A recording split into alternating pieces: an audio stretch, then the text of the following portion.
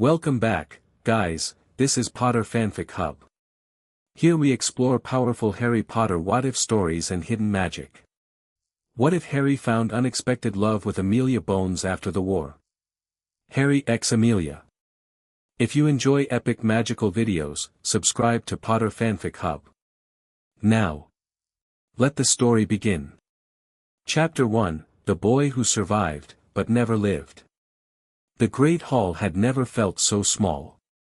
Harry Potter stood at the center of it, surrounded by faces that blurred together like watercolors left too long in the rain. Hundreds of eyes were fixed on him, some wet with tears, some bright with relief, some simply hungry for a glimpse of the boy who had somehow walked into the Forbidden Forest and walked out again. The boy who had defeated the darkest wizard in a century. The boy who had died and come back, as if death itself had blinked and decided to let him pass. The enchanted ceiling above showed a sky that couldn't make up its mind, patches of stubborn blue fighting against bruised purple clouds, as though even the heavens were uncertain how to feel about what had just happened. The floating candles that had once illuminated feasts and celebrations now cast long, wavering shadows across the long tables, where wounded students and weary adults sat in various states of disbelief. Every few seconds, someone would reach out to touch Harry's arm, his shoulder, his hand, as if needing to confirm he was solid. Real. Still breathing. Harry let them. He didn't know what else to do. "You should eat something, Harry," Hermione said from somewhere to his left. Her voice carried that particular tone she'd perfected over 7 years, brisk and practical, as if the simple act of consuming food could somehow make everything make sense. She'd pulled her bushy hair back into a hasty knot, and there was a gash across her cheek that Madame Pomfrey had already healed but hadn't yet faded completely. A thin pink line that looked like someone had drawn on her face with a child's crayon. "I'm not hungry," Harry heard himself say. The words came out flat. Distant. As though they belonged to someone else entirely. "You haven't eaten in," Hermione started. "Hermione." Ron's voice cut through, unusually quiet. He'd positioned himself on Harry's other side, his freckled face pale beneath its dusting of grime. One of his sleeves had been torn off at the shoulder, and there was a dark bruise spreading across his jaw like spilled ink. "Let him be." Hermione's mouth tightened, but she said nothing more. The truth was, Harry couldn't remember the last time he'd felt properly hungry. Couldn't remember the last time he'd felt much of anything, really, beyond a dull ache that lived somewhere behind his ribs. It wasn't pain exactly. It was more like the absence of something. A hollow space where all the fear and desperation and terrible, pounding urgency had lived for the past year. Now that the war was over, truly, finally over, that space had been left empty. Vacant. Harry looked down at his hands. They were filthy, with dirt ground into the creases of his palms and dark crescent moons under his fingernails. There was a cut on his right thumb that he didn't remember getting. His wand was still clutched in his left hand, the familiar holly would warm against his skin. He'd been holding it so long now that his fingers had cramped around it, but he couldn't seem to make himself set it down. Somewhere across the hall, someone laughed. It was a strange sound, bright and jarring against the weight of everything that had happened. Harry looked up and saw a cluster of students near the Gryffindor table, their faces lit with the peculiar, brittle joy of people who had survived something they never expected to survive. They were hugging each other, crying and laughing at the same time. Harry watched them for a long moment, and something in his chest tightened. "They're celebrating," he thought. "They're relieved." He tried to feel it too. Tried to reach for that sense of triumph that should have been flooding through him. He'd won. He'd actually won. Voldemort was dead, truly dead this time, his body lying somewhere in the rubble of the castle. Harry had seen it. Had watched Tom Riddle's corpse crumple to the ground like a discarded puppet, the monstrous snake face finally still and empty. But the victory felt thin. Like a photograph of something he'd once wanted desperately, but could no longer remember how to hold. "Harry." He blinked. Professor McGonagall stood before him, her severe black robe somehow still immaculate despite everything. She had a deep furrow between her brows, and her lips were pressed into a line that might have been called stern if her eyes hadn't betrayed something softer beneath. "Yes, Professor," Harry said. "The Aurors are ready to begin processing the prisoners," McGonagall said. "They'll want to speak with you." To confirm, she paused, seeming to choose her words carefully. To confirm the events in the forest. "What happened with Voldemort?" Harry said. The name came out flat. "He's dead. I killed him." He didn't say it like a triumph. He said it like someone reporting the weather. McGonagall's eyes flickered with something, concern, perhaps, or worry, but she only nodded. "They'll still want to speak with you. The official record, you understand." "I understand." The great doors of the hall opened, letting in a gust of cool air that smelled of smoke and damp stone. Harry watched as several Aurors in dark robes entered, their wands drawn but held low. Behind them came a familiar figure, Kingsley Shacklebolt, his face a careful mask of authority, though there were deep shadows beneath his eyes. The temporary minister for magic, though Harry suspected the temporary part would soon be removed. Kingsley paused when he saw Harry. For a moment, his professional composure slipped, and something like wonder crossed his features. Then he nodded once, sharply, and turned to address the crowd. "Your attention, please," Kingsley said, his voice carrying easily through the hall. "I know this has been an extraordinarily difficult day. We have all lost people we loved. We have all witnessed terrible things. But I need to ask for your patience a little while longer. We need to begin processing the Dark Lord's followers who surrendered, and we need to secure the castle before." A loud sob interrupted him. Harry turned to see a young witch, no older than 18, with red-rimmed eyes and a blood-stained apron, burying her face in her hands. Someone put an arm around her. Kingsley paused, his expression softening slightly, before continuing. "Those who wish to leave may do so," he said. "But we request that you remain on the grounds until we've completed our initial sweeps. I know this is difficult. I know you want to go home. But we must ensure the castle is safe." Safe, Harry thought. Like it was ever safe. He looked around the great hall again, and this time he saw what he'd been avoiding. The bodies. They'd been moved, mostly, but there were still places where the floor was dark with blood, where robes had been thrown over the fallen to preserve what remained of their dignity. He saw Professor Sprout helping a student who was shivering uncontrollably. He saw Luna Lovegood sitting alone near the Ravenclaw table, her eyes distant and dreamy, though her hands were trembling in her lap. He saw Neville Longbottom, blood still crusted on his face and the sword of Gryffindor still in his grip, staring at nothing with eyes that looked 100 years old. We won, Harry thought again. This is what winning looks like. Harry. He turned to find Hagrid looming over him, his enormous frame somehow even more imposing now that he was covered in dust and burns and what looked suspiciously like basilisk venom. His beard was half singed, and there was a gash across his forehead that Madame Pomfrey must not have had time to heal yet. "Oh, Harry," Hagrid said, his voice cracking. His eyes were red-rimmed and swollen, and tears were already streaming down his massive cheeks. "Oh, Harry, I thought, when you came back Carrie-in, I thought we'd lost ye, I really did." And then Hagrid's arms were around him, crushing him against a chest that smelled of leather and wood smoke and something that might have been dragon blood.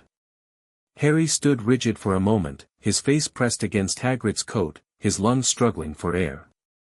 But then something in him gave way. His shoulders slumped. His hands uncurled, and his wand clattered to the floor. He leaned into Hagrid's embrace, not crying, not yet, but close. So close. "Everyone thinks I'm a hero," Harry said, and his voice sounded strange to his own ears. Small. Lost. Like a child's voice, from a time long ago. Hagrid pulled back, his face creased with concern. "Ya are a hero, Harry. Don't ye ever let anyone tell ye different. But Harry shook his head, pulling away. I'm not. He didn't say it to be modest. He said it because it was the truth. And somehow, that truth felt heavier than any victory. The next few days passed in a blur. Harry was moved from the great hall to the hospital wing, though he protested. Madame Pomfrey insisted that he was suffering from magical exhaustion and something she called profound psychological stress. Harry thought that was a polite way of saying he hadn't slept properly in months and had stopped caring whether he ate. He lay in his hospital bed, staring at the ceiling, while people came and went around him. Hermione came every day, bringing books and news and her particular brand of determined optimism. She read to him sometimes, though he barely heard the words. Ron came too, though he seemed to understand that Harry didn't want to talk. Ron would sit in the chair beside Harry's bed and polish his wand or read the Quidditch scores or simply wait, his presence a steady anchor in the chaos. We're going back to Hogwarts, Hermione announced one afternoon. 4. The final term. Dumbledore's army, what's left of it, is going to finish the year. McGonagall's already arranged it. Harry nodded, not really listening. You should come, Ron said. He was balancing a chocolate frog on his knee, watching it hop lethargically. Mum's been going spare. She wants to feed you up. I'm fine, Harry said. You're not fine, Hermione said bluntly. You haven't left this bed in 4 days. You barely eat. You barely talk. Harry, I know it's hard. But you have to. I have to what? Harry asked. The question came out sharper than he intended. I have to be grateful. I have to pretend I'm happy about everything that happened. Hermione flinched. For a moment, she looked like she might argue. But then she deflated, sinking into the chair beside Ron's bed. We're not asking you to pretend, she said quietly. We're asking you to try. To try to live. Harry closed his eyes. He knew she was right. He knew he was worrying them, causing them pain. And he hated that even now, even after everything, his existence was still a source of worry for the people who loved him. But the truth was, he didn't know how to live. He had spent the better part of 7 years preparing to die. He had known, since the moment he'd first learned about the prophecy, that his life was likely to be short. That he was being kept alive, as Dumbledore had once explained, for a purpose. And now that purpose was fulfilled. Now he was supposed to, what? Move on. Build a life. He didn't know how to build a life. He'd never had a chance to learn. The funeral was held 3 days later. Harry insisted on attending, despite Madame Pomfrey's protests. He put on the clean robes that someone had left for him, he didn't know who, and walked out of the hospital wing to the grounds of Hogwarts, where the memorial had been erected. The crowd was enormous. Hundreds, perhaps thousands, of witches and wizards had gathered on the sloping lawn beneath the castle. There were ministry officials in formal robes, families dressed in mourning black, students still in their Hogwarts uniforms. Harry recognized faces he'd never seen before and faces he'd known all his life. The memorial was centered on a massive stone monument, engraved with the names of the fallen. There were so many names. Too many names. Harry's eyes found Fred Weasley's name, and his throat closed up. He'd seen Fred's body. Had seen George kneeling over him, his face a mask of devastation that no one could reach. Had heard Molly's scream when she found out. Harry forced himself to keep looking. Lupin. Tonks. Both dead, leaving behind a son who would never know them. Colin Creevey, who had been too young to fight and had come back anyway. Severus Snape, whose memories Harry still couldn't fully process, the cruelty and the bravery tangled together like knotted thread. And then, toward the end of the list, he saw it. A name that made his chest seize. Cedric Diggory. It didn't matter that Cedric had died 4 years ago. The pain of that death was still fresh. had always been fresh, really, buried beneath layers of other grief. Harry stood with Ron and Hermione, all of them silent, as the speeches began. Kingsley spoke about unity and courage. McGonagall spoke about the spirit of Hogwarts. A young witch Harry didn't recognize sang a song that made half the crowd weep. And then it was over. People began drifting away, dispersing across the grounds. Some went back to the castle. Others operated away, desperate to be home. Harry stayed where he was, staring at the monument, unable to move. Harry. He turned to find Luna beside him. Her hair was clean and hanging loose around her shoulders, and she wore a white dress that seemed almost inappropriate for the occasion. But Luna had always been a law unto herself. "It's strange, isn't it?" Luna said, her voice dreamy. "When you've lost something for so long, you forget what it felt like to have it." Harry didn't understand what she meant. "What have you lost?" Luna tilted her head, considering. "My mother, mostly. I was very young. But I remember her voice. Soft. Like falling leaves." She smiled slightly. "I think that's why I like the Galleons. They remind me of autumn." Harry didn't say anything. He didn't know what to say. "I think you might understand what I mean," Luna continued. "When someone you love dies, it's like they take a part of you with them. And you don't get it back. But eventually, the space where they were starts to fill up with other things. Other memories. Other people." She paused. "At least, that's what I've been told." Harry shook his head slowly. "I don't think that's going to happen for me." "Why not?" "Because I've lost too many people." The words came out before he could stop them. "Everyone I've ever loved, everyone who's ever mattered. It's like I'm cursed. Like everyone who gets close to me." "That's a very sad way to look at it," Luna said. She didn't sound judgmental. Just thoughtful. "If Dobby hadn't gotten close to you, he would never have been able to save you. If Dumbledore hadn't cared about you, you would never have known the truth about yourself. If Sirius had stayed away, he would have lived longer, but he would have been miserable." She smiled again. "I think love is worth the pain. Don't you?" Harry opened his mouth to answer, but the words wouldn't come. He didn't know if love was worth the pain. He didn't know if anything was worth the pain, anymore. He was so tired. So desperately, bone-deep tired. Luna reached out and touched his hand. Her fingers were cool and gentle. "You'll find your way," she said. "I know you will." And then she walked away, her white dress trailing across the grass, leaving Harry alone with the names of the dead. The next few weeks were a blur of ministry debriefings and official statements. Harry answered endless questions about the Battle of Hogwarts, about the Forbidden Forest. About his final confrontation with Voldemort. He told the story again and again until the words lost all meaning.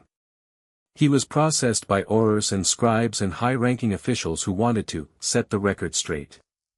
He gave them what they wanted. There was no reason not to.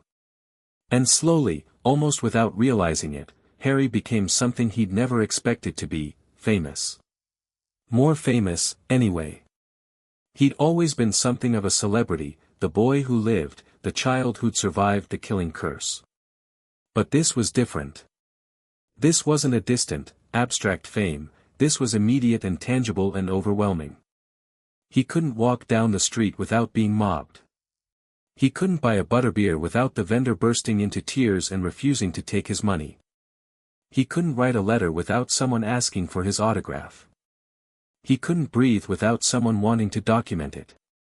"How do you do it?" Ron asked one afternoon. They were sitting in the Burrows' kitchen, having finally escaped the chaos of the ministry.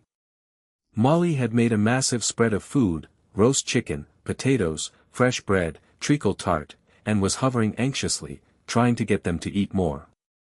"Do what?" Harry asked. "Survive all the attention." Ron shook his head. I thought being in the Daily Prophet was bad. That was nothing compared to what you're going through. They've got you on the front page every single day.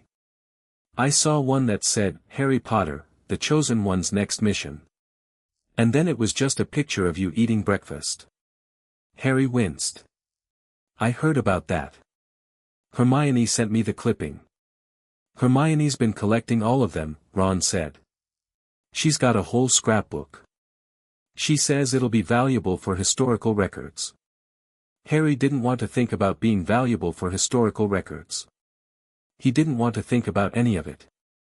He just wanted the world to stop looking at him, to stop treating him like he was something special, something more than just a boy who'd been lucky enough to survive.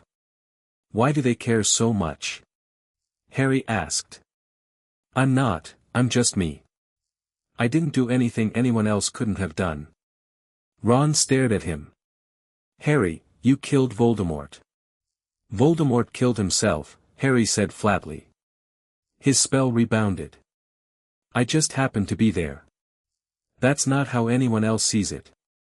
I know. Harry pushed his plate away, his appetite gone. That's the problem. The kitchen was quiet for a long moment. Molly had stopped hovering, and was standing by the sink with her back to them, her shoulders trembling slightly. Harry felt a pang of guilt. He hadn't meant to spoil the evening. He hadn't meant to make things awkward. Sorry, he said. I didn't mean to. You don't have to apologize, Harry. Molly's voice was thick, but when she turned around, she was smiling. You've been through so much. We all know that. We just want to help you. I know, Harry said. I appreciate it. Really. But even as he said it, he felt the distance. The gap between what he said and what he felt. Like a wall had gone up inside him, separating him from everyone else. He'd been building that wall for years, he realized. Since the very beginning.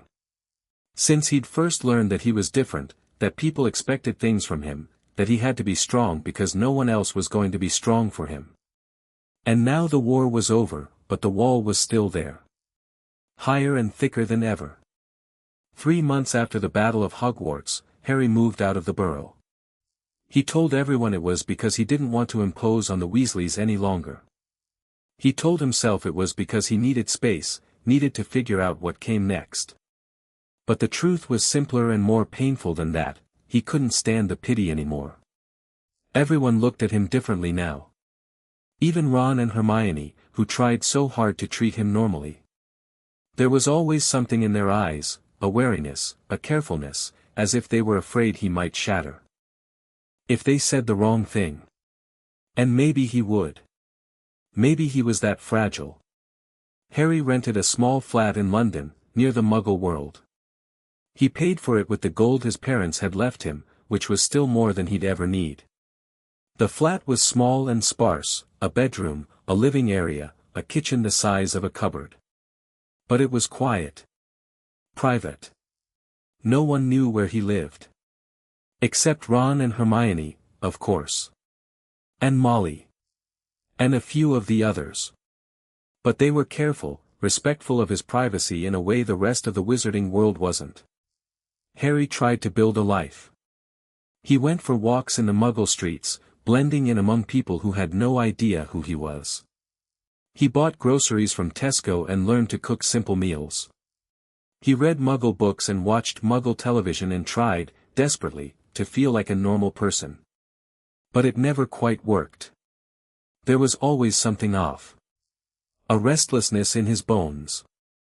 A feeling like he was waiting for something, though he didn't know what. He missed Hogwarts. He missed the castle and the classrooms and the constant, low-level hum of magic that had surrounded him for 7 years. He missed the early mornings in the common room, the late nights in the library, the sound of Ron snoring from the bed beside him. But he knew he couldn't go back. Not as a student, anyway. That part of his life was over. Harry, you need to do something, Hermione said one evening. She'd come to visit him, bringing a stack of letters and official documents that had been piling up at the Burrow. You can't just hide in this flat forever. I'm not hiding, Harry said. I'm thinking. About what? Harry shrugged. About what comes next. Hermione sighed. She was wearing a neat blue jumper and trousers, her hair pulled back in a sensible ponytail. She looked like a young professional, which she was. Technically, she'd started working at the Department for the Regulation and Control of Magical Creatures, determined to push forward her spew agenda now that she had actual power. Kingsley wants to meet with you, she said, changing tack. He wants to discuss your role in the new ministry. I don't have a role, Harry said. He thinks you should. You could have almost any job you wanted. Or, obviously, but also advisory positions, diplomatic roles. The wizarding world trusts you, Harry. You could really make a difference. Harry shook his head. I'm not a politician, Hermione. No one's asking you to be a politician. But you have influence. More than almost anyone. The reforms Kingsley wants to make, they'd be a lot easier if you publicly supported them. If you spoke up, took a stand, people would listen. People listen to me because they think I'm a hero, Harry said. They don't actually care what I think. Harry, that's not. Hermione, please. He held up a hand, cutting her off. I can't do this right now. I can't be the chosen one and the boy who lived and the symbol of hope and the great reformer. I'm just Harry. Hermione's expression softened. I know you are. I've always known. She paused. But that doesn't change the fact that you have opportunities. Opportunities that other people would kill for. Other people have killed for them, Harry thought. Asterisk people have died because of who I am. Fred died. Remus died. Tonks died. All of them died so I could have a future, asterisk. I'll talk to Kingsley, he said, just to make her stop. Eventually.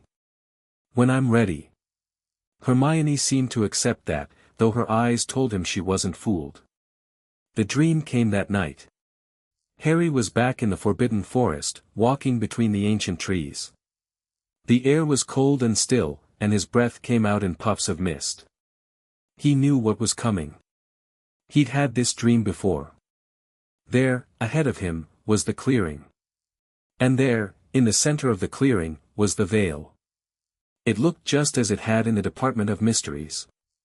A tattered black curtain, swaying slightly in a breeze that didn't exist. Beyond it, he could hear whispers. Voices he almost recognized. Sirius's voice. Harry. Harry walked toward the veil, his feet carrying him forward against his will.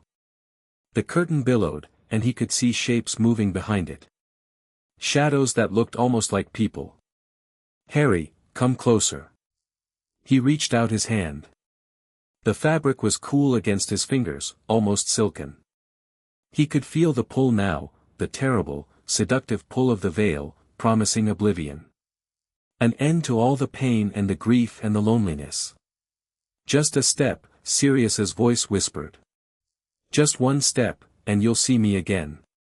Harry's foot lifted, hovering over the edge of the platform. And then he woke up. He was drenched in sweat, his heart pounding so hard he could hear it in his ears. The flat was dark and silent around him, save for the distant hum of London traffic. Harry sat up in bed, his hands trembling. He pressed them against his face, trying to calm his breathing. He'd had the dream before. Several times, actually. Each time, it got harder to resist. Each time, the pull of the veil felt stronger, more seductive. Is that what I want? Harry wondered. Is that what I'm actually looking for?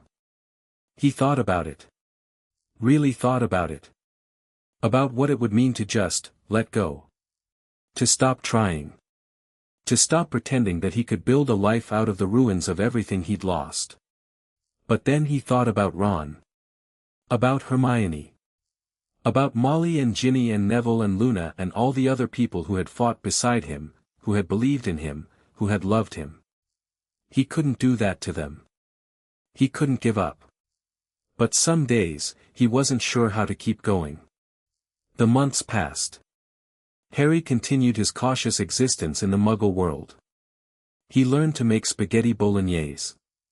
He started reading the newspaper every morning. He took up jogging, for reasons he couldn't fully explain, maybe because it felt good to push his body until it hurt, to feel something. Besides the hollow emptiness that had taken up residence in his chest. He saw his friends less often than he should. He knew they were worried about him. Hermione's letters were full of careful questions and gentle invitations. But he couldn't seem to bring himself to respond. Couldn't seem to muster the energy. He began to wonder if this was what his life was going to be. A slow, quiet decline into anonymity. A fading away into the background, where no one would expect anything from him anymore. And then, one evening in October, everything changed. Harry was sitting in his flat, staring at the wall, when the Floo connection flared green. He'd been expecting Ron or Hermione, maybe even Molly. But when the smoke cleared, he saw something that made his blood run cold. Kingsley Shacklebolt's face was hovering in the flames, dark and serious. "Harry," Kingsley said. "I apologize for disturbing you. But we have a situation. I need you at the ministry immediately." "What kind of situation?" Harry asked, his heart already starting to pound. "We're not sure yet." Kingsley's expression was grim. "But it involves you. You need to be here." Harry didn't ask any more questions.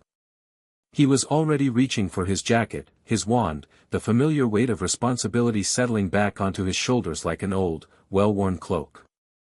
He had hoped, foolishly, that the war would be the end of it. That he could finally put down the burden of being the chosen one and just live. But it seemed the war wasn't over. It had only changed shape. Chapter 2, A Different Kind of Future. The Ministry of Magic had changed. Harry noticed it the moment he stepped out of the Floo into the atrium. The vast marble hall still gleamed with the same cold grandeur he remembered from his few visits during the war, but there was something different about it now. The golden fountain that had once dominated the center of the room was gone, replaced by a simple stone plinth bearing the names of those who had died in the Battle of Hogwarts. Witches and wizards moved through the space with a purpose that hadn't been there before, not the frantic, desperate energy of wartime, but something more measured. More determined. The war had ended, but the work of rebuilding had only just begun. Harry. Kingsley Shacklebolt emerged from a side corridor, his dark robes billowing slightly behind him. He looked older than Harry remembered, the lines on his face deeper, the shadows under his eyes more pronounced. But there was a steadiness in his bearing that Harry had always admired, a calm authority that made people want to follow him. "Thank you for coming," Kingsley said, extending his hand. "I know you've been trying to keep a low profile." Harry shook his hand, trying to ignore the stares that were already beginning to follow them. A group of ministry workers had stopped in their tracks, their eyes wide with recognition. He could hear whispers starting, "That's him, that's Harry Potter, what's he doing here, do you think something's happened?" "It's fine," Harry said, though it wasn't. "What's the situation?" Kingsley gestured for Harry to follow him, leading him through the atrium toward a bank of elevators. "There's been an incident in the Department of Mysteries. A break-in, we think. We're still trying to determine exactly what was taken." Harry's blood went cold. The Department of Mysteries. The place where Sirius had died. The place where he'd nearly lost everything. "What was taken?" he asked again, his voice tighter. "We're not sure yet," Kingsley admitted. "The unspeakables are still cataloging the damage. But one of the prophecy orbs was shattered during the break-in. The one containing the prophecy about me," Harry finished. "The prophecy Dumbledore told me about." Kingsley nodded grimly. "The one Voldemort was trying to retrieve. It was being kept in a secure vault, but somehow the intruders found it. We don't know if they were specifically targeting the prophecy, or if its destruction was incidental. Harry felt something cold settle in his stomach. The prophecy. The words that had defined his entire life, that had sent him on a path toward his inevitable confrontation with Voldemort. It was supposed to be over. The prophecy had been fulfilled, Voldemort was dead, why would anyone care about it now? Who would want to destroy it? Harry asked. Kingsley led him into the elevator, which descended in silence. That's what we're trying to determine. The break-in was carried out by someone with exceptional magical ability. They bypassed security measures that should have been impenetrable. And they left no trace of their identity. Death Eaters? Perhaps. Kingsley's voice was carefully neutral. But the Death Eaters who survived the war have been either captured or gone into hiding. The ones who are still free are more concerned with survival than with breaking into the Ministry. Harry considered this. Then who? The elevator doors opened onto a corridor Harry recognized, the corridor leading to the Department of Mysteries. He felt his stomach clench as he remembered the last time he'd walked this path, remembered the desperate race through the Hall of Prophecy, the fight in the Death Chamber, the terrible moment when Sirius had fallen through the veil. Are you all right? Kingsley asked, noticing Harry's expression. Fine, Harry said automatically. I'm fine. Kingsley gave him a long look, but didn't push. They walked in silence past the unspeakables who were standing guard, past the closed doors of the various departments, until they reached a small, circular room that Harry vaguely remembered from his previous visit. Inside, two figures were waiting. One was a witch Harry didn't recognize, her gray-streaked hair pulled back in a severe bun, her robes pristine and professional. The other was a man Harry had met briefly during the war, a tall, thin wizard with sharp features and thoughtful eyes. He was holding a small, shimmering object that looked like a piece of glass. Harry Potter, the wizard said, nodding in greeting. I'm Gawain Robards, head of the Auror office. This is Madame Malkin, one of our lead unspeakables. Harry shook hands with both of them, his mind still reeling from the implications of what had happened. The prophecy. You're sure it's gone? Madame Malkin nodded, her expression grave. Shattered beyond repair. The magical signature of the orb is completely destroyed. Whatever prophecy it contained, it's been lost. Harry felt an unexpected flicker of relief. The prophecy had been a weight around his neck for years, a constant reminder of the destiny he'd never asked for. To have it gone, to know that no one could ever use those words against him again, was strangely liberating. But then another thought occurred to him. The prophecy was destroyed, but the intruders didn't take anything else. Not as far as we can determine, Robards said. The vault was otherwise undisturbed. Whatever the intruders wanted, they got it. Or they accomplished what they came to do. Harry frowned. That doesn't make sense. If they just wanted to destroy the prophecy, why break into the Ministry at all? They could have done that during the war, when the security was weaker. And why leave no trace of their identity? That's what we're trying to figure out, Kingsley said. Which is why I asked you to come. Harry looked at him sharply. What do you mean? Kingsley moved to a small desk in the corner of the room, where a single piece of parchment lay. The intruders left this behind. We don't know if it was deliberate or an accident, but it's the only clue we have. Harry crossed to the desk and looked at the parchment. It was covered in handwriting, spiky, angular letters that seemed almost familiar.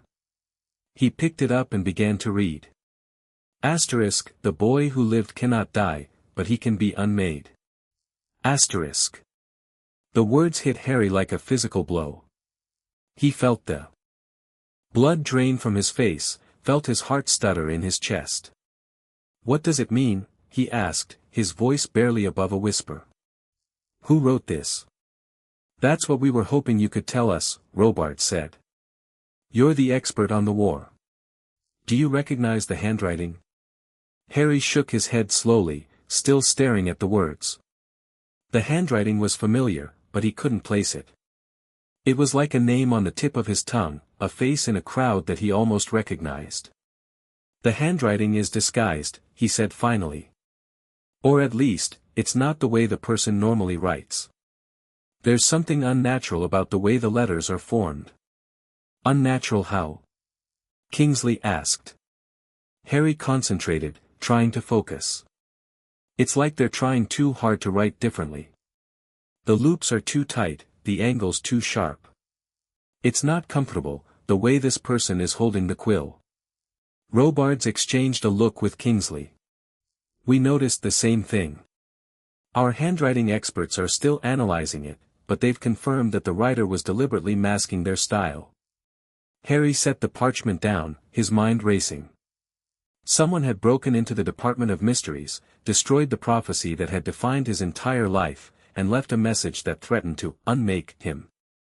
And then, like a sudden chill, another thought occurred to him. Professor Snape, he said suddenly. The handwriting was similar to his. Not exactly the same, but similar. Kingsley looked startled. Snape's dead. We recovered his body from the Shrieking Shack ourselves. I know, Harry said. But he was a spy for Dumbledore. And he was working for Voldemort before that. If there was anyone else like him, anyone who was playing a double game, they would have known about the prophecy. They would have known where it was kept. The room fell silent. Harry could see the implications dawning on the others' faces. You're suggesting there's another spy in the Ministry, Robards said slowly. Another Death Eater who was never caught. I'm suggesting there might be people who have been lying low, Harry said. People who were smart enough to keep their heads down during the war, who are now coming out of hiding to finish what Voldemort started. Kingsley's expression was grim. If that's true, we're dealing with something far more dangerous than a simple break-in. Harry nodded. We're dealing with people who think the prophecy still matters. Who think Voldemort's goals are worth pursuing even after his death. The words tasted like ash in his mouth. He'd thought the war was over. He'd thought he could finally put down the burden of being the chosen one and just live. But it seemed the war wasn't over. It had only changed shape. Harry spent the next several hours in the Department of Mysteries, helping the Unspeakables catalog the damage. He didn't know why he stayed, he wasn't an Auror, wasn't technically needed. But something kept him there, something that felt uncomfortably like duty. The Hall of Prophecy was a wreck. Rows upon rows of glass orbs had been shattered, their magical contents dissipating into the air like dust motes in sunlight. The Unspeakables were working carefully, collecting the fragments and attempting to salvage what they could. Which one was mine? Harry asked, staring at the destruction. Madame Malkin pointed to a spot near the back of the hall. There. The vault was there, but there's nothing left now. The orb was completely destroyed. Harry walked over to the spot, stepping carefully over the broken glass. The floor was littered with fragments of prophecy orbs, each one a tiny piece of someone's destiny. And there, in the center of the destruction, was the vault where his prophecy had been kept. He knelt down, examining the debris. The glass was fine and powdery, as if it had been ground to dust. There was no sign of the mysterious intruder, no magical residue, no clue as to who they might have been. But there was something else.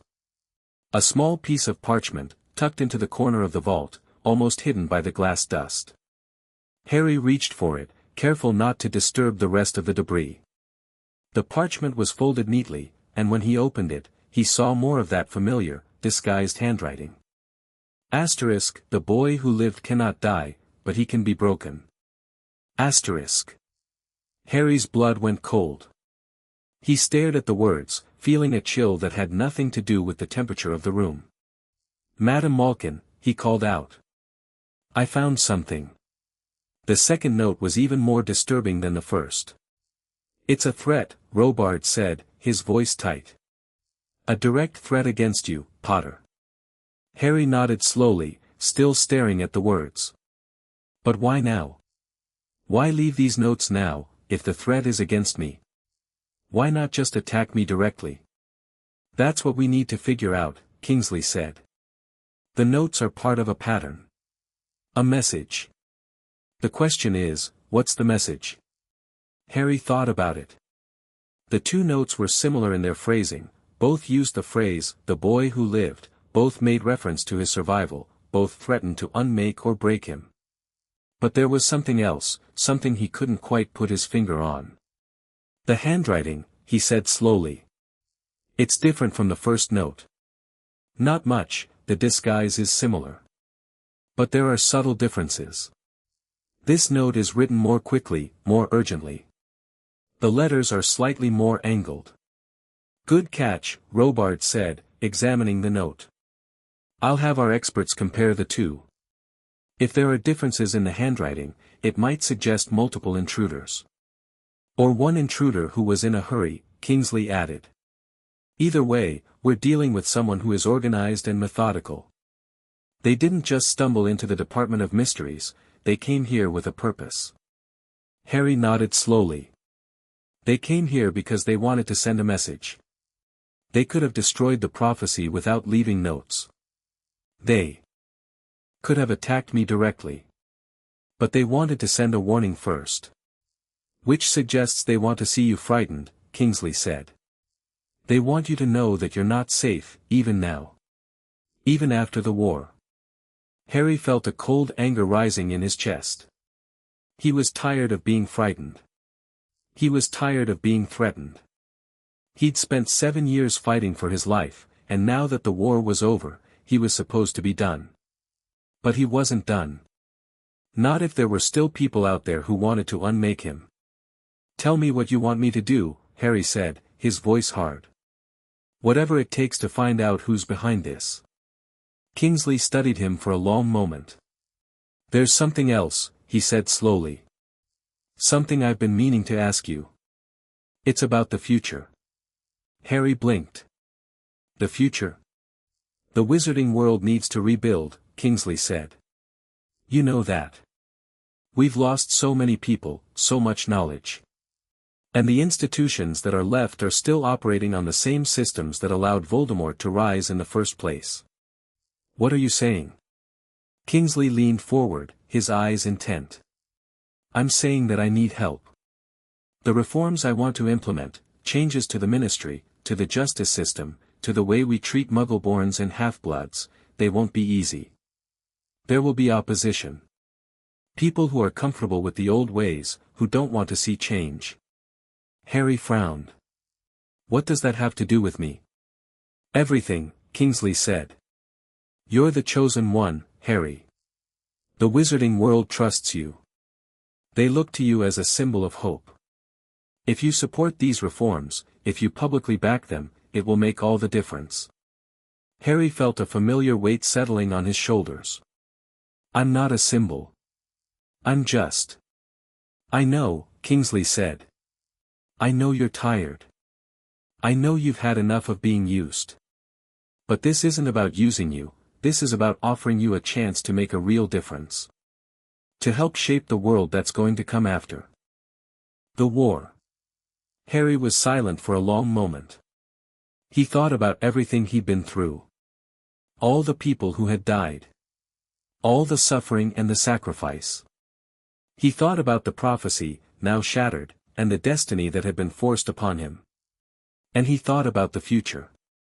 A future he'd never really allowed himself to imagine. What kind of reforms are we talking about? He asked finally. Kingsley smiled, a flicker of relief crossing his face. Why don't we start with a conversation? I'll introduce you to some of the people working on these reforms. And you can decide for yourself whether you want to be involved. Harry nodded slowly. I'll think about it. The next few weeks were a whirlwind of meetings and conversations. Harry found himself spending more and more time at the ministry, meeting with Kingsley and the various department heads who were working on the post-war reforms. He was introduced to witches and wizards he'd never heard of before, legal experts, historians, politicians, activists. All of them were working toward the same goal, rebuilding the wizarding world into something better than it had been before. It was exhausting.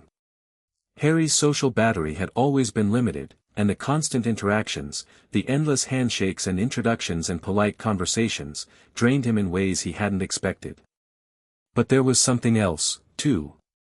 A sense of purpose that he hadn't felt since before the war. A reason to get up in the morning beyond simple survival. Do you ever get used to it?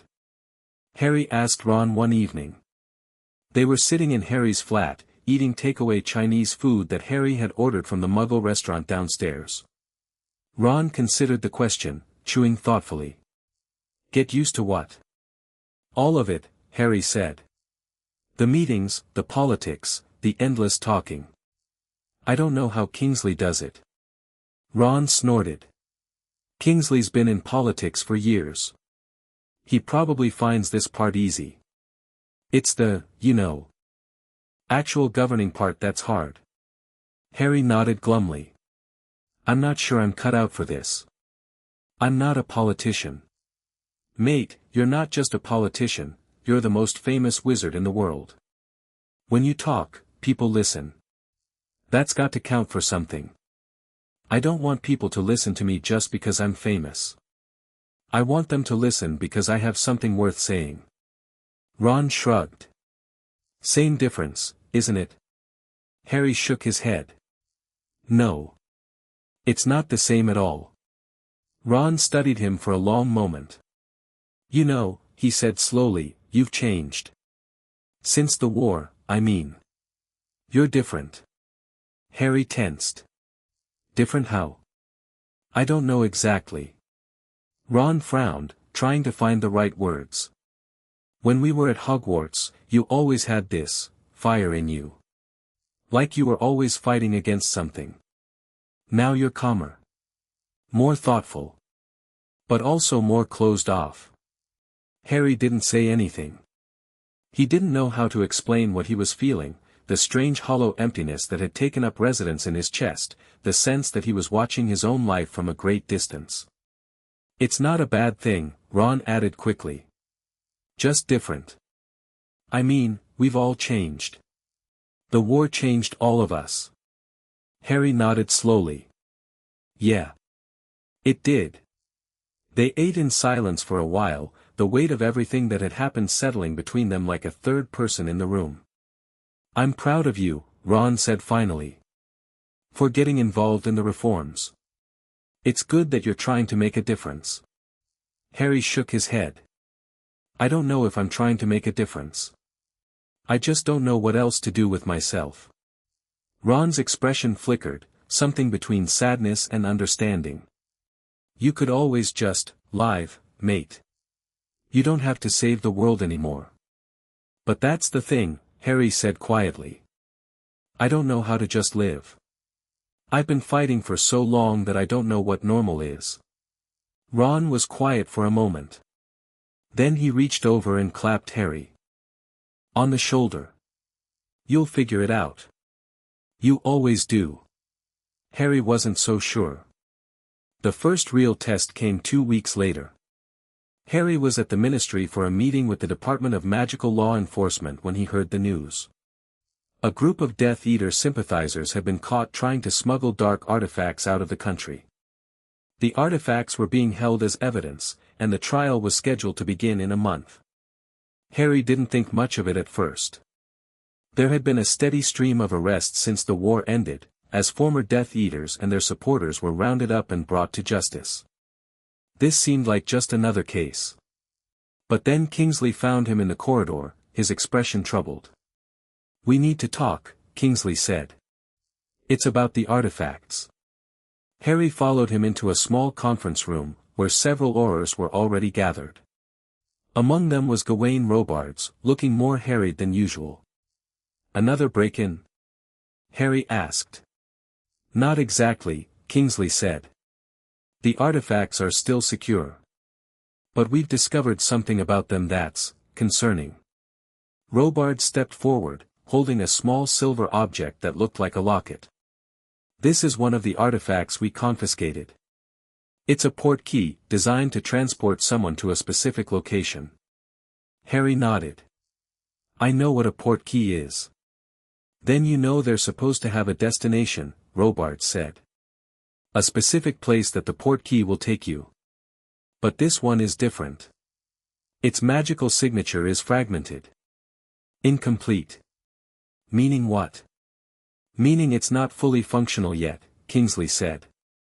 Someone was in the middle of creating it when it was confiscated. And the destination it was designed to go to. Robards finished the sentence. It was designed to go to Hogwarts. Harry felt the blood drain from his face. Hogwarts. But the castle is still being repaired. The wards are still secure, Kingsley said quickly. For now. But if someone had completed the portkey, they could have bypassed the wards entirely. They could have appeared inside the castle without anyone knowing. Harry stared at the silver locket, his mind racing. Who was creating it? Who are these people? We're still investigating, Robards said. But the suspects we've arrested are known Death Eater sympathizers. People who were active during the war but managed to avoid capture. They've been working on this portkey for months, maybe longer. Harry thought back to the break-in at the Department of Mysteries. The shattered prophecy. The cryptic notes. It's all connected, he said slowly. The prophecy. The portkey. The notes. Someone is planning something. Kingsley nodded grimly. We think so. But we don't know what, or who's behind it. The people we've arrested are low-level operatives. They don't know who they were working for. Harry felt a cold anger rising in his chest. He'd thought the war was over. He'd thought he could finally put down his wand and start living a normal life. But it seemed the war wasn't over. It had only changed shape. What do you want me to do? He asked, his voice hard. Kingsley met his eyes. I want you to help us investigate. You're the one who understands these people best. You've been fighting them for years. If anyone can figure out what they're planning, it's you. Harry wanted to say no. Wanted to walk away and never look back. But he couldn't. Not when innocent people might be in danger. Not when Hogwarts, the closest thing he'd ever had to a home, might be threatened. Fine, he said. I'll help. But I have one condition. What's that? Harry's expression was grim. I want to be involved in every aspect of the investigation. I want to know everything. No more secrets. Kingsley considered this for a moment. Then he nodded. Agreed. No more secrets. But even as Harry shook hands with the minister, he knew that things were only going to get more complicated. The war was over, but the battle for the future of the wizarding world had just begun. And somewhere in the shadows, someone was watching. The investigation consumed Harry's life. He spent long hours at the ministry, going through evidence, interviewing suspects, piecing together the fragments of a conspiracy that seemed to stretch back years. The more he learned, the more he realized that the Death Eaters who had survived the war had been far more organized than anyone had realized. They've been planning this for a long time, Harry told Ron and Hermione one evening. They were gathered in Harry's flat, the windows dark against the London night. The portkey, the prophecy, the notes, it's all part of a larger plan. They're trying to destabilize the ministry, to undermine everything we've built. But why? Hermione asked. Voldemort is dead. What do they hope to accomplish? Harry shook his head. I don't know. Maybe they think they can resurrect him somehow. Maybe they just want to create chaos. All I know is that they're dangerous. Ron leaned forward, his expression serious. So what's the plan? The plan is to find out who's behind it, Harry said. The people we've arrested don't know anything. They're just foot soldiers. We need to find the leaders.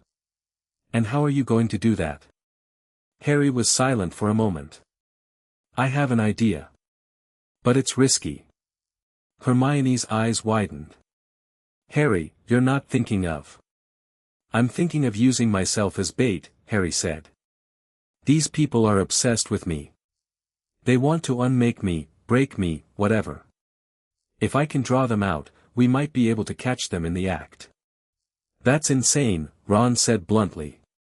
You'd be putting yourself in danger. I've been in danger my whole life, Harry said. What's one more time? The argument went on for hours. Ron and Hermione were adamant that Harry's plan was too dangerous, that there had to be another way. But Harry was equally determined. He was tired of hiding, tired of waiting for the next attack. It was time to take the fight to the enemy. Finally, Hermione relented. Fine. But we're doing it my way. We're going to need backup. Aurors, unspeakables, people we can trust. Harry nodded. Agreed. Ron sighed heavily. I can't believe I'm agreeing to this. If something happens to you, Mum will kill me. She'll have to get in line, Harry said, a ghost of a smile playing at his lips. But even as they laid out the plan, Harry felt a cold knot forming in his stomach. He knew what he was doing was dangerous. He knew he was putting himself at risk. But he didn't care. He'd survived Voldemort. He'd survived the war. He'd survive this too. He had to. The trap was set. Harry stood in the middle of the Hogwarts grounds, the castle rising behind him like a sleeping giant. The night was cold and clear, the stars glittering overhead like frozen tears. In his hand, he held the incomplete port key, the one that was supposed to transport someone into the heart of the castle. The plan was simple. Harry would pretend to be investigating the port key, and the conspirators would be drawn out. The Aurors were hidden in the shadows, ready to move at the first sign of trouble. But as the minutes ticked by, Harry began to wonder if the plan was going to work. Any sign of them? Kingsley's voice whispered in his ear, magically amplified. Nothing yet, Harry whispered back. Maybe they're not coming.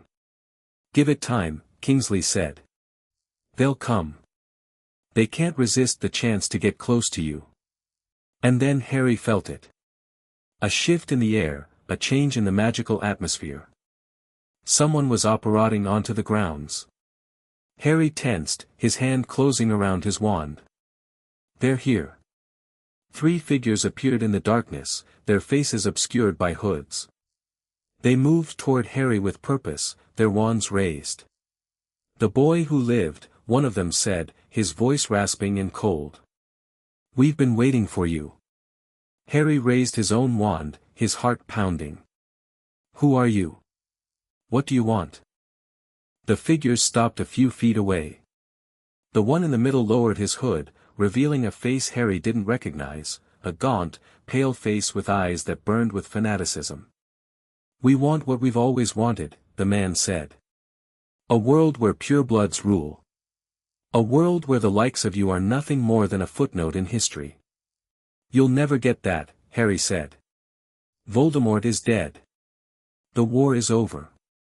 The man laughed, a cold, cruel sound. The war is never over, Potter. It just changes shape. And we've been changing shape for a long time. Harry felt a chill run down his spine. What do you mean?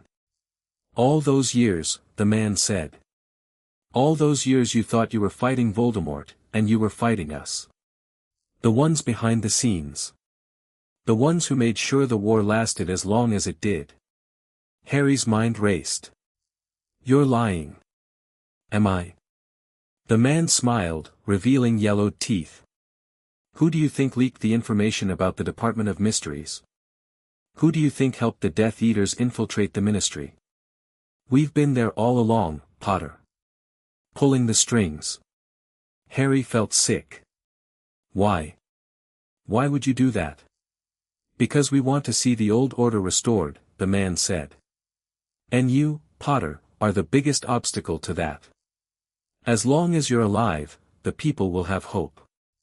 And as long as they have hope, they'll fight. So you want to kill me, Harry said. That's what this is all about. The man shook his head.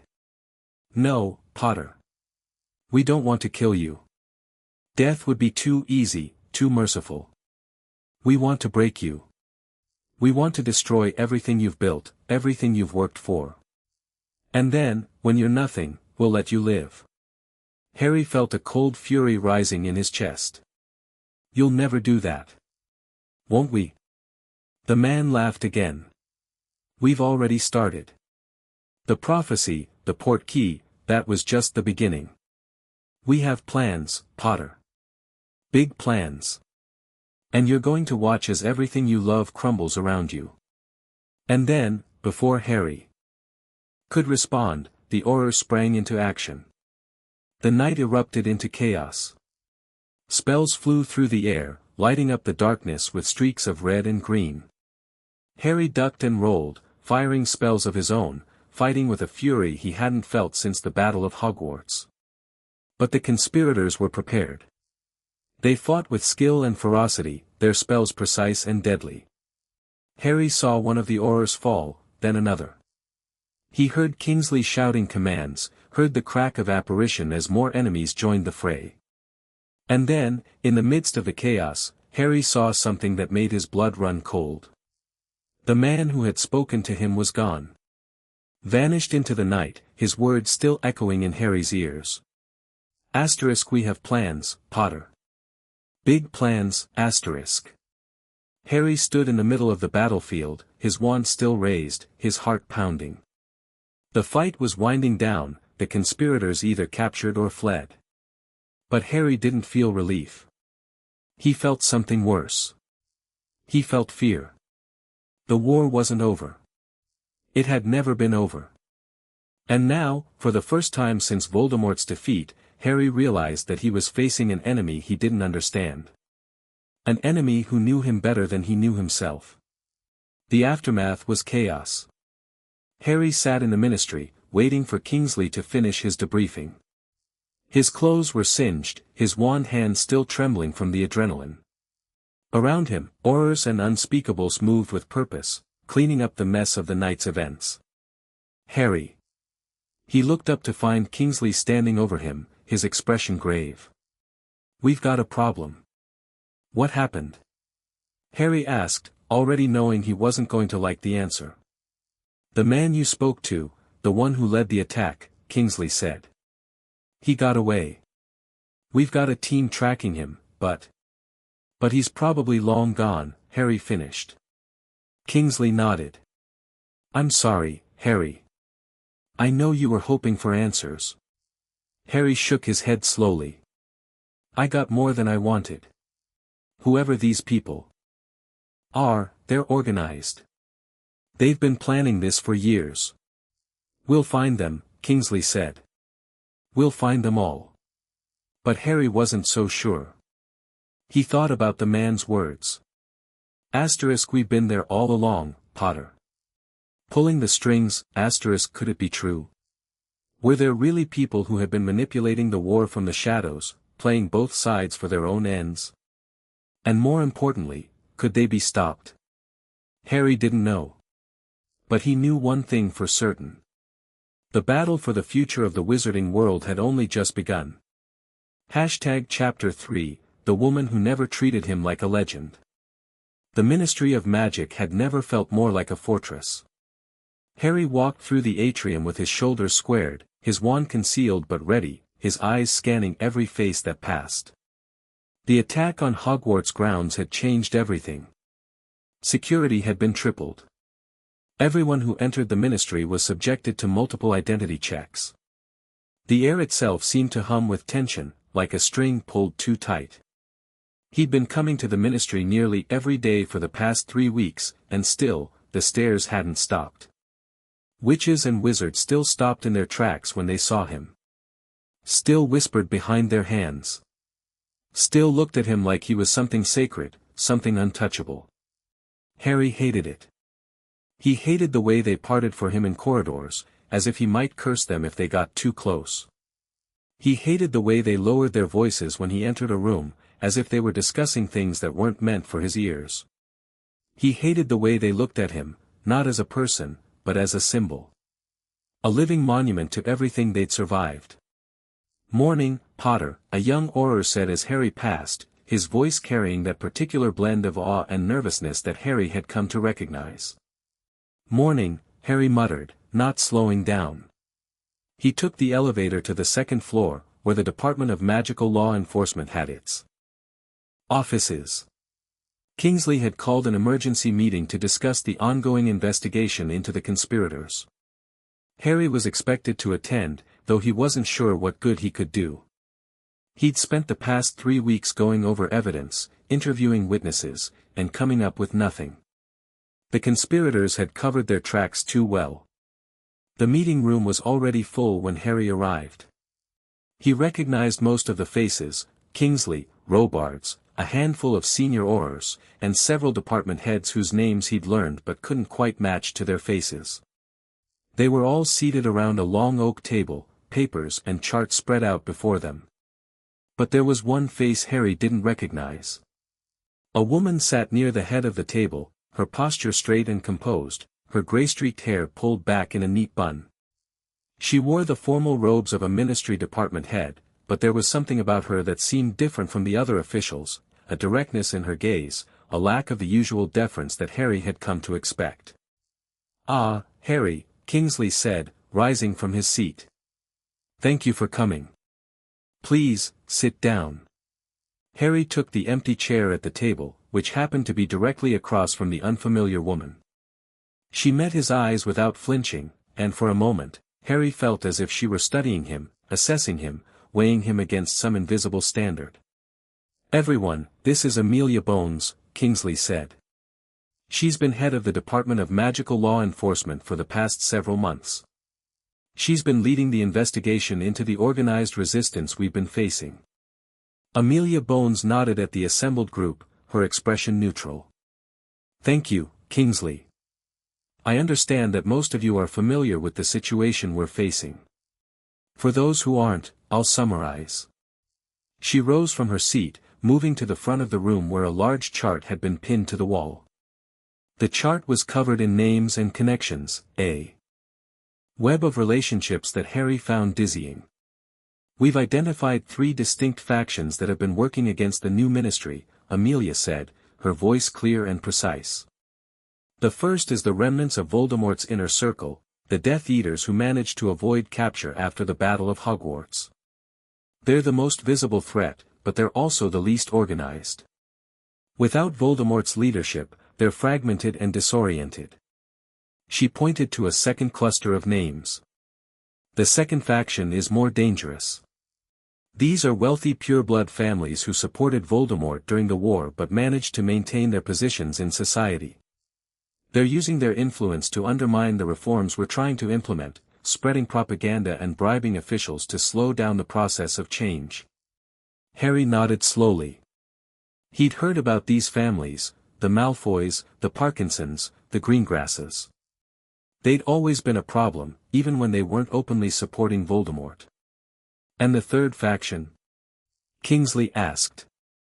Amelia's expression darkened. "The third faction is the one that concerns me most. We don't have a name for them. We don't know who their leader is. But we know they exist, and we know they're the ones who orchestrated the attack on the Department of Mysteries." Harry leaned forward, his interest piqued. "What do we know about them?" "Very little," Amelia admitted. "They're highly organized. They've managed to infiltrate multiple departments of the ministry. And they seem to be operating with a long-term goal that we haven't yet identified." "But they left a message," Harry said. "At the Department of Mysteries. They said they wanted to unmake me. To break me." Amelia's eyes met his again, and Harry saw something flicker in them, not awe or fear or pity, but something closer to assessment. "Yes," she said. "They seem to be obsessed with you, Potter. Which makes you both a target and a potential asset." Harry stiffened. "What do you mean, asset?" "I mean that they want you to be afraid," Amelia said. "They want you to react emotionally, to make mistakes. If you can stay calm, if you can think strategically, you'll be more valuable to us than any Auror." It was the first time anyone had said anything like that to Harry. Everyone else, Kingsley, Robards, even Ron and Hermione, had treated him like a weapon to be aimed at the enemy. But Amelia Bones was treating him like a person. A thinking, capable person. "I can do that," Harry said. "I'm not afraid of them." Amelia raised an eyebrow. "That's exactly what someone who is afraid would say." Harry opened his mouth to argue, then closed it again. She had a point. The meeting lasted for 2 more hours. Harry sat through discussions of evidence, strategy, and security protocols, his mind churning with everything he'd learned. But throughout it all, he found his attention drifting back to Amelia Bones. There was something about her that bothered him. Something familiar. He couldn't quite place it, the way she carried herself, the directness of her gaze, the no-nonsense quality of her speech. It was as if he'd met her before, or someone like her. After the meeting ended, Harry hung back, watching as the other officials filed out of the room. Amelia was gathering her papers, her movements efficient and precise. "Madam Bones," Harry said, approaching her. "Do you have a moment?" Amelia looked up, her expression unreadable. "I suppose I do. What can I help you with, Potter?" "I was wondering," Harry said slowly, "whether we've met before. There's something about you that seems familiar." Amelia studied him for a moment. "We've never met formally, but I've seen you before. You testified in my department during the trial of several Death Eaters." "I was in the gallery." Harry frowned, trying to remember. The trials had been a blur, endless days of testimony, endless faces. "I don't remember," he admitted. "Most people don't." There was no rancor in her voice, just simple statement. "I wasn't the one asking questions. I was just observing." Harry nodded slowly. "I see." Amelia continued gathering her papers, seemingly dismissing him.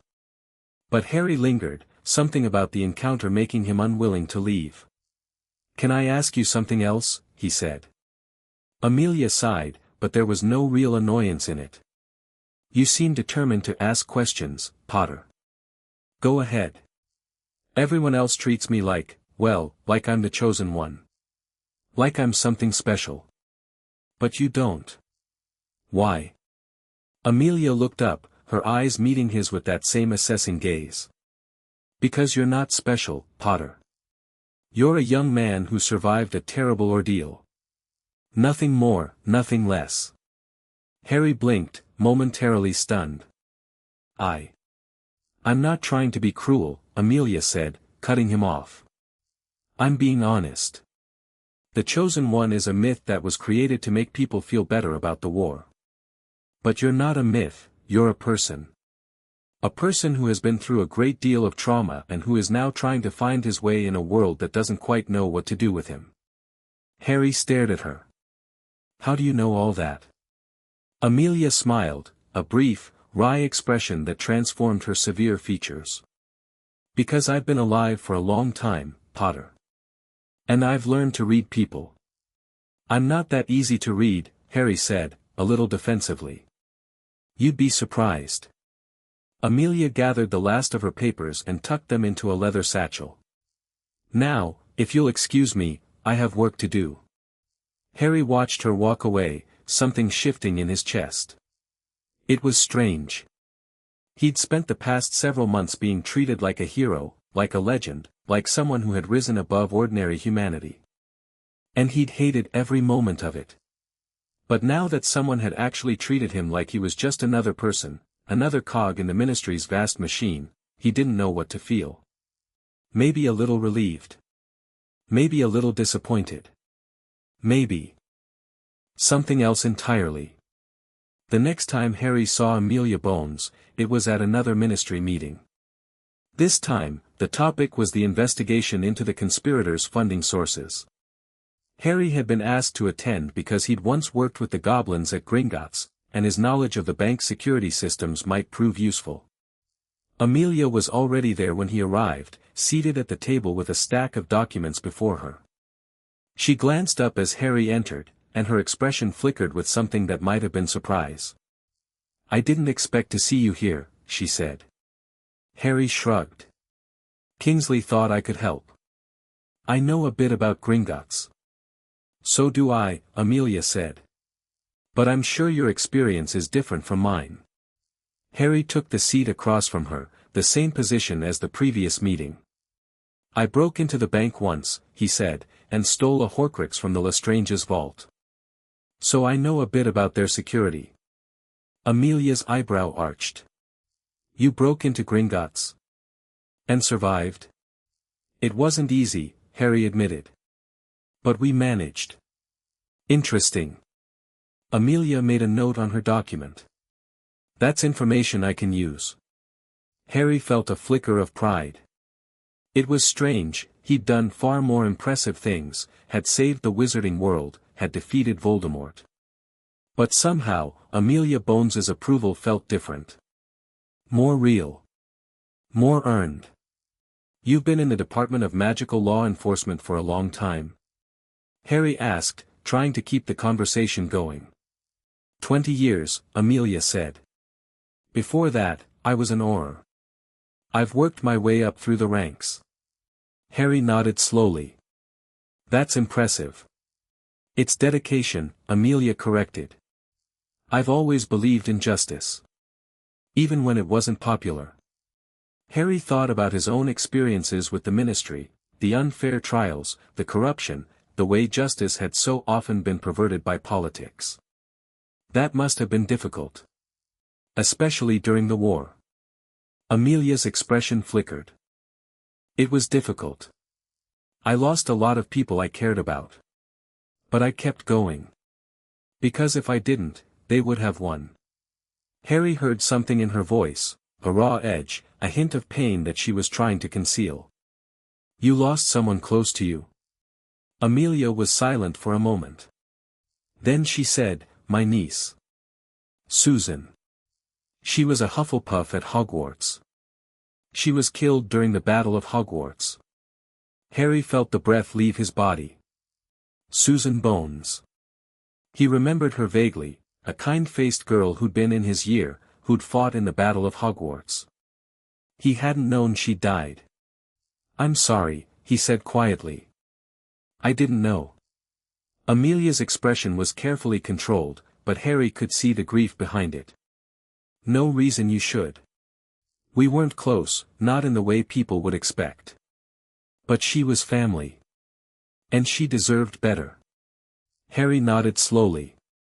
He knew what it was like to lose family, to lose people who should have had long lives ahead of them. The memory of Sirius, of Lupin, of all the others who had fallen, it was still fresh, still raw. I've lost people too, he said. A lot of people. Sometimes I feel like I'm the only one left. Amelia met his eyes, and for a moment, something passed between them. Not pity, not sympathy, just understanding. A recognition of shared grief. It doesn't get easier, Amelia said. But you learn to carry it. Harry nodded. I'm still learning. Over the next few weeks, Harry found himself gravitating toward Amelia Bones. It wasn't intentional at first. They kept running into each other at ministry meetings, in the corridors, in the cafeteria. And each time, Harry found himself staying a little longer, talking a little more. Amelia didn't treat him like the chosen one. She didn't patronize him or pity him or put him on a pedestal. She spoke to him like he was an equal, a colleague with valuable insights and opinions. Do you ever get tired of it?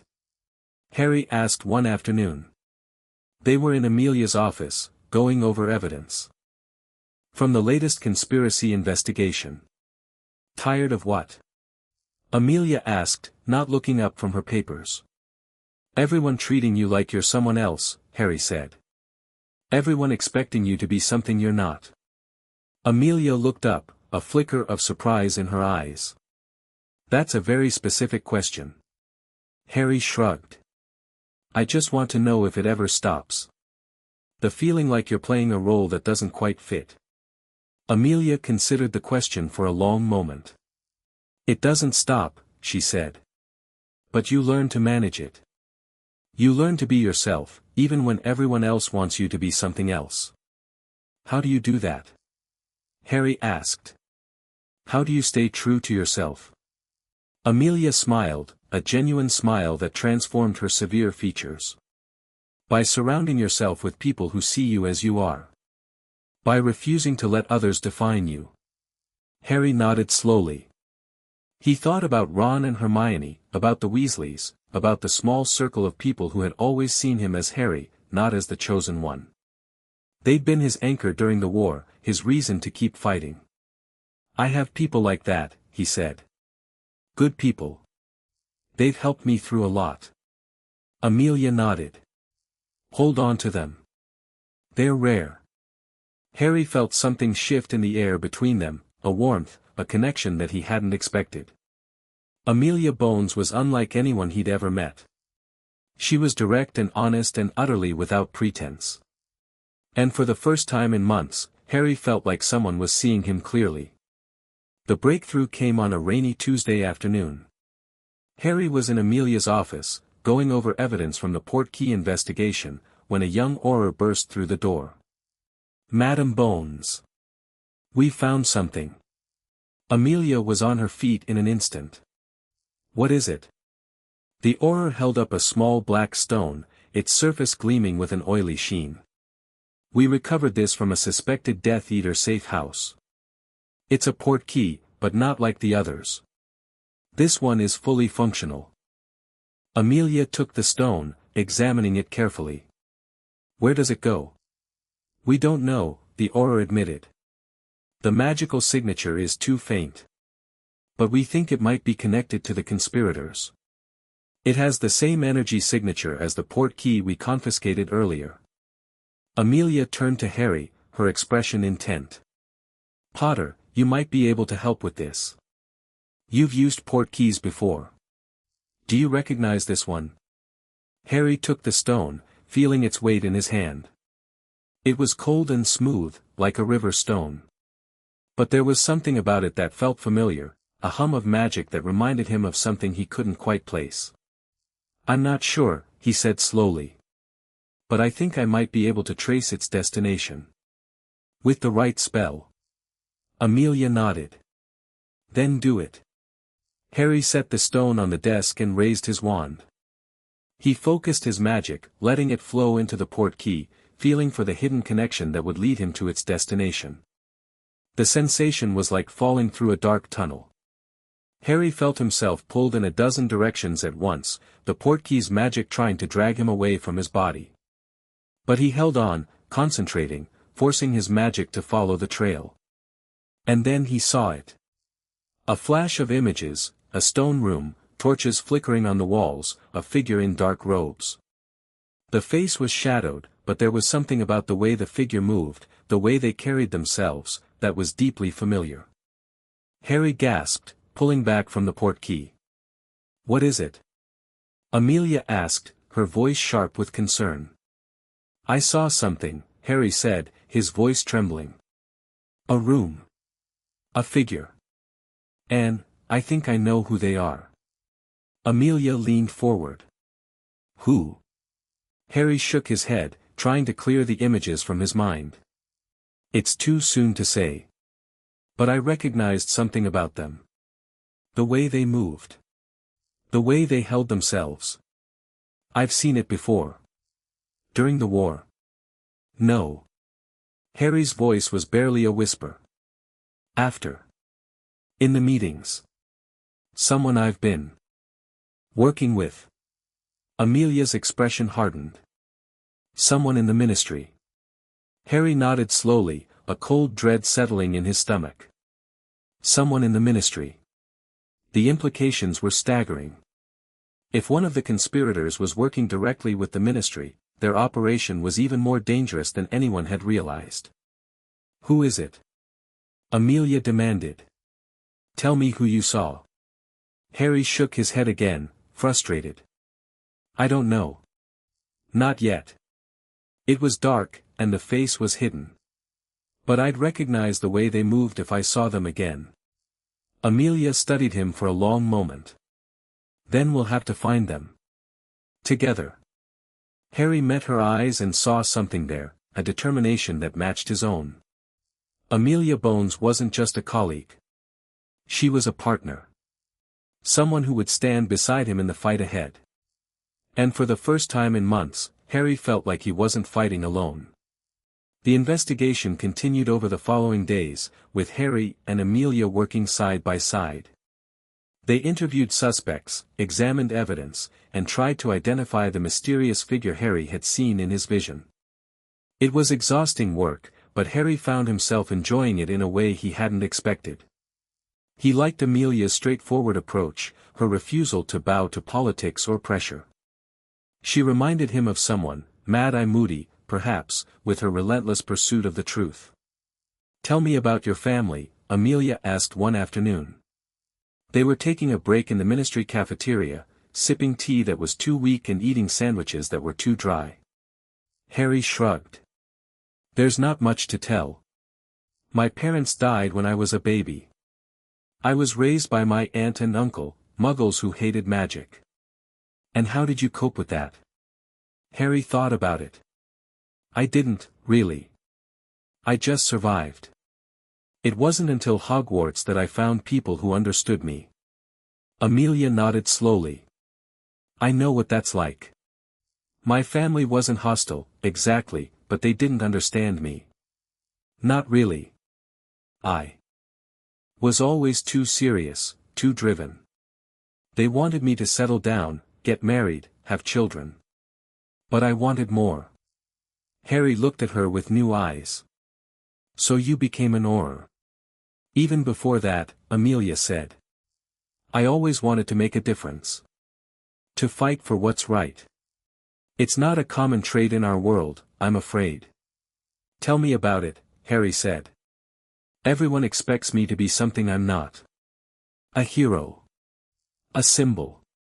But I'm just me." Amelia smiled. "That's enough, Potter. Being yourself is more than enough." Harry felt something warm spread through his chest. It was a strange feeling, one he hadn't experienced in a long time. It was the feeling of being seen. Truly seen. Not as a hero, not as a symbol, but as a person. "I like you," Harry said suddenly. "I mean, I like working with you. You're not like the others." Amelia's expression flickered. "I've never been like the others." "That's not a bad thing," Harry said quickly. "It's a good thing. It's what I need." Amelia studied him for a moment, her eyes unreadable. "You're an interesting person, Potter. I'm not sure what to make of you." Harry laughed, a genuine laugh, the first in a long time. "Neither am I, sometimes." As the weeks passed, Harry found himself spending more and more time with Amelia. They worked together on the investigation, but they also talked about other things, books, music, the Quidditch matches they'd both loved as children. Amelia had a dry wit that Harry found refreshing, and a wisdom that came from years of hard experience. "You're not what I expected," Amelia admitted one evening. They were walking through the ministry's deserted corridors, the day's work finally done. "What did you expect?" Harry asked. "Someone more, out of control, I suppose." Amelia paused, searching for the right words. "The chosen one is supposed to be larger than life. But you're just a young man. A young man who's been through too much." Harry nodded slowly.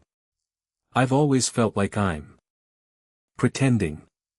Like everyone expects me to be this great hero, but inside, I'm just as scared as I ever was." Amelia reached out and touched his arm, a brief, fleeting gesture. "That's what makes you a hero, Potter. Not the fearlessness. The courage to keep going despite the fear." Harry felt a warmth spread through him at her touch. It was a small gesture, but it meant more than any grand speech. "I think you're the only person who sees me clearly," he said quietly. "The only person who sees me as I really am." Amelia smiled. "That's because I'm not blinded by your legend. I see you, Harry. Just Harry." "Just Harry," Harry repeated. That's all I ever wanted to be. That night, Harry lay in his bed, staring at the ceiling. He thought about Amelia, her directness, her honesty, the way she made him feel like he was seen. It was strange, the connection he felt with her. She was older, wiser, more experienced. But they understood each other in a way that transcended age and position. He thought about everything she'd told him. About her niece, her family, her reasons for becoming an Auror. She was a person who had faced tragedy and come out stronger. Someone who had built a life out of the wreckage of her past. And he thought about himself. About the war, about the losses, about the hollow emptiness that still lived somewhere inside him. He was still figuring out who he was, still trying to find his way forward. But for the first time in a long time, Harry felt something he'd forgotten: hope. Not the desperate hope of wartime, the hope that the war would end and everything would be all right. It was a different kind of hope, a quieter, steadier hope. A hope that he could build something meaningful out of the ruins of his life. A hope that he might find someone who understood him. Someone who saw him as he truly was. Amelia Bones was the first person in a long time who had made Harry feel like he wasn't alone. And that, more than anything else, was worth holding on to. The weeks ahead would be difficult. The investigation was far from over, and the conspirators were still out there, plotting their next move. But Harry felt a new sense of purpose, a determination to see the fight through to the end. Because for the first time, he was fighting for something more than survival. He was fighting for the future. A future where he could be just Harry. And that made all the difference. Chapter 4, An Unlikely Partnership. The ministry had become a second home to Harry, though he wasn't sure if that was a comfort or a curse. He'd taken to arriving early, before most of the other workers, and staying late into the evening. The empty corridors felt less suffocating than the crowded atrium, where every witch and wizard turned to stare at him.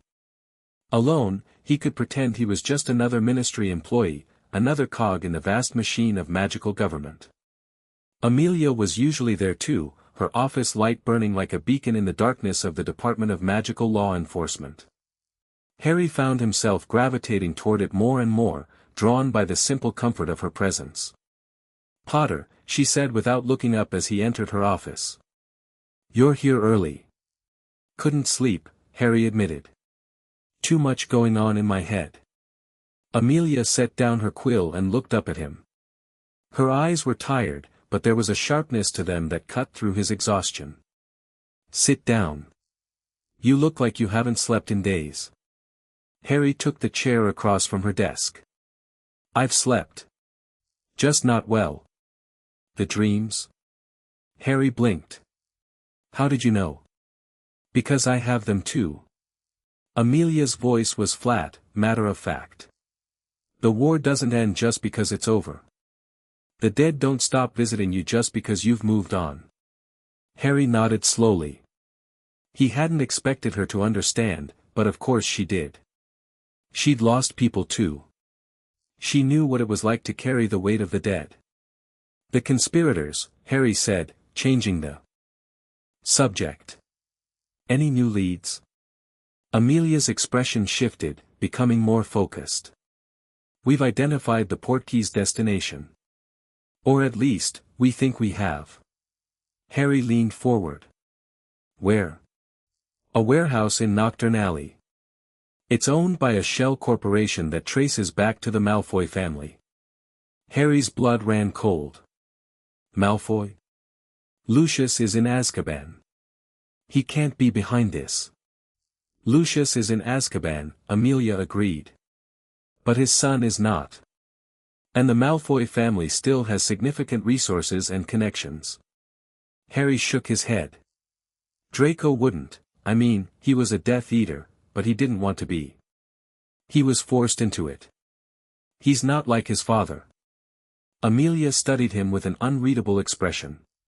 "You seem very sure of that." "I saw him during the war," Harry said. "He was terrified. He didn't want to fight. He just wanted to protect his family." "And yet," Amelia said slowly, He's the only living Malfoy who could be orchestrating this. The Malfoy fortune, the Malfoy connections, the Malfoy name, it all belongs to him now.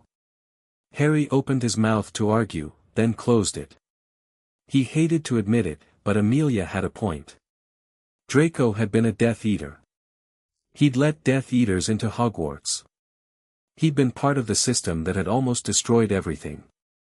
But Harry had also seen Draco's face when he'd refused to identify Harry at Malfoy Manor. He'd seen the fear, the desperation, the unwillingness to do what was expected of him. Draco Malfoy was many things, but he wasn't a killer. "Let me talk to him," Harry said finally. Amelia raised an eyebrow. "You want to interrogate Draco Malfoy?" "No," Harry said. "I want to talk to him. Person to person. He might open up to me in a way he wouldn't to an Auror." Amelia considered this for a long moment. "It's a risk. If he's involved, he could warn the others." "He's not involved," Harry said. "I'd bet my life on it." "That's exactly what you're doing," Amelia said dryly. But she nodded. "Fine. You can talk to him. But I'll be there. And if I think he's lying, I'm taking over." Harry nodded. "Fair enough." Draco Malfoy looked terrible. The last time Harry had seen him, Draco had been pale and terrified, his face a mask of fear and desperation. Now he looked like a ghost, his skin waxy and grey, his eyes hollow, his hair lank and unwashed. He was sitting in a small interrogation room in the bowels of the Ministry, his wrists chained to the table. "Potter," Draco said, his voice a hoarse whisper. "I should have known." Harry took the seat across from him, Amelia standing by the door like a silent sentinel. "Draco. I'm here to help you." Draco laughed, a bitter, broken sound. "Help me? You can't help me, Potter. No one can." "Let me try," Harry said. "Tell me what you know about the conspiracy." Draco's eyes flicked to Amelia, then back to Harry. "I don't know anything." "You're lying," Harry said. "I've been looking at the evidence. The portkey, the funding, the connections, it all traces back to your family's resources. Someone is using your name, your money, to fund this operation." Draco's face went even paler, if that was possible. "My mother. It's my mother. She's been involved with them." Harry felt a chill run down his spine. "Narcissa? She was a Death Eater too, but she saved your life," Draco said bitterly. "I know. She told me. She's always been trying to protect the family, even when it meant going against the Dark Lord. But after the war, she changed. She became obsessed." "Obsessed with what?" "Blood purity," Draco said. "The family legacy. She wants to restore the Malfoy name to what it was before the war. And she's willing to do whatever it takes to make that happen." Harry stared at him. "She's the one behind the conspiracy?" Draco shook his head. "She's part of it. But she's not the leader. There's someone else. Someone who's been planning this for years." "Who?" "I don't know." Draco's voice cracked. "I don't know who it is. I only know what my mother told me, that there's a new order rising. A new leader who's going to restore the pureblood families to their rightful place." Harry leaned forward, his heart pounding. "Tell me everything. Every detail you remember." Draco closed his eyes, and when he spoke, his voice was barely above a whisper. "It started about 6 months after the war. My mother started having meetings at the manor. People I didn't recognize, witches and wizards in hooded robes. They would come at night and leave before dawn. She never told me who they were, but I could hear them talking. About the prophecy. About the boy who lived. About how they were going to break you." "Break me," Harry repeated. "That's what the note said." Draco nodded. "They want to destroy you, Potter. Not kill you, that would be too easy. They want to take everything from you. Your reputation, your friends, your hope. And then, when you're broken and alone, they want to use you as a symbol. A reminder of what happens to those who oppose them. Harry felt a cold fury building in his chest. These people, whoever they were, had been plotting against him for years. They'd been waiting for the right moment to strike. And now, with the war over and the ministry in chaos, they were making their move. Where are they meeting? Harry asked. Where can I find them? Draco shook his head. I don't know. My mother never told me. She said it was too dangerous for me to know. She wanted to protect me. Amelia stepped forward, her voice sharp. Your mother's protection is the reason you're in this situation. She's using you, Draco. Using the Malfoy name to fund her conspiracy. And when this is over, she'll leave you to take the fall. Draco's eyes filled with tears. I know. I know she's using me. But she's my mother. I can't betray her. You're not betraying her, Harry said, his voice softening. You're saving her. If you help us stop this, she might still be able to get out of it. She might still be able to live a normal life. Draco stared at him for a long moment. Then he nodded slowly. There's a safe house. In the countryside.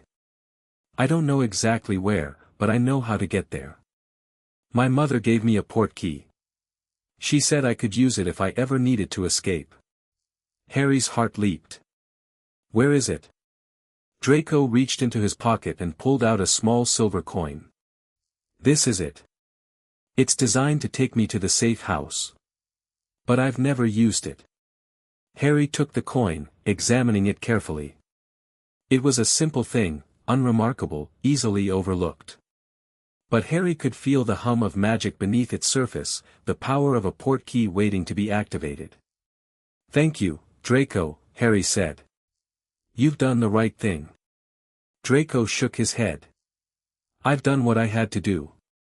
Just like I always have. The portkey led to an abandoned manor house in the Scottish Highlands.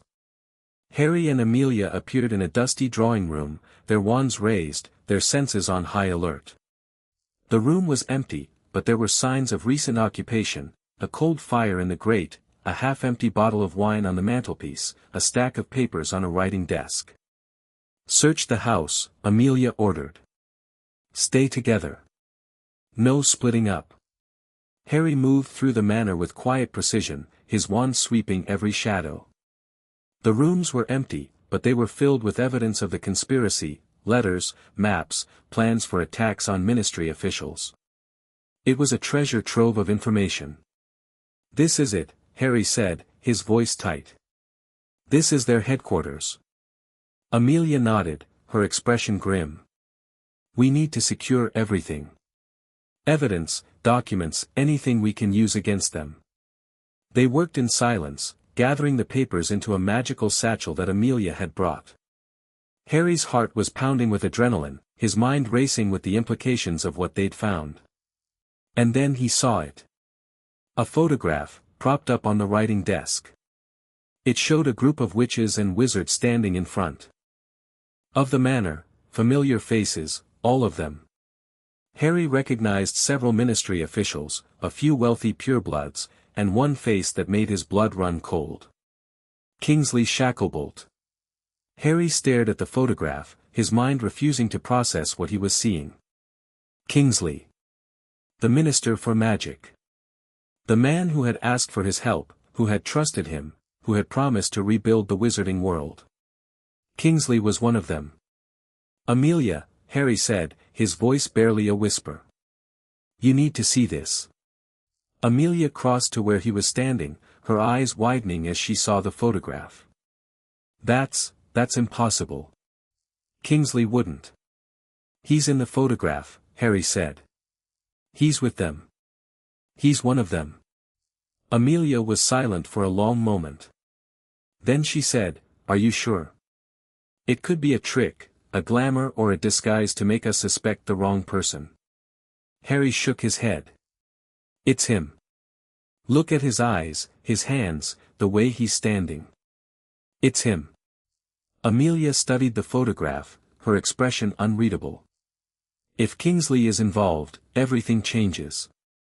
The whole ministry is compromised. We need to tell someone, Harry said. We need to. Tell who? Amelia cut him off. If Kingsley is involved, who can we trust? His inner circle is full of people who might be part of the conspiracy. Harry felt the ground shift beneath his feet. He'd trusted Kingsley. He'd trusted the ministry. And now it seemed that everything he believed was a lie. What do we do? He asked finally. Amelia's jaw tightened. We keep investigating. We gather more evidence. And we don't tell anyone until we know who we can trust. Harry nodded slowly. Agreed.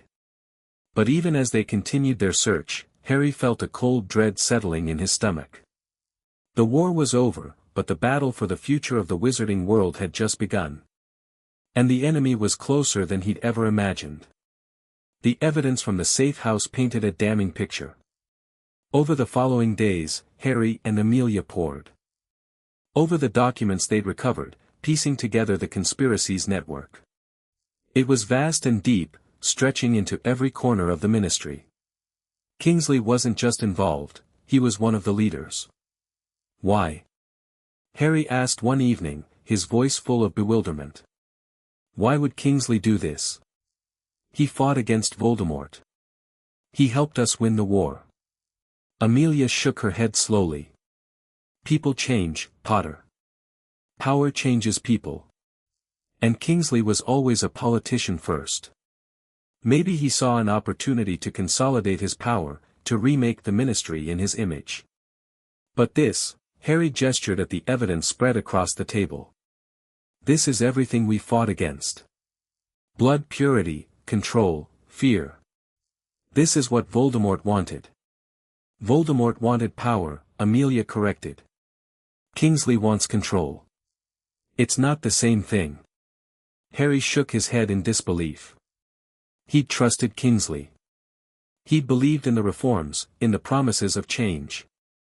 And all along, Kingsley had been planning to betray him. What do we do? He asked finally.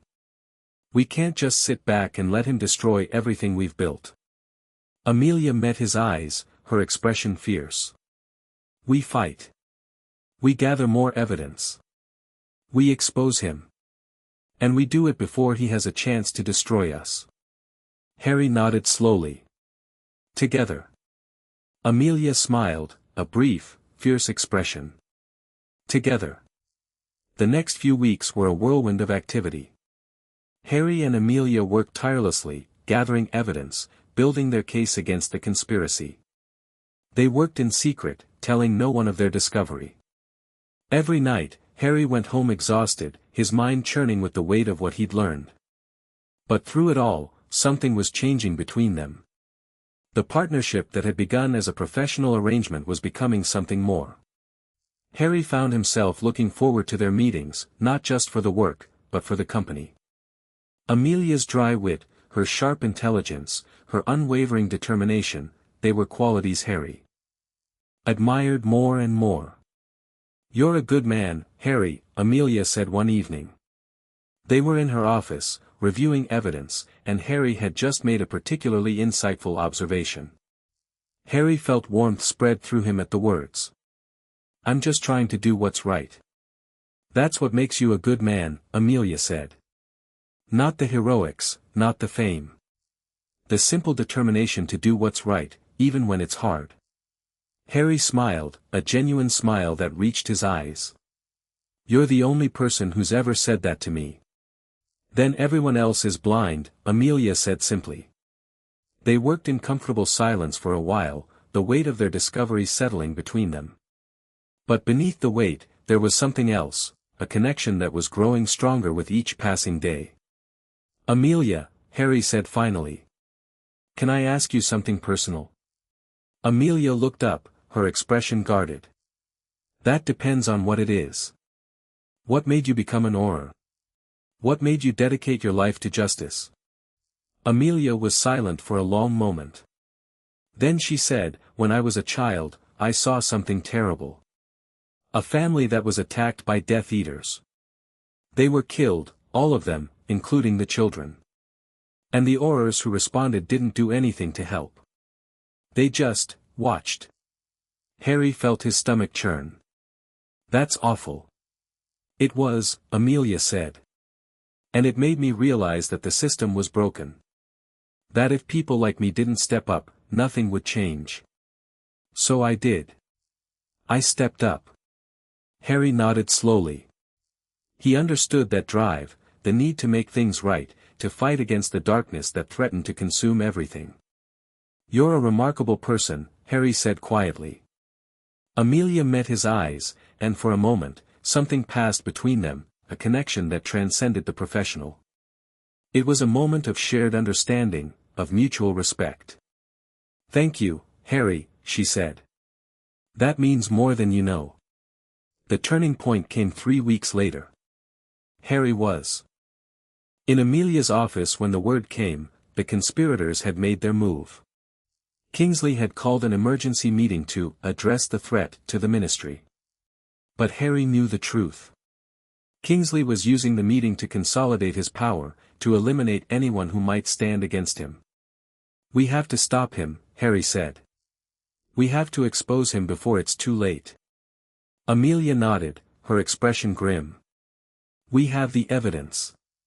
But we need to present it in a way that people will believe. And that's going to be difficult. Harry thought about it. What if I confront him publicly? At the meeting. If I stand up and accuse him, people will have to listen. Amelia shook her head. That's too dangerous. If Kingsley is as powerful as we think, he'll have you arrested. Or worse. I don't care, Harry said. I've survived worse than him. Amelia reached across the desk and took his hand. Her touch was warm, grounding. I won't let you do this alone, Harry. If you're going to confront him, I'll be right beside you. Harry felt a surge of gratitude, and something more. Something he was only beginning to understand. Thank you, he said quietly. Amelia squeezed his hand. That's what partners are for. The meeting was held in the minister's office, a grand room that overlooked the London skyline. Harry stood at the center of the room, surrounded by the most powerful witches and wizards in the ministry. Kingsley sat behind his desk, his expression calm and composed, as if he had no idea what was about to happen. Minister, Harry said, his voice ringing out across the room. I have evidence that you are involved in a conspiracy to undermine the wizarding world. The room erupted into chaos. Accusations flew, spells were drawn, and for a moment, it looked like everything would descend into violence. But Amelia stepped forward, her wand raised. Everyone, listen. We have evidence. Documents, photographs, portkeys, all of it pointing to the minister's involvement. Kingsley's expression flickered, a flash of anger, quickly suppressed. This is absurd. Harry Potter is clearly suffering from the effects of the war.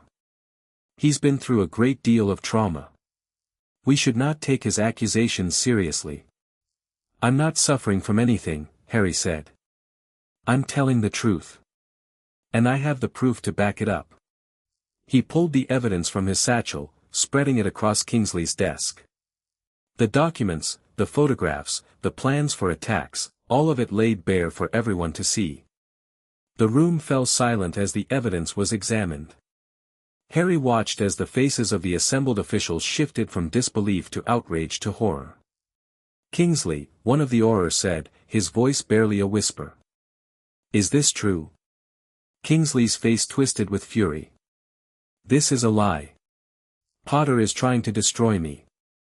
He's always been a disruptive influence, a danger to the ministry. And now he's trying to take down the government. I'm trying to take down the corruption, Harry said, his voice steady. You've been working against everything we fought for.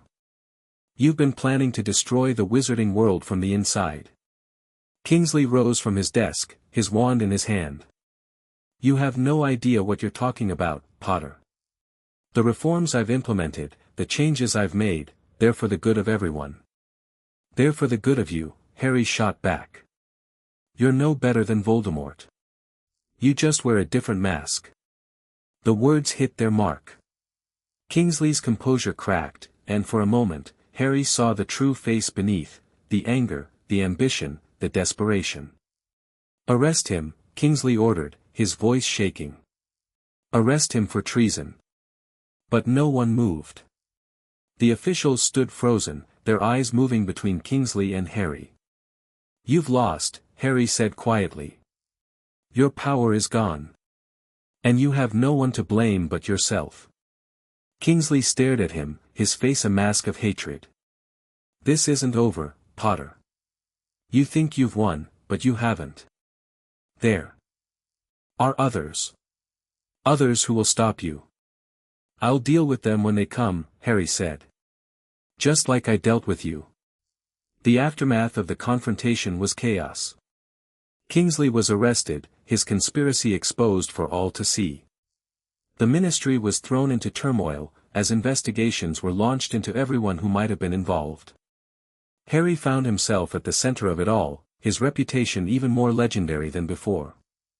But he didn't care about any of that. All he cared about was Amelia. They stood in the corridor of the ministry, watching as Kingsley was led away in chains.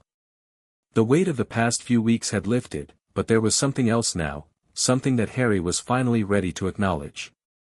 What happens now? He asked quietly. Amelia turned to look at him. Now we rebuild. Again. Harry shook his head. Not the ministry. I meant, between us. Amelia was silent for a long moment. Then she said, I don't know, Harry. I don't know what happens now. Harry reached out and took her hand. I know what I want to happen. I want to see where this goes. I want to find out if there's something more between us. Amelia smiled, a genuine, open smile that transformed her severe features. I think I'd like that. I think I'd like that very much. Harry felt a warmth spread through him, a feeling that he couldn't quite name. It was hope. Pure, uncomplicated hope. He'd found something in Amelia Bones. Something he hadn't known he was looking for. And for the first time in months, Harry felt like he was finally moving forward. The war was over. The conspiracy was defeated. And now, maybe, he could finally start living. The next few weeks were a blur of celebration and recovery. The ministry was in chaos, but the chaos was productive. Kingsley's arrest had exposed a vast network of corruption, and Harry found himself working closely with Amelia to root out the remaining conspirators. They worked well together, better than Harry had ever worked with anyone. There was an ease between them, a mutual understanding that made even the most difficult tasks feel manageable. Thank you, Harry said one evening. They were in Amelia's office, the day's work finally done. For everything. I couldn't have done this without you. Amelia smiled. You would have figured it out eventually. Maybe, Harry said. But I'm glad I didn't have to. Amelia reached across the desk and took his hand. I'm glad too, Harry. I'm glad we met. Harry squeezed her hand. So am I. They were silent for a long moment, the weight of everything that had happened settling around them. But beneath the weight was something else, a connection that was growing stronger with each passing day. This is new for me, Harry said finally. Feeling like this. Like what? Harry thought about it. Like I'm not alone. Like I have someone I can count on. Amelia nodded slowly. It's new for me too. I've been alone for so long, I forgot what it felt like to have someone. I don't want you to be alone anymore, Harry said. I want to be there for you, Amelia. Whatever happens. Amelia smiled, a brilliant, genuine smile that made Harry's heart skip a beat. I think I'd like that, Harry. I think I'd like that very much. They sat together in comfortable silence, the sun setting over the London skyline. The war was over, the conspiracy was defeated, and Harry felt like he was finally moving forward. He'd found something he'd never expected to find. A partner. A friend. Someone who saw him as he truly was. And for the first time in months, Harry felt a sense of peace. He had a future. He had hope. And he had Amelia Bones. That was enough. Chapter 5, Beyond the Hero and the Auror. The ministry had changed. Harry noticed it in the way people looked at him now, not with the worshipful awe that had made him so uncomfortable, but with something closer to respect. He wasn't just the chosen one anymore. He was the man who had exposed Kingsley's corruption, who had stood up against the conspiracy, who had helped save the ministry from itself. He didn't like it any better than he'd liked the hero worship. But at least it felt more honest. The real change, though, was in how he felt about himself. The hollow emptiness that had taken up residence in his chest after the war had begun to fade, replaced by something that felt almost like purpose. He was doing something meaningful, something that mattered. And he was doing it with someone who understood him. Amelia. Harry found himself thinking about her more and more often. Not just about the work they were doing together, but about her. About the way she laughed, a rare, surprising sound that made his heart lift. About the way she looked at him, as if she could see past all the layers of fame and trauma to the person beneath. About the way she made him feel like he was enough, just as he was. It was strange, this feeling. Harry had never really been in love before. He'd had crushes, certainly, Cho Chang, Ginny Weasley, but those had been different. Younger. More about wanting something than about actually having it. This was different. Amelia wasn't the kind of person you had a crush on.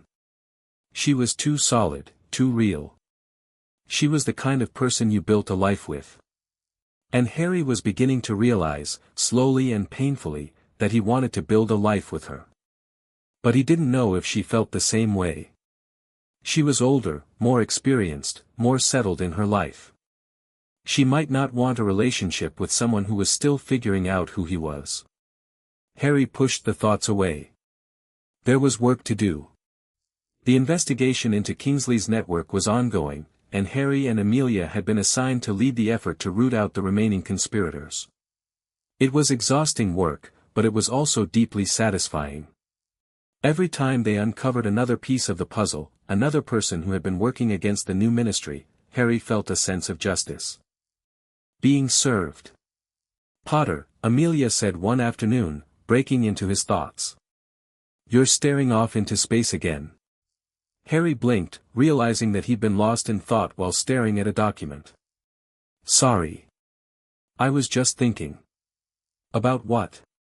About everything. Harry gestured vaguely at the papers spread across the table. The investigation. The ministry. The future. Amelia studied him for a moment, her expression unreadable. That's a lot of things to be thinking about. I know. Harry sighed. I just can't seem to stop. My mind is always racing, always thinking about what comes next. Amelia set down her quill and leaned back in her chair. Maybe that's the problem. Maybe you need to learn to be still. Be still. Stop thinking about what comes next and focus on what's happening now. Amelia's eyes met his. The war taught us to always be looking ahead, always be planning for the next threat. But that's not how normal people live. Normal people live in the moment. Harry considered this. I don't know if I know how to do that. Then it's time to learn. Amelia smiled, a small, gentle smile that made Harry's heart ache. Start small. Let's have dinner tonight. No work talk. Just, dinner. Harry felt a warmth spread through him. I'd like that. Dinner was at a small Muggle restaurant in London, the kind of place that Harry had never known existed. It was intimate and cozy, with candles on the tables and soft music playing in the background. The food was simple but delicious, and for the first time in months, Harry felt himself relaxing. "This is nice," he said, taking a sip of his wine. "Thank you for suggesting it." Amelia smiled. "I thought you might need a break. You've been working too hard." "I've been avoiding thinking about things," Harry admitted. "It's easier to stay busy." Amelia's expression softened. "What are you trying to avoid?" Harry was silent for a long moment. "Everything. The war. The people I lost. The person I used to be. And the person you're becoming."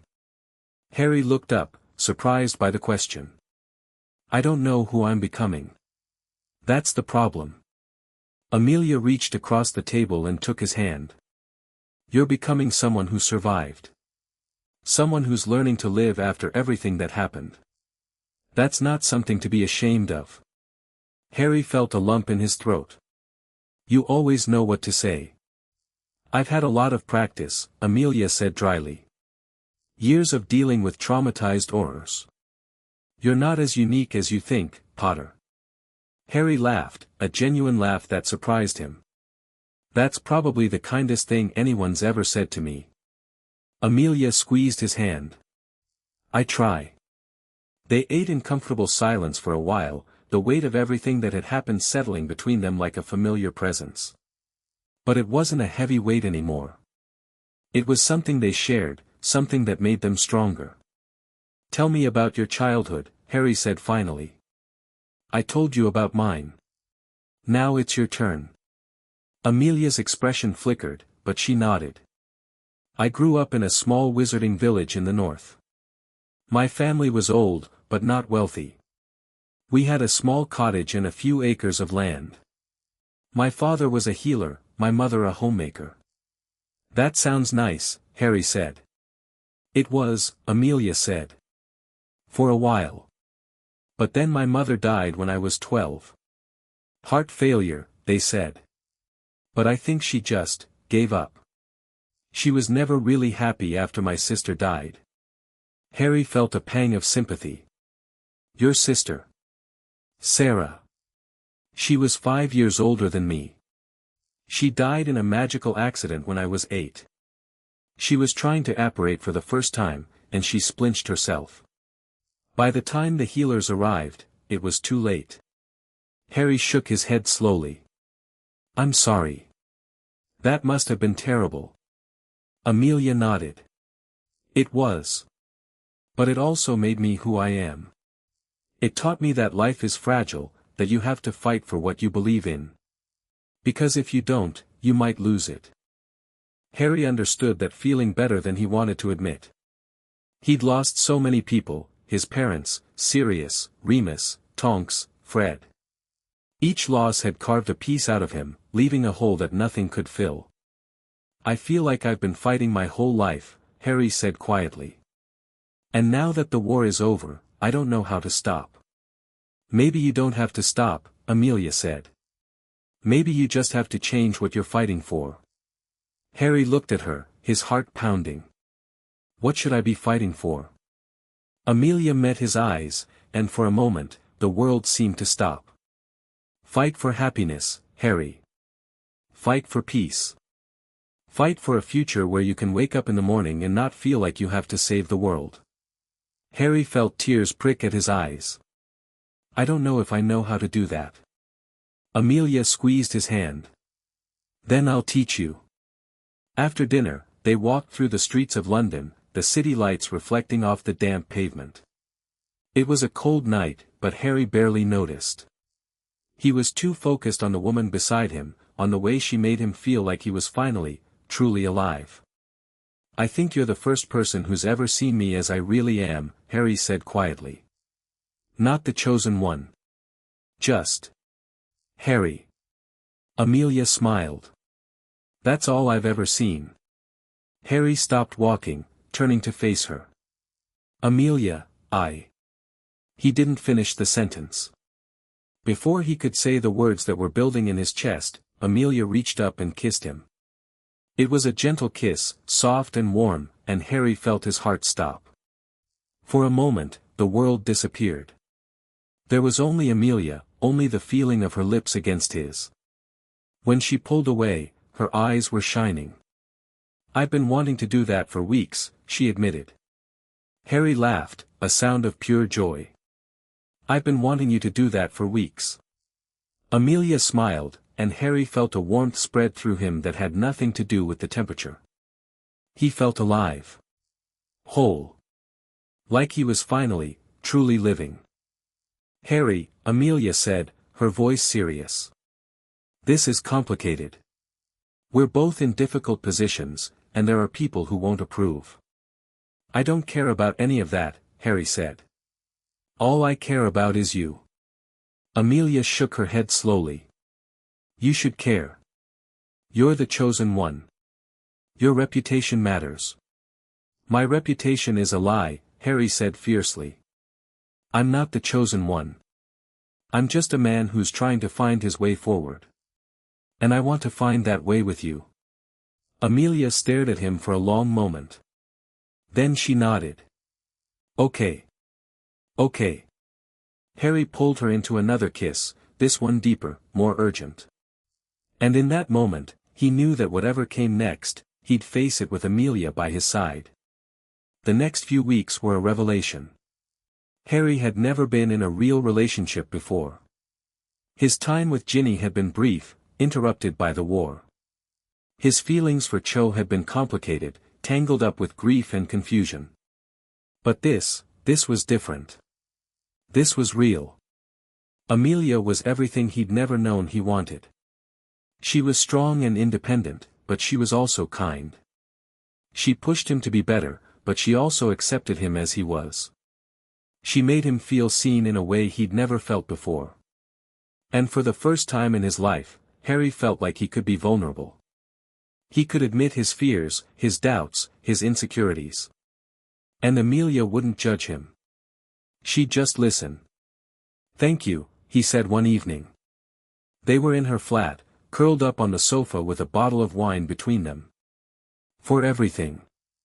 Amelia looked at him, her expression curious. "What do you mean?" "For being patient with me," Harry said. "For not pushing me. For letting me figure things out in my own time." Amelia smiled. "You don't need to thank me for that. I care about you, Harry. I want to help you." Harry felt a warmth spread through him. "I care about you too. More than I've ever cared about anyone."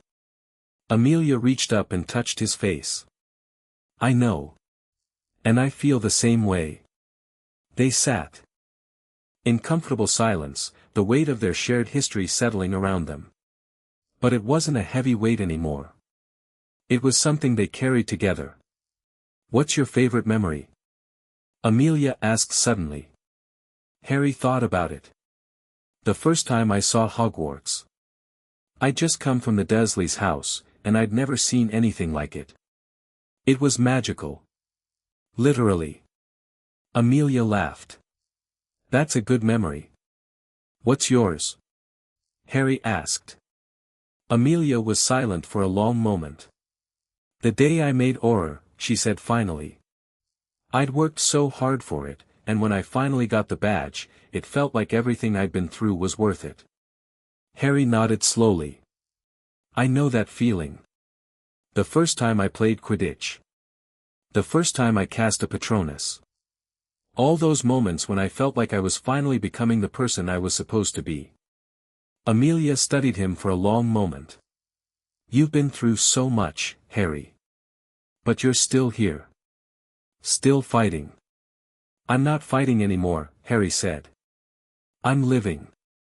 Amelia smiled. "That's the most important thing." The relationship changed everything. Harry found himself looking forward to the evenings he spent with Amelia, to the quiet moments when they could just be together. The work was still important, the investigation into the conspiracy was ongoing, but it no longer consumed his every waking moment. He was learning to balance, to find joy in the small things. And for the first time in his life, Harry felt like he was truly happy. But the world wasn't done with him yet. The news came on a Tuesday morning. Harry was in Amelia's office, going over evidence, when the flue flared green. A young Auror stumbled out, his face pale with shock. "Madam Bones.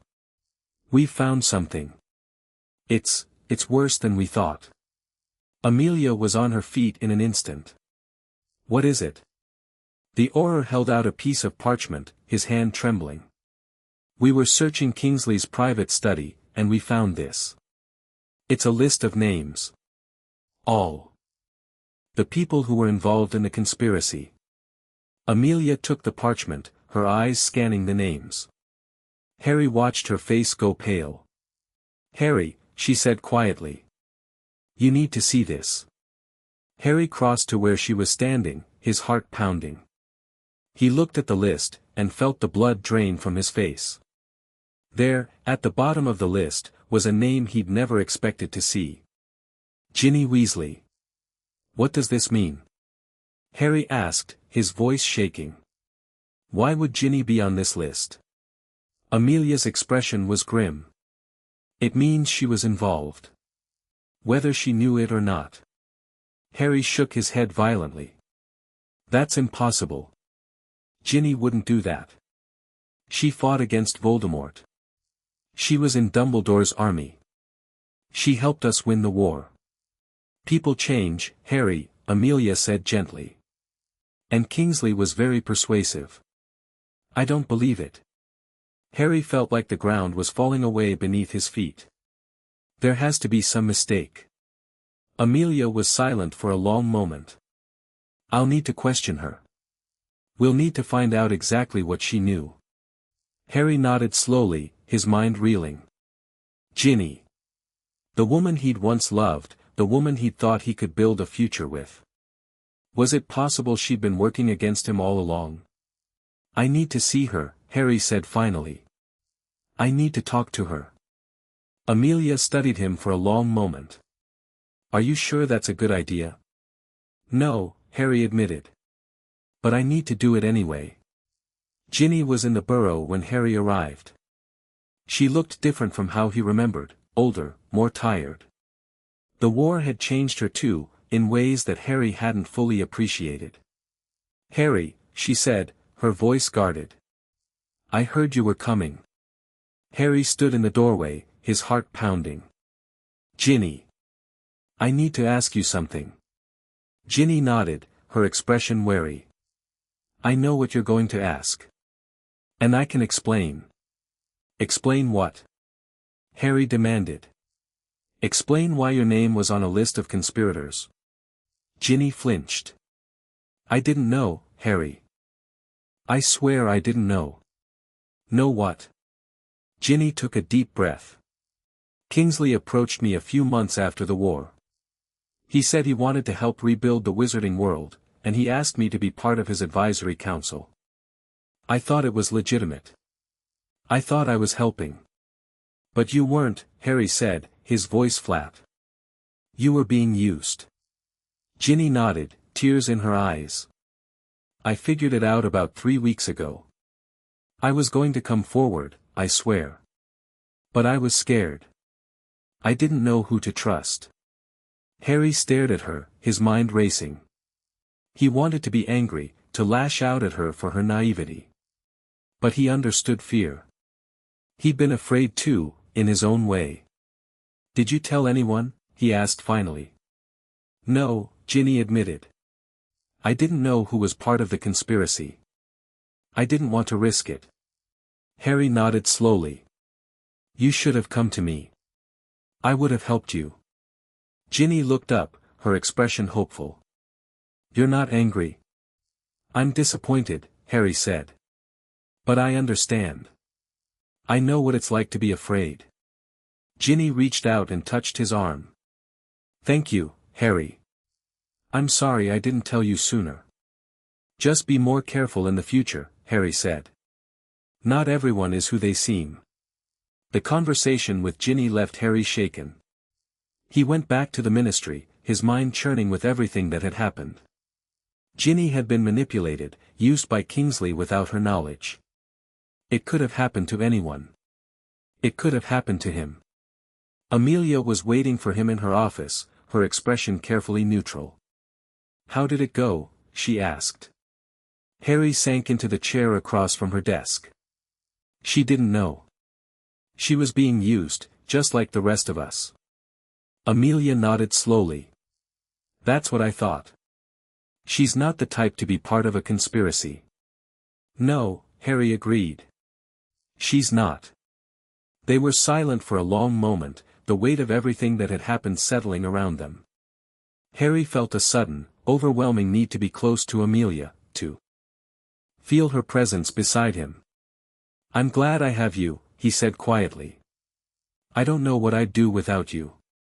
Amelia reached across the desk and took his hand. "You'd survive. You always do." "Surviving isn't enough anymore," Harry said. "I want to live." Amelia smiled.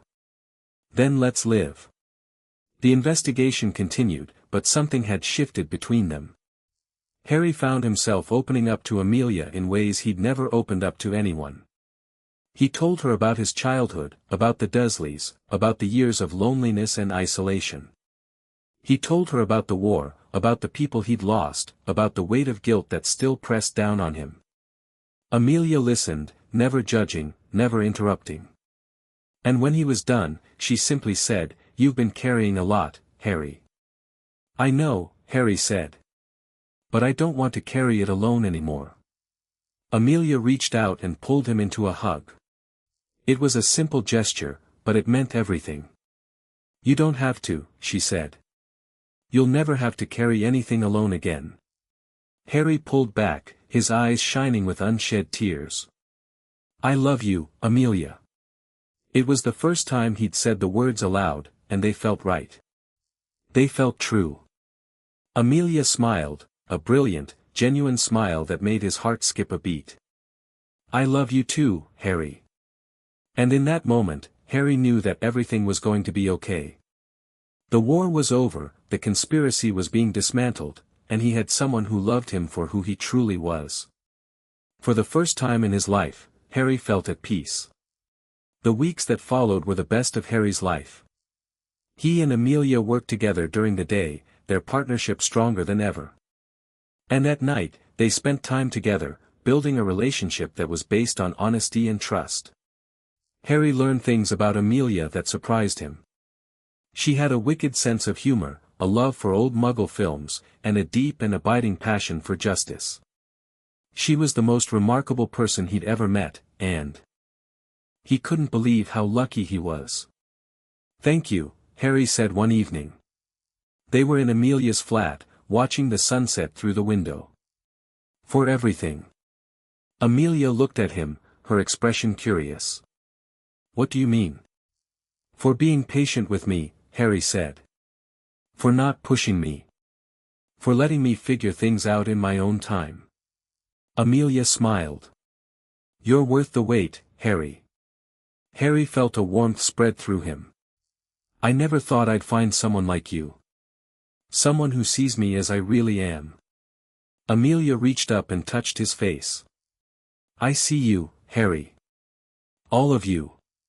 And I love everything I see." Harry pulled her into a kiss, pouring all his love and gratitude into the gesture. And in that moment, he knew that whatever came next, he'd face it with Amelia by his side. The war was over. The conspiracy was being defeated. And for the first time in his life, Harry Potter was truly, completely happy. Chapter 6, The Case That Should Have Been Closed. The artifact was small, unassuming, and utterly terrifying. Harry stood in the evidence vault of the Department of Magical Law Enforcement, staring at a silver locket that gleamed with an oily, malevolent sheen. It was the size of his palm, intricately engraved with symbols he didn't recognize, and it pulsed with a dark magic that made his scar prickle with phantom pain. "Tell me again what this is," he said, his voice tight. Amelia stood beside him, her expression grim. "We recovered it from a safe house in Wiltshire, one of the properties we seized from the Malfoys. It was hidden in a secret compartment behind the master bedroom. The Aurors who found it nearly died opening the case." "How did they open it?" With difficulty. Amelia's voice was flat. We lost 2 Aurors to the protective enchantments. They're still in St. Mungo's, recovering. The healers aren't sure if they'll ever fully heal. Harry felt a chill run down his spine. He'd seen dark artifacts before, Horcruxes, cursed objects, the kind of magic that left scars on the soul. But this was different. This was something new. Has anyone identified what it is? He asked. Amelia shook her head. The unspeakables have been studying it for days. They've managed to determine that it's a communication device of some kind, but they can't figure out how it works.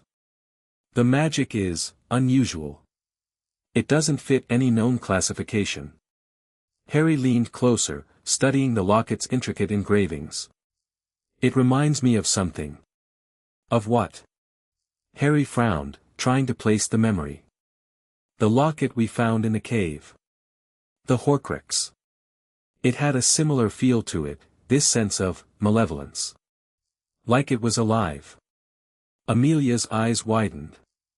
You think this is another Horcrux? No, Harry said slowly. It's not that. But whoever made this knew how to work with dark magic.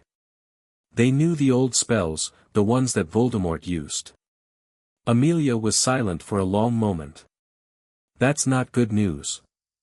No, Harry agreed. It's not. The investigation into the locket consumed the next several days. Harry and Amelia worked tirelessly, trying to unlock the artifact's secrets. They consulted with unspeakables, with curse-breakers, with anyone who might have knowledge of ancient dark magic. But no one could figure out what the locket was or how it worked. We're missing something, Harry said one afternoon, frustration creeping into his voice. There's a connection we're not seeing. Amelia looked up from the pile of documents she'd been studying. What kind of connection? Harry paced the length of her office, his mind racing. The locket was found in a Malfoy safe house. The Malfoys were involved with the conspiracy. And the conspiracy was trying to unmake me. You think the locket is connected to the conspiracy's plans? I think it's connected to everything, Harry said. The prophecy, the port keys, the attack on the ministry, it's all part of the same puzzle. And this locket is the missing piece. Amelia studied him for a long moment. That's a big leap, Harry. I know. Harry stopped pacing and met her eyes. But I've been doing this long enough to trust my instincts. And my instincts are telling me that this locket is the key to everything. Amelia was silent for a moment. Then she nodded. Then let's find out what it does. The breakthrough came 3 days later. Harry was in the evidence vault, examining the locket for what felt like the 100th time, when something caught his eye. The engravings on the surface, he'd assumed they were decorative, but now he realized they were something more. They were a map. Amelia, he called out. Come look at this. Amelia crossed to where he was standing, her expression curious. What is it? The engravings, Harry said, pointing. They're not just decoration. They're a map. See here. This pattern of lines, it's the layout of Hogwarts. Amelia leaned closer, her eyes widening. You're right. And these symbols, they're marking specific locations. The Forbidden Forest. The Chamber of Secrets. The Room of Requirement. Harry felt his heart pound. The conspirators were planning something at Hogwarts. Something connected to the locket. But what? Amelia asked. What could they possibly want at Hogwarts? Harry thought about it, his mind racing. The castle has been there for 1,000 years. There are secrets hidden in its walls that no one has ever discovered. If the conspirators knew about one of those secrets, they could use it to destroy everything we've built, Amelia finished grimly. Harry nodded slowly. We need to go to Hogwarts. We need to figure out what they were planning. Amelia studied him for a moment. That's dangerous, Harry. If the conspirators are still active. I know, Harry said. But I have to do this. I can't let them destroy Hogwarts. Not again. Amelia reached out and took his hand. Then I'll go with you. Harry felt a warmth spread through him. Thank you. Amelia squeezed his hand. That's what partners are for. Hogwarts was different in the aftermath of the war. The castle was still scarred from the battle, broken walls, shattered windows, sections of the grounds that had been blasted beyond repair. But there was also something new in the air, something that felt almost like hope. The students had returned, the classes had resumed, and life was slowly beginning to heal. Harry and Amelia arrived at the gates just as the sun was setting, the castle's silhouette dark against the twilight sky. Harry felt a familiar ache in his chest as he looked at the place that had been his home for so many years. Are you all right? Amelia asked, noticing his expression. I'm fine, Harry said. It's just strange being back here. Amelia nodded. I understand. The last time you were here, you were fighting for your life. Harry shook his head slowly. It's not just that. It's that I've changed since then. I'm not the same person I was when I left. Amelia reached out and touched his arm. That's a good thing, Harry. Change is how we grow. Harry smiled. You always know what to say. I try. Amelia returned his smile. Now, let's figure out what the conspirators were planning. The search began in the Forbidden Forest. Harry and Amelia moved through the trees with quiet caution, their wands raised, their senses on high alert. The forest was darker than Harry remembered, the shadows deeper, the sounds of the creatures that lived within more menacing. The map led us here, Harry said, consulting the engravings he'd copied from the locket. There's supposed to be a hidden entrance near the old oak tree. Amelia nodded, her eyes scanning the darkness. I see it. There's a depression in the ground, like a door. They approached the old oak tree, its massive roots spreading across the forest floor. Harry knelt down, brushing away the leaves and dirt to reveal a stone slab, covered in the same symbols that had been engraved on the locket. This is it, he said. The entrance.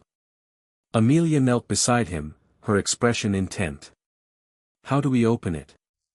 Harry studied the symbols, trying to remember what he'd learned about ancient magic. There's a sequence. A pattern that the locket was supposed to activate. If we can replicate the magic. He raised his wand, focusing his magic on the stone slab. He traced the symbols in the air, following the pattern he'd memorized from the locket's engravings. For a moment, nothing happened. Then the stone slab began to glow, and with a grinding sound, it slid aside to reveal a dark passageway. After you, Amelia said, her voice grim. Harry took a deep breath and stepped into the darkness. The passageway led to a chamber deep beneath the forest. The walls were lined with ancient carvings, depicting scenes from wizarding history that Harry had never seen before. There were images of the founders, of the first Hogwarts students, of battles fought and won against dark forces that had long since been forgotten. This is incredible, Amelia whispered. This chamber must be thousands of years old. Harry nodded slowly, his eyes scanning the carvings. The conspirators knew about this place. They were planning to use it for something. But what? Harry moved deeper into the chamber, his wand casting long shadows across the walls. At the center of the room was a pedestal, and on that pedestal was a book. It was a massive tome, bound in what looked like dragon hide, its pages yellowed with age. Harry approached it cautiously, his heart pounding. Be careful, Amelia warned. It could be cursed. Harry nodded, raising his wand. He cast a series of detection spells, but the book seemed clean, no curses, no dark magic, nothing that would suggest a trap. It's safe, he said finally. I think. He opened the book, and the pages were filled with writing, handwriting that looked ancient, the ink faded to brown. The words were in a language Harry didn't recognize, but something about them felt familiar. It's Old English, Amelia said, peering over his shoulder. I studied it at Hogwarts. It's a history of the wizarding world, one that's never been published. Harry felt his heart pound. A history that someone wanted to keep hidden. Amelia nodded grimly. The conspirators were trying to find this book. They wanted to use its secrets to destroy us. Harry turned the pages, his eyes scanning the ancient text. And then he saw it, a section that had been marked, a passage that had been underlined with trembling ink. Asterisk, the boy who lived cannot die, but he can be broken. The key to his destruction lies not in his death, but in his hope. Take from him the people he loves, the purpose he clings to, and he will become nothing. Asterisk. Harry stared at the words, feeling the breath leave his body. The conspirators had been following this prophecy, a prophecy that predated Trelawney's by centuries. This is it, he said, his voice shaking. This is what they were planning. They were trying to find a way to break me, to destroy everything I care about. Amelia reached out and took his hand. They won't succeed, Harry. We'll stop them. Harry nodded slowly. I know. But now we know what we're dealing with. They spent the next several hours in the chamber, examining the ancient book and the carvings on the walls. The history they uncovered was staggering, a hidden history of the wizarding world that had been deliberately suppressed by generations of powerful families. This is why the purebloods wanted to keep this hidden, Amelia said, her voice full of wonder. The truth about where magic came from, how it developed, it contradicts everything they've been taught. Magic isn't pure. It's a gift that belongs to everyone. Harry nodded slowly. The conspirators knew about this book. They wanted to keep its secrets hidden, to use them to maintain their power. And now we know the truth, Amelia said. We can use it to fight them. Harry smiled, a fierce, determined smile. Let's go. The return to the ministry was a blur. Harry and Amelia presented their findings to the new interim minister, a careful witch named Adela Grimstone who had been appointed after Kingsley's arrest. She listened to their story with growing alarm, and when they finished, she was pale with shock. An ancient prophecy, she said, her voice barely a whisper. A hidden history. And all of it connected to the conspiracy. Harry nodded. The conspirators were trying to use this information to destroy everything we've built. But now that we know what they were planning, we can stop them. Grimstone nodded slowly. What do you need? Everything, Amelia said. We need access to all the records of the conspiracy, the names, the locations, the resources.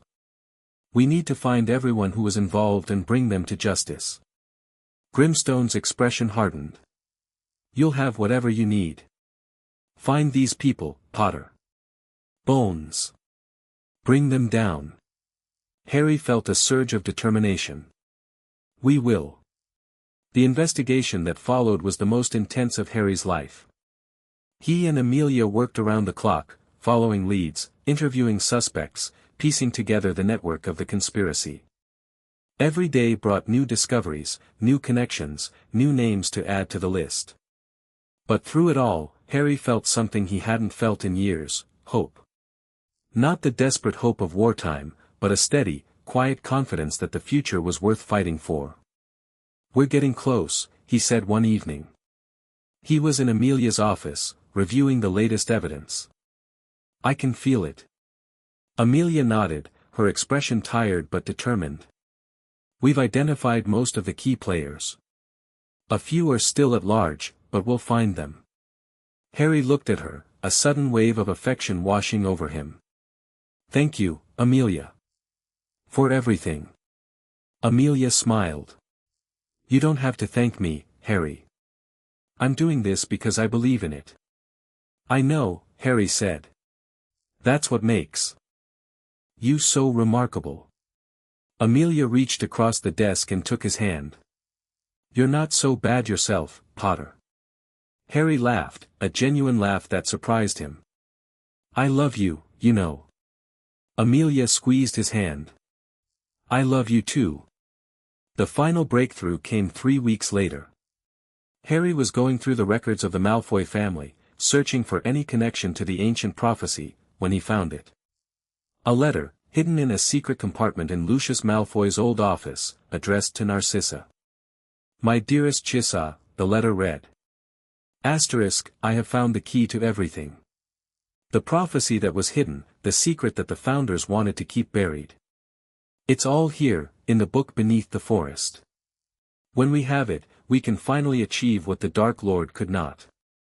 We can destroy the boy who lived and remake the wizarding world in our image. Asterisk. Harry stared at the letter, his heart pounding. Lucius Malfoy had known about the prophecy. He'd known about the book. And he'd been planning to use it to destroy everything Harry had fought for. Amelia, he called out. I found something. Amelia crossed to where he was standing, reading the letter over his shoulder. When she finished, her expression was grim. Lucius was involved from the beginning, she said. He was the one who planned everything. Harry nodded slowly. But he's in Azkaban. How could he have orchestrated all of this from prison? Amelia thought about it. He couldn't have. Not alone. He must have had help, someone on the outside who was carrying out his orders. Harry felt a cold dread settle in his stomach. Narcissa. Amelia nodded grimly. She was his contact. She was the one who coordinated the conspiracy. Harry shook his head slowly. But she helped me. During the war, she lied to Voldemort. She saved my life. People change, Harry, Amelia said gently. And grief changes people. Narcissa lost her husband, her family, everything she'd ever known. Maybe she wanted revenge.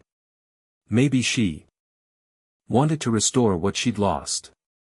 Harry was silent for a long moment, processing what he'd learned.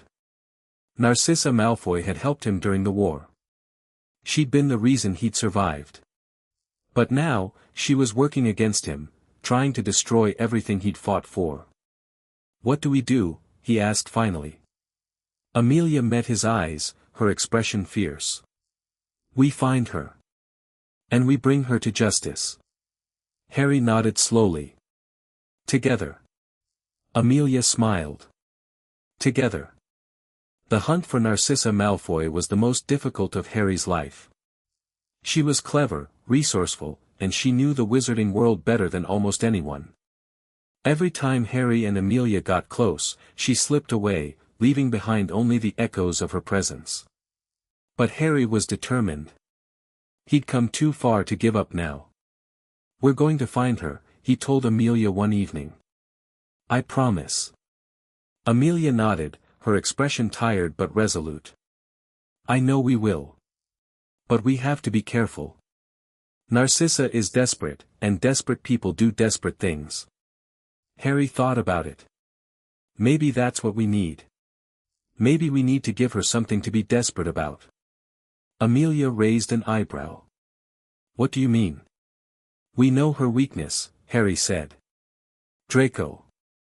She's always been protective of him. If we can use that. Harry, Amelia said, her voice sharp.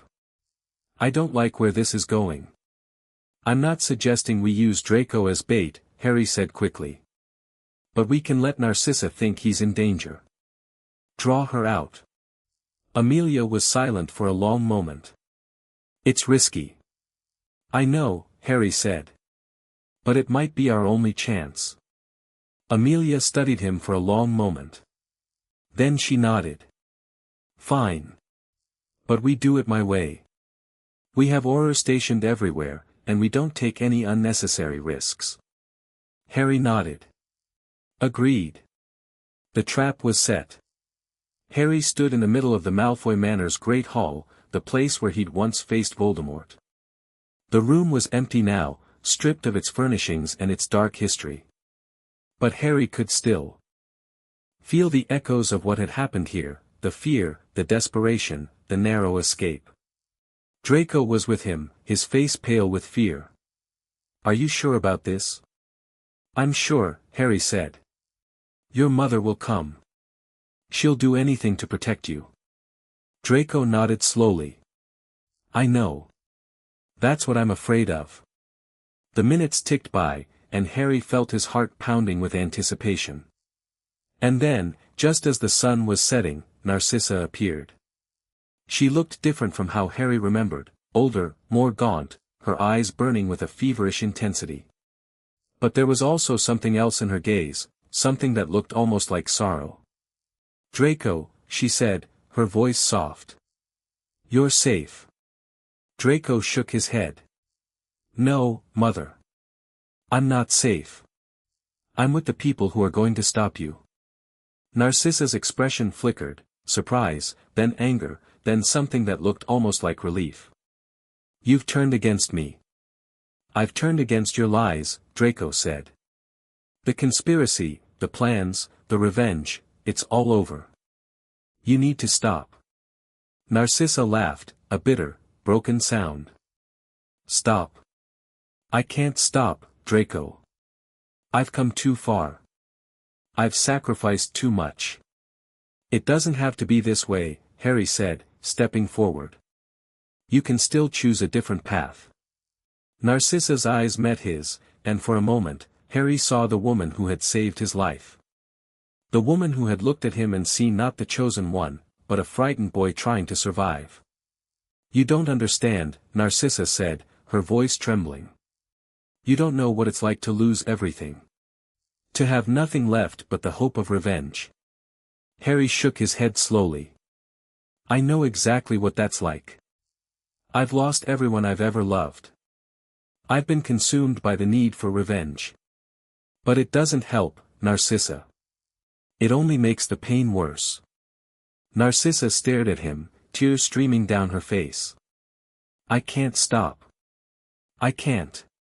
Then let us help you, Harry said gently. Let us find another way. For a long moment, Narcissa didn't respond. Then she lowered her wand and bowed her head. It's over, she whispered. It's finally over. The aftermath was chaotic. Narcissa Malfoy was taken into custody, her confession recorded and processed. The remaining conspirators were rounded up, their network finally dismantled. It was a victory, a hard-fought, well-earned victory. But Harry didn't feel triumphant. He felt tired. And sad. And strangely relieved. It's over, he said to Amelia.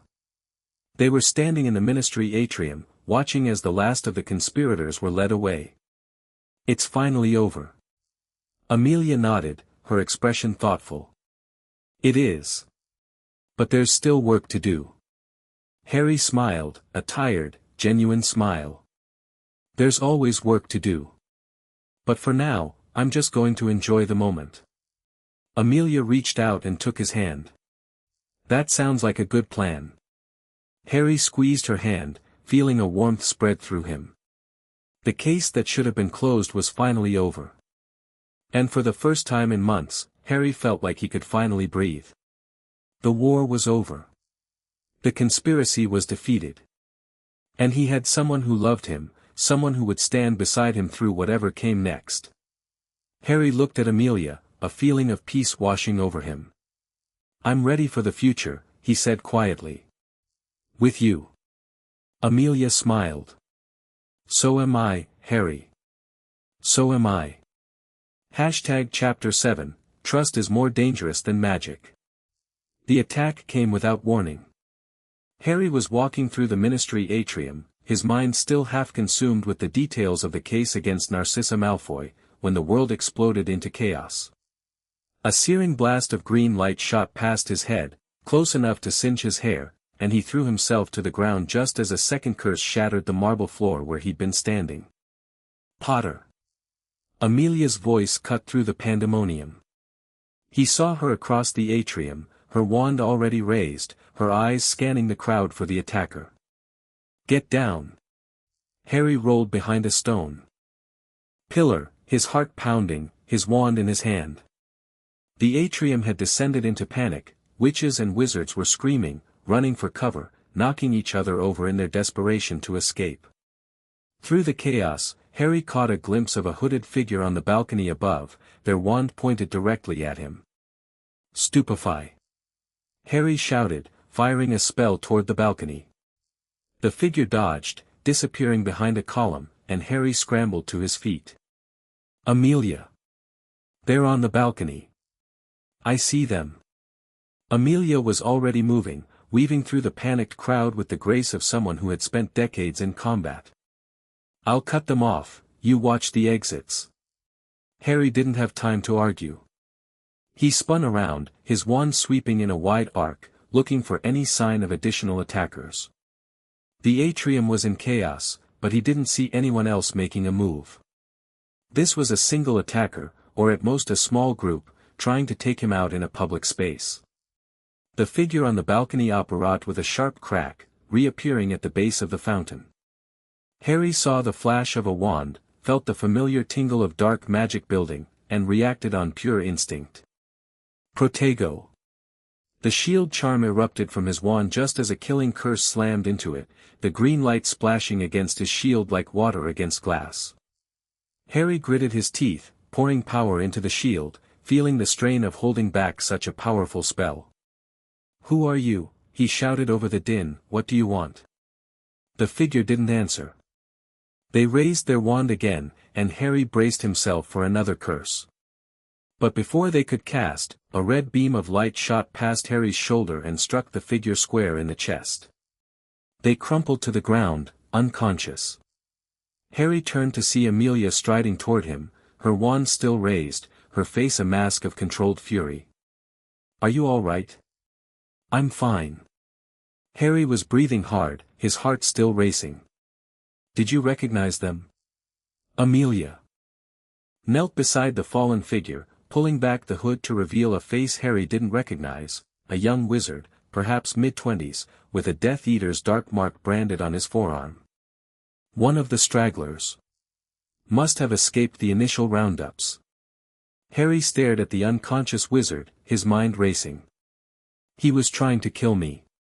In the middle of the ministry. He must have known he'd be caught. Or he didn't care, Amelia said grimly.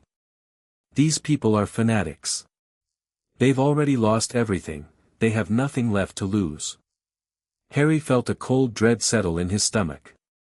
The conspiracy was supposed to be over. Narcissa was in custody, the network was dismantled. But here was proof that the fight wasn't finished. There were still people out there who wanted him dead. "We need to find out who sent him," Harry said. "If there are more like him."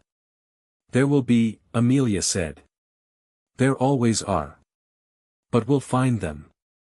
All of them." The attack changed everything. Harry found himself looking over his shoulder constantly, his hand never far from his wand.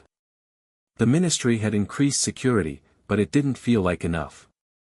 The conspirators had already proven they could get past the defenses. They'd nearly succeeded in killing him. "Potter, you need to relax," Amelia said one evening. They were in her office, reviewing the investigation into the attempted assassination.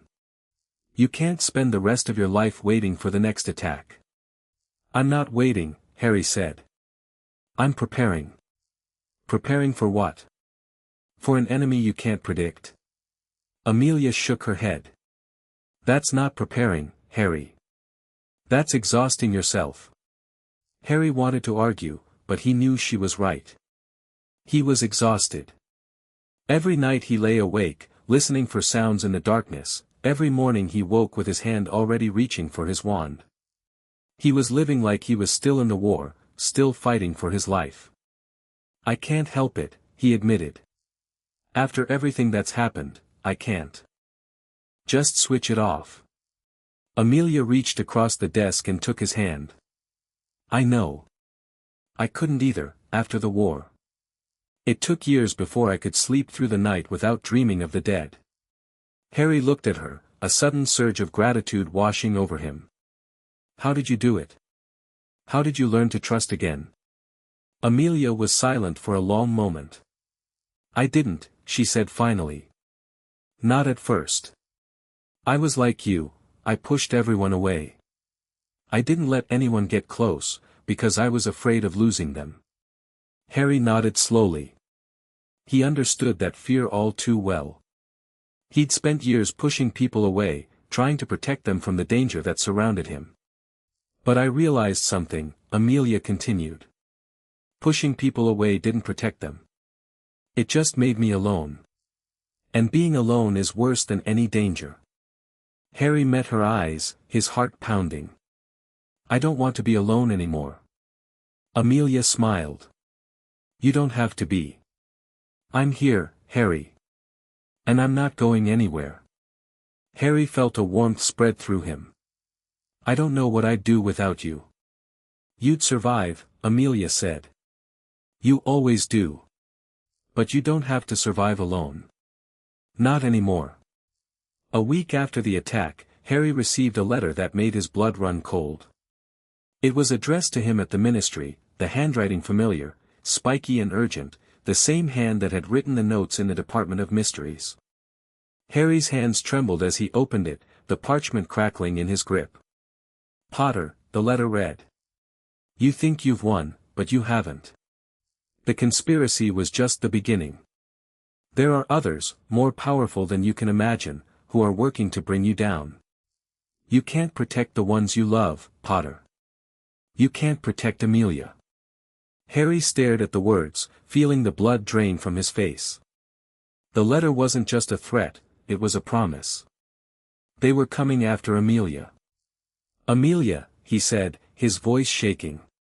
You need to see this. Amelia took the letter from him, her expression darkening as she read it. They're targeting me. I won't let them hurt you, Harry said fiercely. I'll protect you.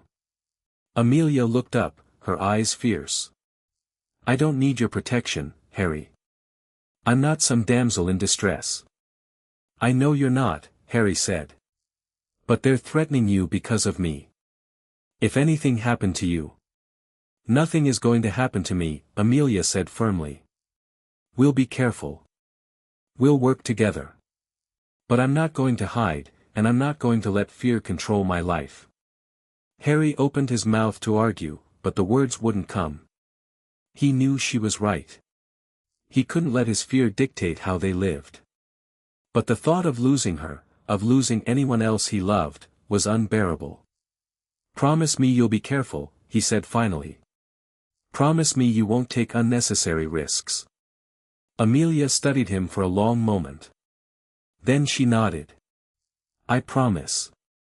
But you have to promise me something too. What? You have to trust me. Amelia's voice was soft but insistent. Trust that I can take care of myself. Trust that I know what I'm doing. Don't try to protect me by pushing me away. Harry felt his throat tighten. I won't. I promise. Amelia reached up and touched his face. That's all I ask. The weeks that followed were tense, but Harry kept his promise.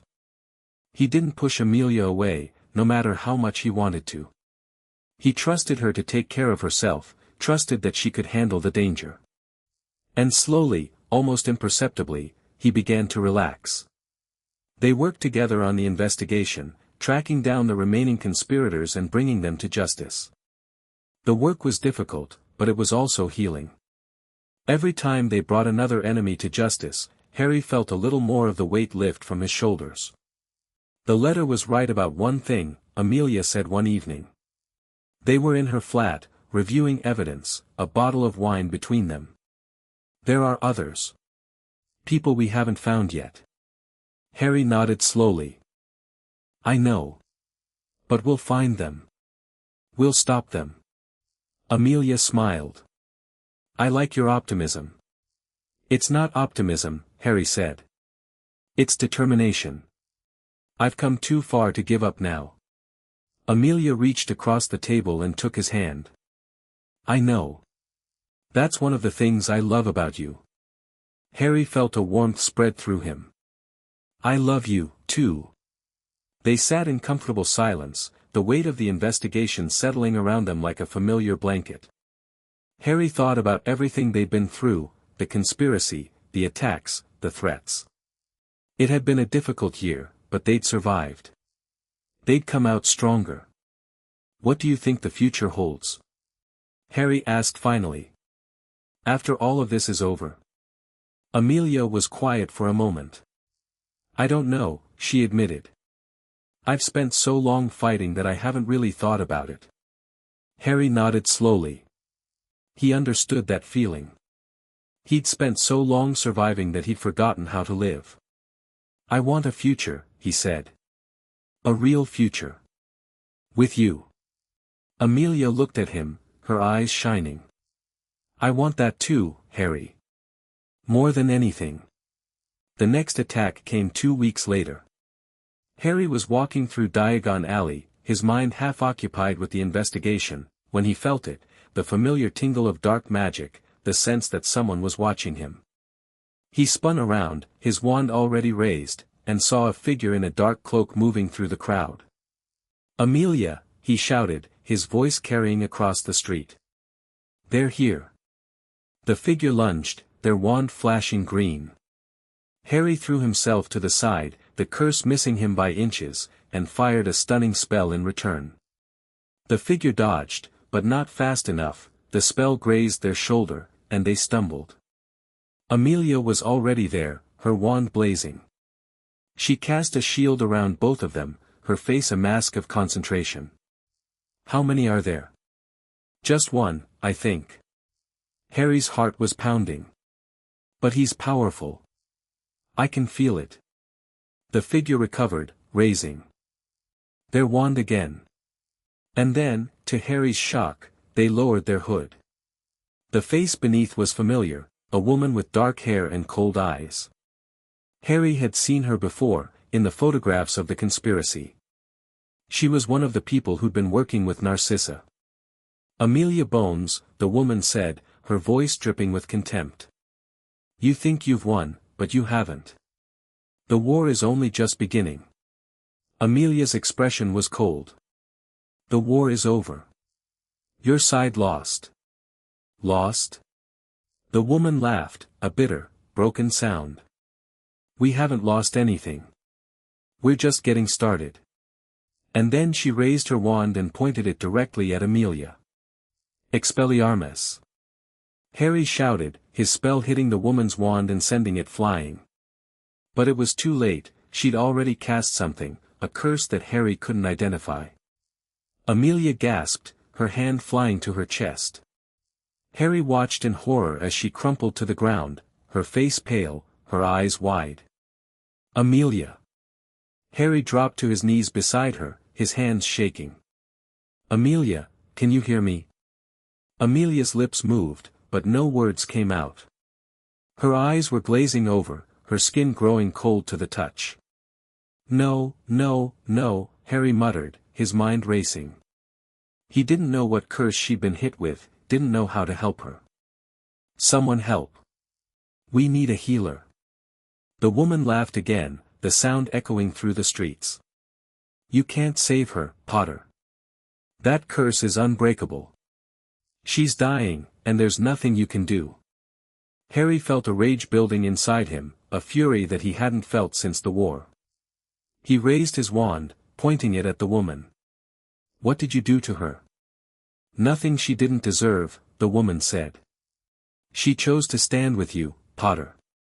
She knew the risks." "Tell me how to save her," Harry demanded, his voice shaking with rage. "Tell me, or I swear." "You'll do what?" The woman smiled coldly. "Kill me. Go ahead. It won't save her." Harry was trembling with fury, his wand pointed at the woman's heart.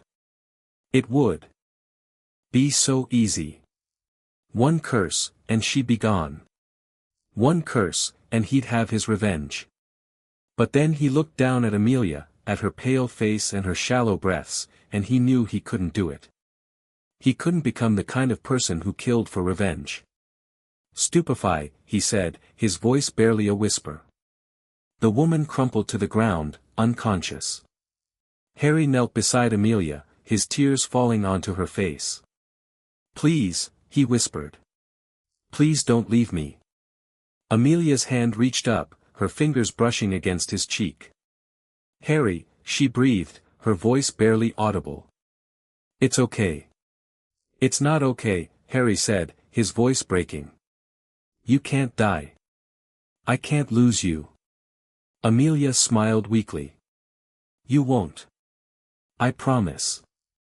And then her eyes closed, and her hand fell away. The next few hours were the longest of Harry's life. He carried Amelia to St. Mungo's, refusing to let anyone else touch her. The healers took her into the emergency ward, and Harry waited in the corridor, his heart pounding with fear and grief. "Mr. Potter," a healer said finally, emerging from the ward. "Madam Bones is stable. The curse was powerful, but we managed to counter it." Harry felt the breath leave his body in a rush. "She's going to be okay." "She's going to be fine," the healer said. "She'll need to rest for a few weeks, but there's no permanent damage." Harry felt tears streaming down his face. "Thank you. Thank you so much." "Don't thank me," the healer said. "Thank Madam Bones. She's a fighter." Harry nodded, too overwhelmed to speak. He made his way to Amelia's room, his legs barely supporting him. When he saw her lying in the bed, her face pale but peaceful, he felt a surge of relief so powerful it nearly knocked him over. "Amelia," he whispered, taking her hand. "I'm here. I'm not going anywhere." Amelia's eyes fluttered open. "Harry," she said, her voice weak but steady. "You're okay."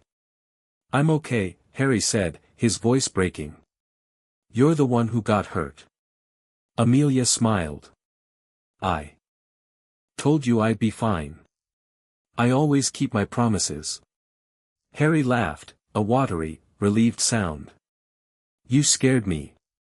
I thought I'd lost you." Amelia squeezed his hand. "You can't get rid of me that easily, Potter." Harry felt a warmth spread through him. "I love you, Amelia. I don't know what I'd do without you." Amelia smiled. "You'll never have to find out."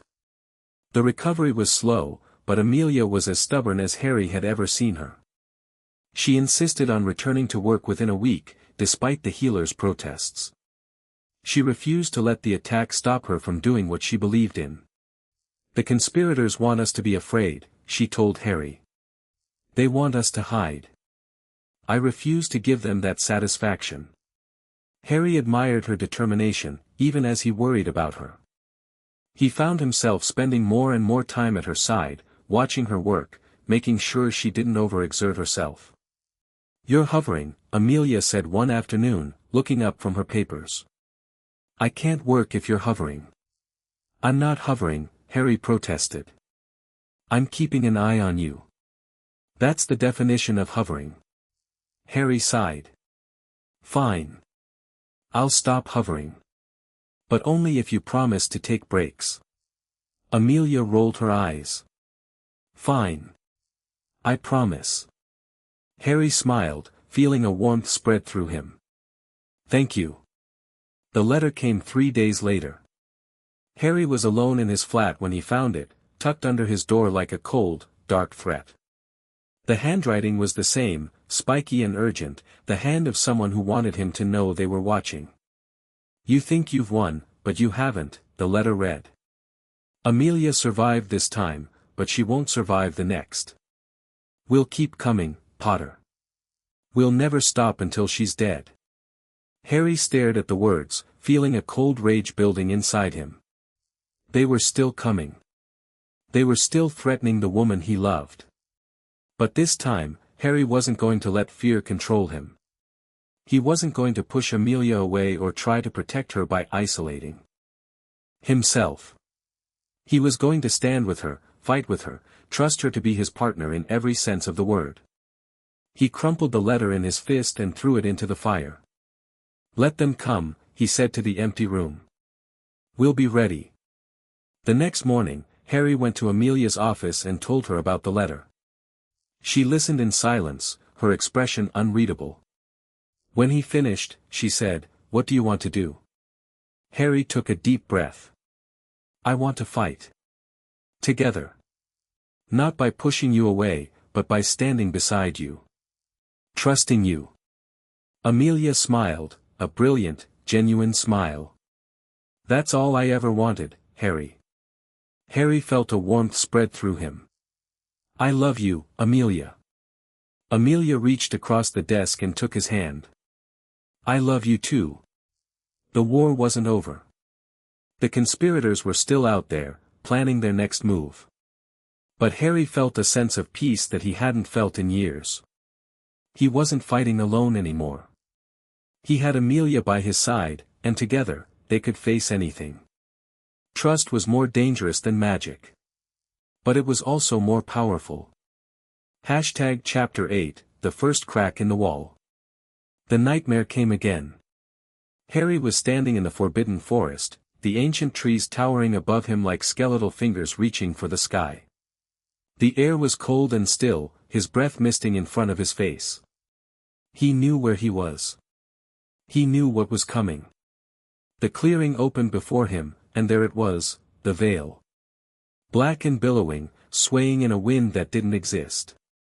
Beyond it, he could hear the whispers. Voices he'd buried deep in his heart, voices that still called to him in his darkest moments. Sirius. Remus. Tonks. Fred. His parents. Harry, Sirius's voice called, soft and familiar. "Come closer. We've missed you." Harry's feet moved forward, carrying him toward the veil against his will. The fabric billowed, and he could see shapes moving behind it, shadows that looked almost like people. "Just a step," his mother's voice whispered. "Just one step, and you'll be with us again." Harry's foot lifted, hovering over the edge of the platform. The pull was so strong, so seductive. It would be so easy. One step, and all the pain would be over. The loneliness, the grief, the endless weight of responsibility, all of it would disappear. But then he heard another voice. A voice that didn't come from beyond the veil. "Harry." It was Amelia. Her voice was quiet but insistent, cutting through the fog of his despair. He turned, and there she was, standing at the edge of the clearing, her wand raised, her face a mask of determination. "Harry, don't. I need you here. I need you with me." Harry looked from Amelia to the veil, the whispers growing louder in his ears. It would be so easy. But Amelia needed him. She was alive, and she needed him to be alive too. He stepped back from the veil and walked toward her. And then he woke up. Harry sat bolt upright in bed, his heart pounding, his body drenched in sweat. The flat was dark and quiet around him, the only sound the distant hum of London traffic. He pressed his hands against his face, trying to calm his breathing. The dream had been so vivid. He could still hear the whispers, still feel the pull of the veil. It was getting worse, he realized. The nightmares were coming more frequently, more intensely. He'd thought they were getting better, but now it seemed they were only getting worse. He looked at the clock on his bedside table. 3:47 a.m. He wouldn't be able to get back to sleep. He never could, after the dream. Harry swung his legs out of bed and padded to the kitchen. He put the kettle on, watching the steam rise from the spout, trying to steady his shaking hands. The flat felt too small, too quiet. The silence pressed in on him from all sides. He needed to talk to someone. He needed to talk to Amelia. But it was nearly 4 a.m. He couldn't call her at this hour. She needed her sleep, especially after everything she'd been through. With the attack. He'd just have to wait until morning. Harry made himself a cup of tea and sat at the small kitchen table, staring out the window at the dark London skyline. The city was sleeping, but his mind was wide awake, churning with memories and fears.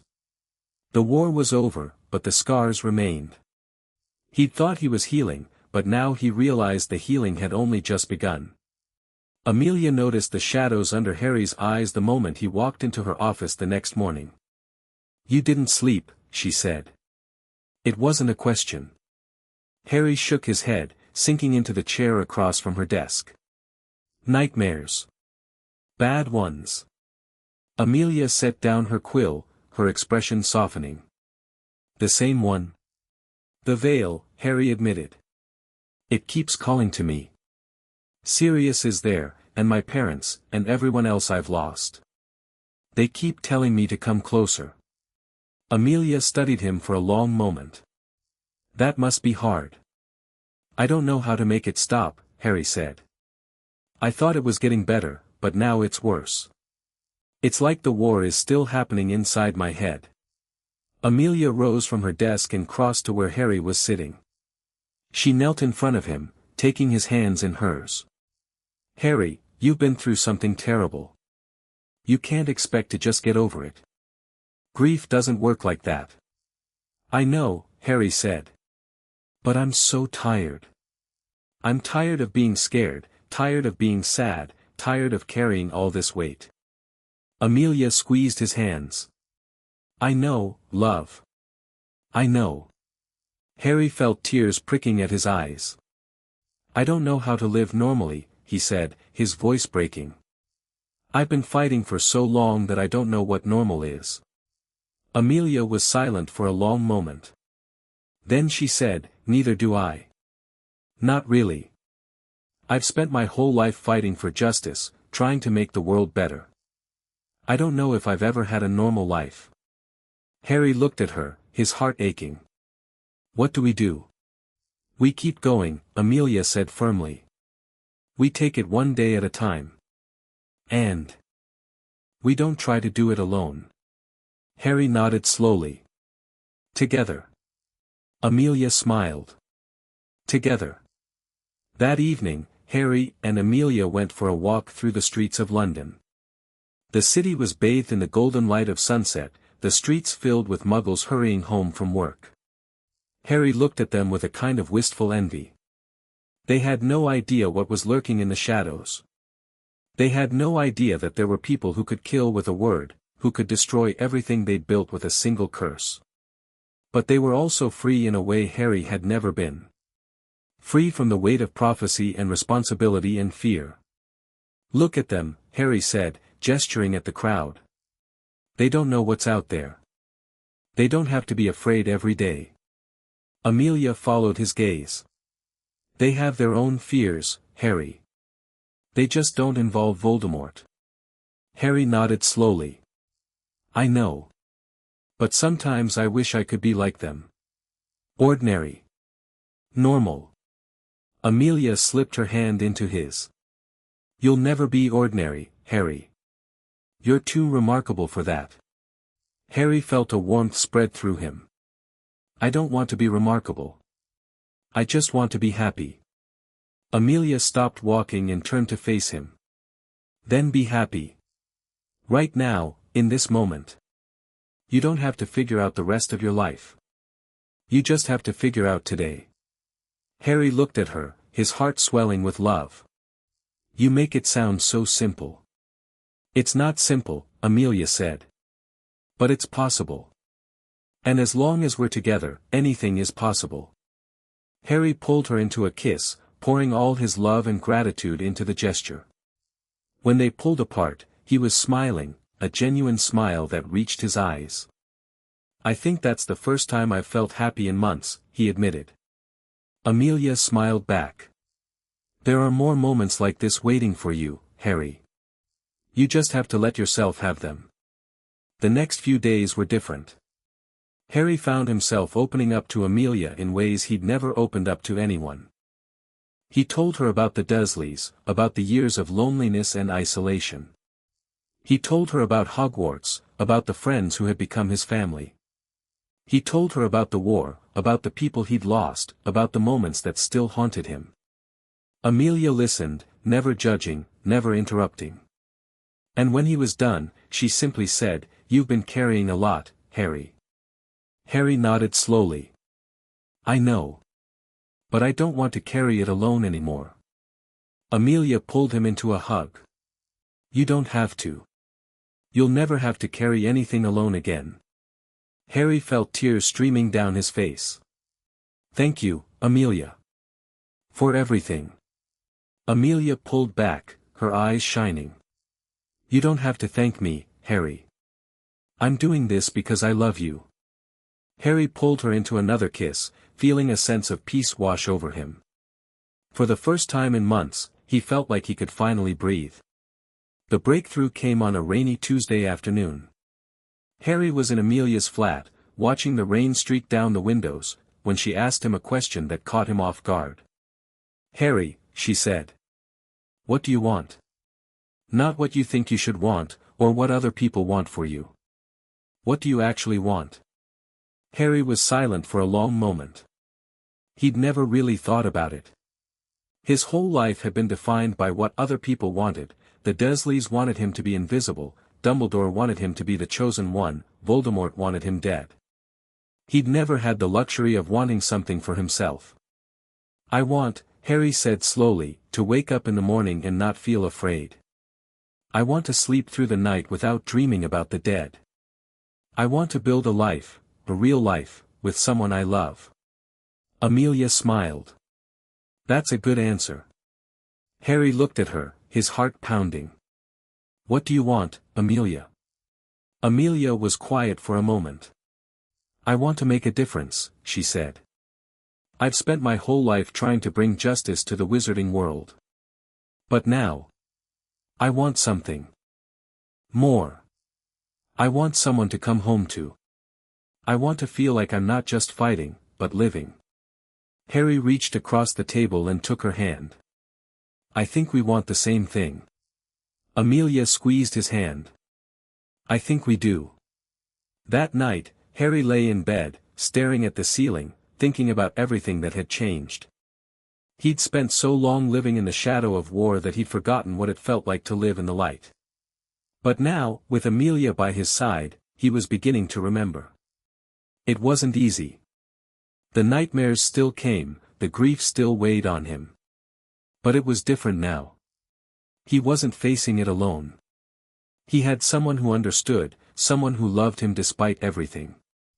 And for the first time in his life, Harry felt like he had a future worth fighting for. The dream came again the next night. Harry was back in the Forbidden Forest, walking toward the Vale. The whispers were louder than ever, the pull stronger. But this time, when he reached the platform, he didn't lift his foot. You can't have me, he said, his voice steady. I'm not ready to join you yet.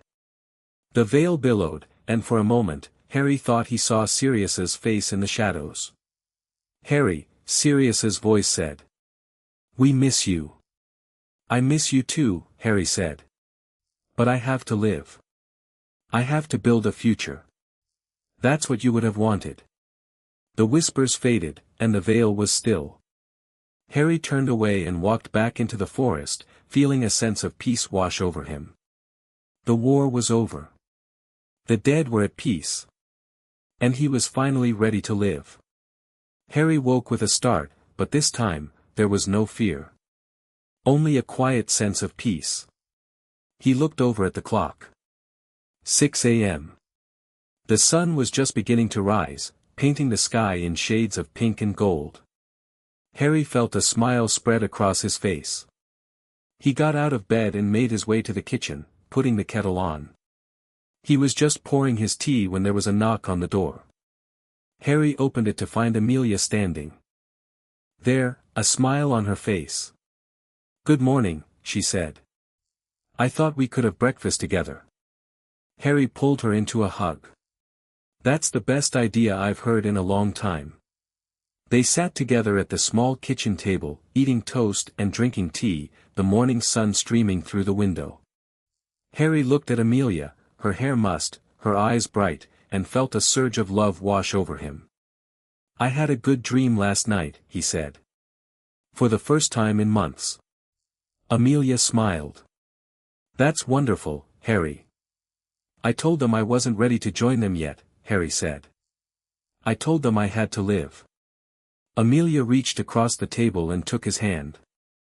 That's exactly right, Harry. You deserve to live. Harry squeezed her hand. I'm going to live, Amelia. I'm going to build a future. With you. Amelia's eyes filled with tears. I'd like that, Harry. I'd like that very much. The weeks that followed were the best of Harry's life. He and Amelia grew closer, building a relationship that was based on honesty and trust. The nightmares still came, but they were less frequent, less intense. And when they did come, Harry would wake up and reach for Amelia, grounding himself in her presence. You're different, Ron said one evening. They were having dinner at the Burrow, and Harry had just told Ron about his relationship with Amelia. Different how? Harry asked. Ron shrugged. You seem calmer. More at peace. Harry nodded slowly. I am. I think I finally figured out how to live. Ron smiled, clapping Harry on the shoulder. That's great, mate. I'm happy for you. Harry looked around the Burrow, at the chaos and laughter and love that had always defined the place.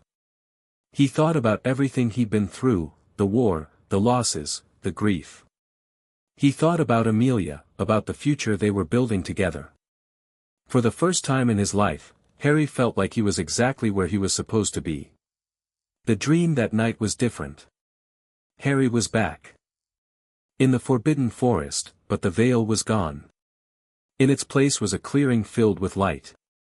And there, standing in the center of the clearing, were all the people he'd lost. Sirius smiled at him. You did good, Harry. Remus nodded. We're proud of you. His parents stood together, their faces filled with love. Live your life, Harry, his mother said. Be happy. Harry felt tears streaming down his face. I love you all. We love you too, Sirius said. Now go. Live. And Harry woke up, tears on his face, but with a smile on his lips. He looked over at Amelia, asleep beside him, and felt a surge of love wash over him. He reached out and brushed a strand of hair from her face. Thank you, he whispered. For everything. Amelia stirred, her eyes fluttering open. Harry? Are you okay? I'm perfect, Harry said. I'm exactly where I'm supposed to be. Amelia smiled, pulling him into a kiss. That's all I ever wanted. Harry lay back in the bed, holding Amelia close, feeling a sense of peace wash over him. The war was over. The grief was healing. And he was finally, truly alive. The crack in the wall that he'd built around himself was widening, letting in the light. And for the first time in his life, Harry Potter was ready to step into the sun. Chapter 9, A Quiet Evening. The invitation came as a surprise. Harry was in the middle of reviewing evidence from the latest round of conspiracy arrests when Amelia appeared in his office doorway, her expression unusually hesitant. Harry, she said. I wanted to ask you something. Harry looked up, instantly alert. What is it? Is something wrong? No, nothing's wrong. Amelia stepped into the office, closing the door behind her. I was wondering if you'd like to have dinner tonight. At my place. Just the two of us. Harry blinked, momentarily thrown. They'd had dinner together countless times, at restaurants, at the Burrow, at his flat. But Amelia's invitation felt different. More intimate. More deliberate. I'd love to, he said. What's the occasion? Amelia smiled, a small, almost shy smile that Harry had never seen on her before. No occasion. I just thought it might be nice to have an evening where we don't talk about work. Where we just, be together. Harry felt a warmth spread through him. That sounds perfect. Harry spent the rest of the day in a state of pleasant anticipation. The work still needed to be done, the conspiracy investigation was ongoing, and there were always new leads to follow, new suspects to interview. But Harry found his mind wandering to the evening ahead, to the prospect of spending time with Amelia away from the pressures of the ministry. He left work early, stopping at a small shop in Diagon Alley to pick up a bottle of wine. He didn't know much about wine, he'd never really had the opportunity to learn, but the shopkeeper assured him it was a good choice for a romantic evening. Romantic, Harry thought, feeling a flutter of nervousness in his chest. Was that what this was? A romantic evening? He supposed it was. He and Amelia had been together for months now, had shared countless intimate moments. But this felt different. This felt like a step forward, a deepening of their relationship. Harry apparat to Amelia's flat, his heart pounding with a mixture of excitement and nerves. He raised his hand to knock, then paused, taking a deep breath. It's just Amelia, he told himself. Asterisk the woman you love. The woman who loves you. There's nothing to be nervous about, asterisk. He knocked.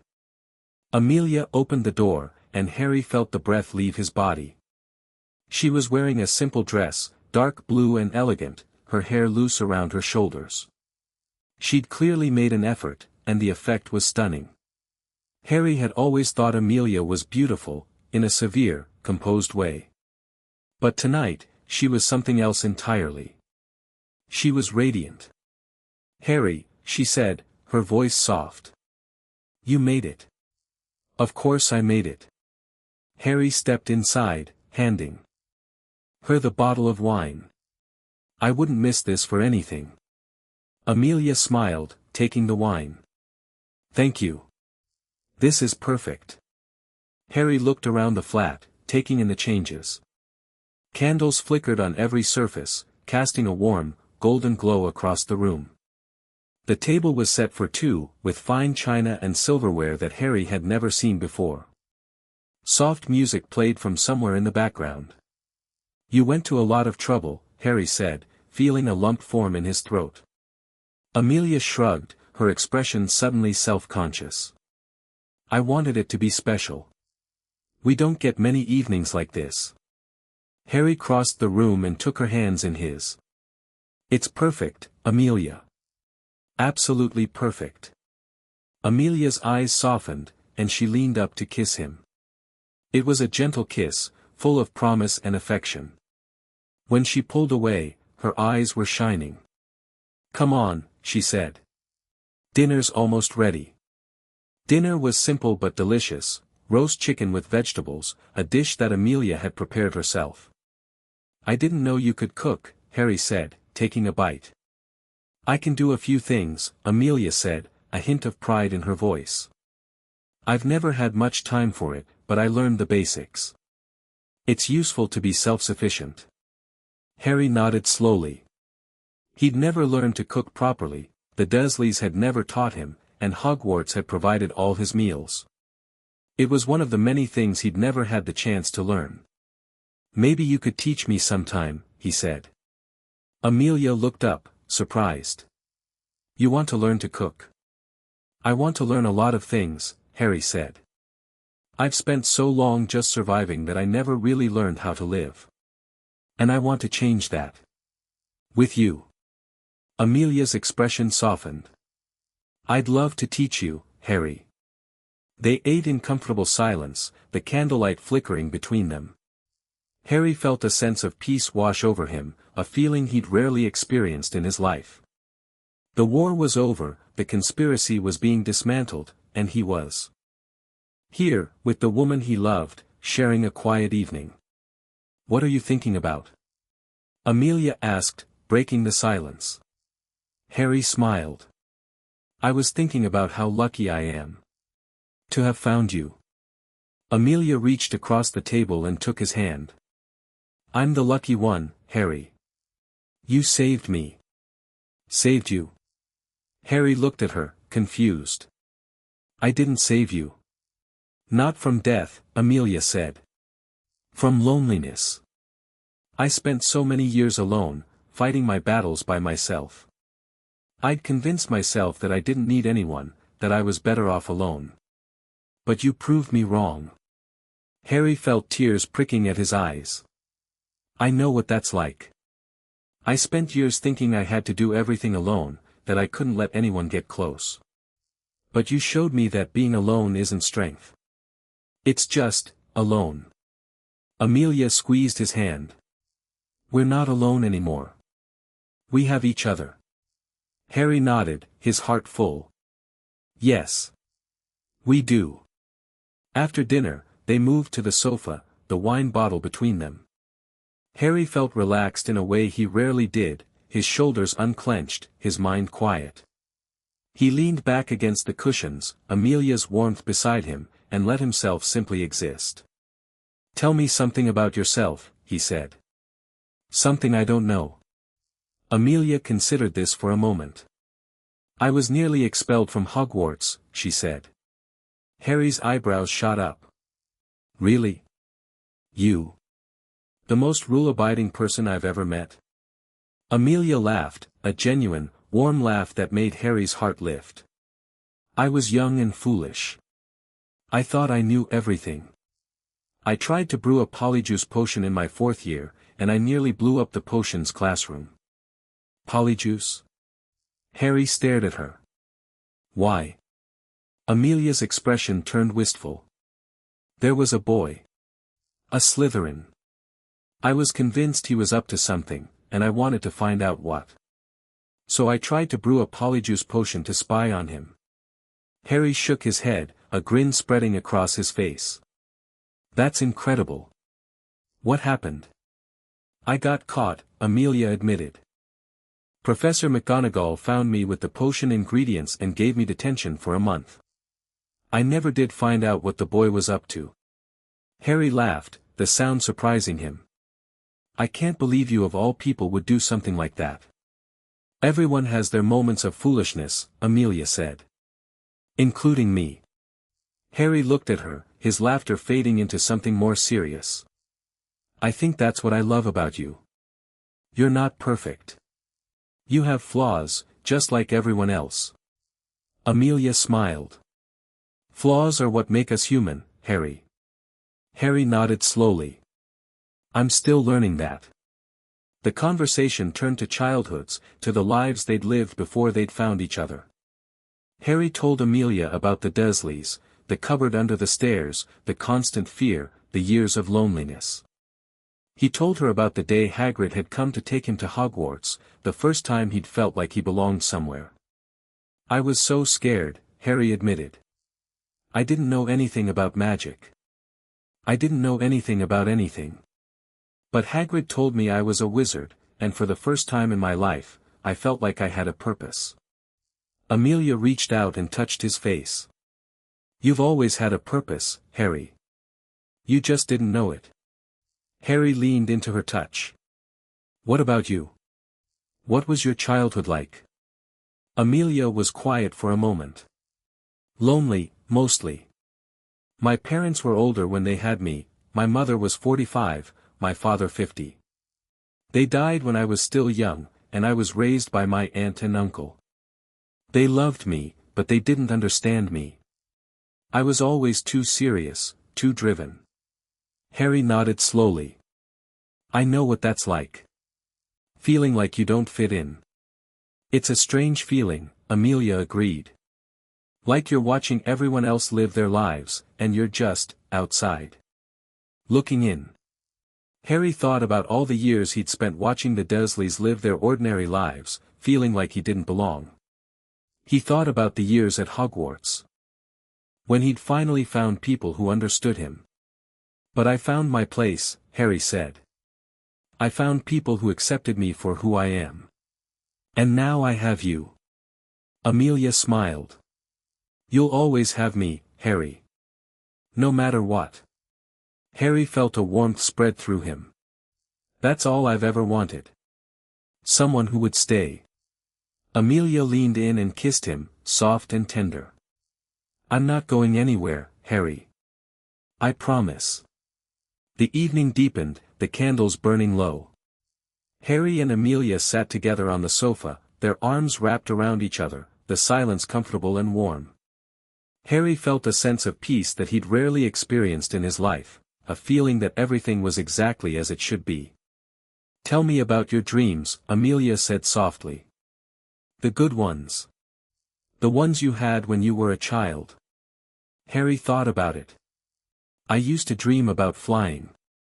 Before I knew I was a wizard, I used to dream about soaring through the sky, above the clouds. I could feel the wind in my hair, the freedom of it. I thought it was just a dream, but then I found out about Quidditch, and I realized it was real. Amelia smiled.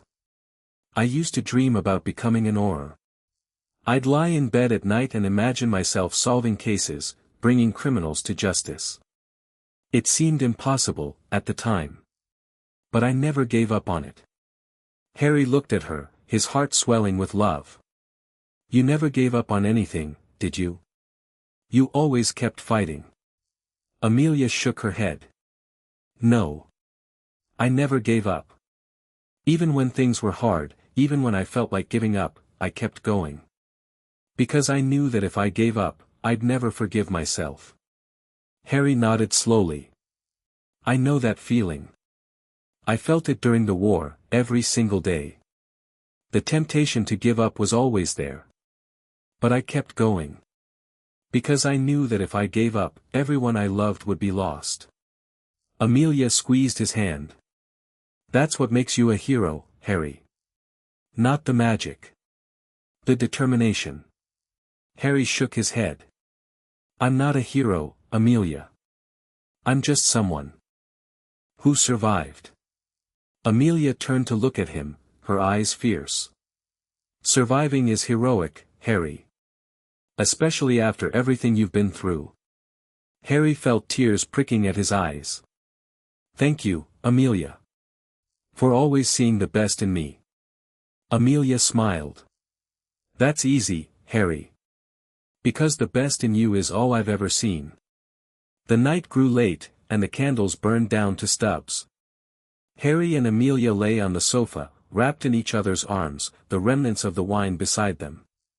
Harry felt a sense of contentment that he'd rarely experienced in his life. He was warm, comfortable, and with the woman he loved.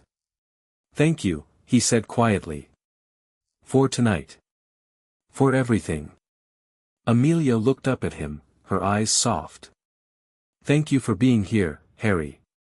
For trusting me. Harry pulled her closer. I trust you more than anyone, Amelia. You're the only person who's ever really seen me. Amelia reached up and touched his face. I see you, Harry. All of you. And I love everything I see. Harry felt tears streaming down his face. I don't know what I did to deserve you. You didn't do anything, Amelia said. You were just yourself. And that was enough. Harry pulled her into a kiss, pouring all his love and gratitude into the gesture. When they pulled apart, he was smiling. I love you, Amelia. So much. Amelia smiled back. I love you too, Harry. Now and always. They fell asleep on the sofa, wrapped in each other's arms. Harry dreamed of sunlight, warm, golden sunlight streaming down on him, chasing away the shadows. He dreamed of flying, of soaring through the sky with Amelia beside him. He dreamed of a future, bright and open and full of possibility. When he woke in the morning, Amelia was still asleep beside him, her face peaceful and relaxed. Harry watched her for a long moment, his heart full of love. He'd spent so long fighting, so long surviving, that he'd forgotten what it felt like to simply live. But now, with Amelia by his side, he was learning. The war was over. The future was bright. And for the first time in his life, Harry Potter felt like he was exactly where he was supposed to be. The morning light streamed through the windows as Amelia stirred, her eyes fluttering open. Morning, Harry said softly, brushing a strand of hair from her face. Amelia smiled, her eyes still half closed. Morning. Did you sleep well? The best sleep I've had in months, Harry admitted. No nightmares. Just peace. Amelia reached up and touched his face. That's wonderful, Harry. I'm so glad. Harry leaned down and kissed her forehead. Thank you, Amelia. For everything. For last night, for all the nights before. For being you. Amelia smiled, her eyes shining. Thank you for being you, Harry. For being the man who saved me. Harry felt tears pricking at his eyes. We saved each other, Amelia. That's what we do. Amelia nodded slowly. Yes. That's what we do. They lay together in the morning light, wrapped in each other's arms, the future stretching out before them like a vast, open road. And for the first time in his life, Harry Potter wasn't afraid of what the future held. He had Amelia. He had love. And he had hope. That was more than enough. Chapter 10, The Wizarding World Notices. It started with a photograph.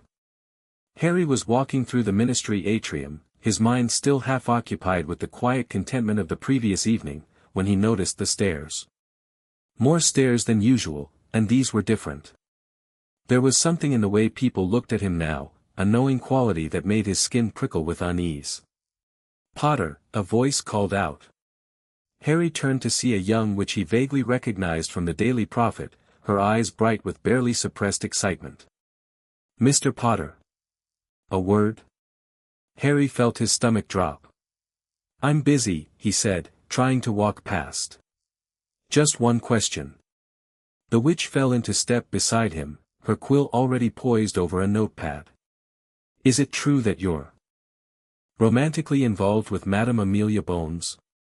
The photograph in this morning's Prophet. Harry stopped dead in his tracks. What photograph? The witch's smile widened. You haven't seen it. It's on the front page.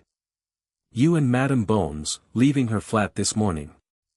The caption reads, The Chosen One and the Head of Magical Law Enforcement, a New Power Couple.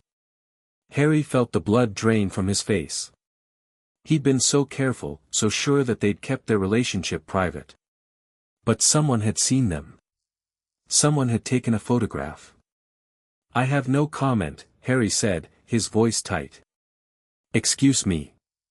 He pushed past the witch, his heart pounding, and made his way to Amelia's office. She was already there, a copy of the Daily Prophet spread across her desk, her expression grim.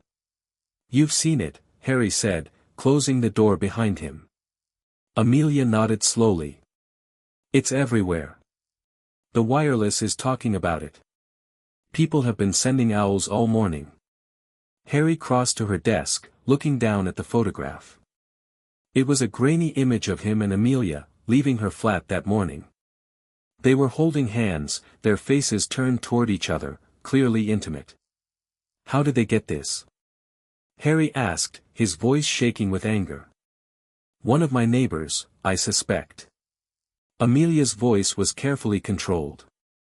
Or someone who's been watching the flat. Either way, the damage is done. Harry sank into the chair across from her desk, his mind reeling. He'd known that their relationship would eventually come to light, he wasn't naive enough to think they could keep it secret forever. But he'd hoped to have more time. Time to prepare, time to figure out how to handle the inevitable scrutiny. What do we do? He asked finally. Amelia was silent for a long moment. We tell the truth, she said. We don't hide. We don't apologize. We simply tell the truth. Harry looked at her, his heart pounding. And if people don't accept it? If they judge us? Amelia met his eyes. Then we deal with it. Together. Harry nodded slowly. Together. The press was relentless. Harry and Amelia were swarmed by reporters wherever they went, the ministry, Diagon Alley, even the streets of London. Everywhere they turned, there were questions, accusations, insinuations. Mr. Potter. Is it true you're dating a woman nearly twice your age? Madam Bones. Does your relationship compromise your position at the ministry? Are you planning to marry? Children? Is this a political alliance or a genuine romance? Harry tried to ignore them, but it was impossible. Every time he opened a newspaper, there was another story about him and Amelia. Every time he turned on the wireless, there was another discussion of their relationship. "It's exhausting," Harry admitted one evening. They were in his flat, the windows spelled to block out prying eyes. "I can't even go to the shops without someone asking me about you." Amelia nodded grimly. "The same for me. I've had 3 owls this morning from ministry officials demanding to know if my relationship compromises my objectivity." "Does it?" Harry asked, suddenly worried. Amelia shook her head firmly. "No. I can separate my personal life from my professional duties. I've been doing it for decades." Harry felt a surge of relief. "I'm glad. I don't want to be the reason you lose everything you've worked for." Amelia reached across the table and took his hand. "You won't be, Harry. I won't let that happen." Harry squeezed her hand. "I love you." Amelia smiled. "I love you too. Now, let's not let the press ruin our evening." But the press wasn't the only problem. Harry began to notice the way people looked at him differently, not with the awe they'd once had, but with something closer to disapproval. He heard whispers in the corridors, accusations murmured behind his back. "He's too young for her. It's indecent. She's taking advantage of him. Using him for his fame. It's just a scandal. It'll blow over." Harry tried to ignore it, but the whispers followed him everywhere. It was like being back at Hogwarts, hearing the whispers about his scar, about his parents, about the Dark Lord. "Are you all right?" Ron asked one afternoon. They were having lunch at the Burrow, and Harry had been unusually quiet. Harry shook his head. "It's just, everything. The press, the rumors, the whispers. It's like the war all over again." Ron studied him for a long moment. "Mate, I know it's hard. But you can't let them get to you. They're just jealous." "Jealous of what?" Harry asked bitterly. "Jealous of being hounded by reporters. Jealous of having my personal life splashed across the front page." Ron shook his head. "Jealous of you, mate. Jealous of what you have. You and Amelia, you've got something special. And people hate seeing other people happy." Harry considered this. "You really think so?" Ron nodded firmly. "I know so. Hermione and I, we've had our share of criticism too. People think we're too different, or that we're not right for each other. But we don't let it get to us. Because we know what we have is real." Harry felt a warmth spread through him. "Thank you, Ron. I needed to hear that." Ron clapped him on the shoulder. "That's what friends are for, mate." The first open criticism came from a witch Harry didn't recognize. He was in Diagon Alley, picking up some supplies, when she approached him, a middle-aged woman with a pinched face and disapproving eyes. "Mr. Potter," she said, her voice dripping with condescension. "I just wanted to tell you how disappointed I am. You were supposed to be a role model for our children. And now you're, this." Harry felt his jaw tighten. "I'm not sure what you mean." The woman gestured vaguely. "This relationship. With a woman so much older than you. It's indecent, Mr. Potter. It's not what we expected of you." Harry felt a cold anger rising in his chest. "I'm sorry you feel that way," he said, his voice carefully controlled. "But my personal life is none of your business." The woman's eyes widened with outrage. "None of my business? You're the chosen one, Mr. Potter. Everything you do is the business of the wizarding world." Harry opened his mouth to argue, but before he could, a familiar voice spoke from behind him. "Actually, his personal life is none of your business." Harry turned to see Amelia striding toward them, her expression cold, her wand in her hand. The woman's face went pale, and she took a step back. "Madam Bones," she stammered. "I didn't mean. You didn't mean to be rude. You didn't mean to judge a relationship you know nothing about. Amelia's voice was sharp as a blade. Because that's exactly what you did. The woman opened her mouth to respond, but Amelia cut her off. Harry and I are adults. Our relationship is our own business. If you have a problem with that, you can take it up with me, but I promise you, it won't end well for you. The woman turned and fled, her face red with embarrassment. Harry stared at Amelia, his heart swelling with love. You didn't have to do that. Amelia turned to him, her expression softening. Yes, I did.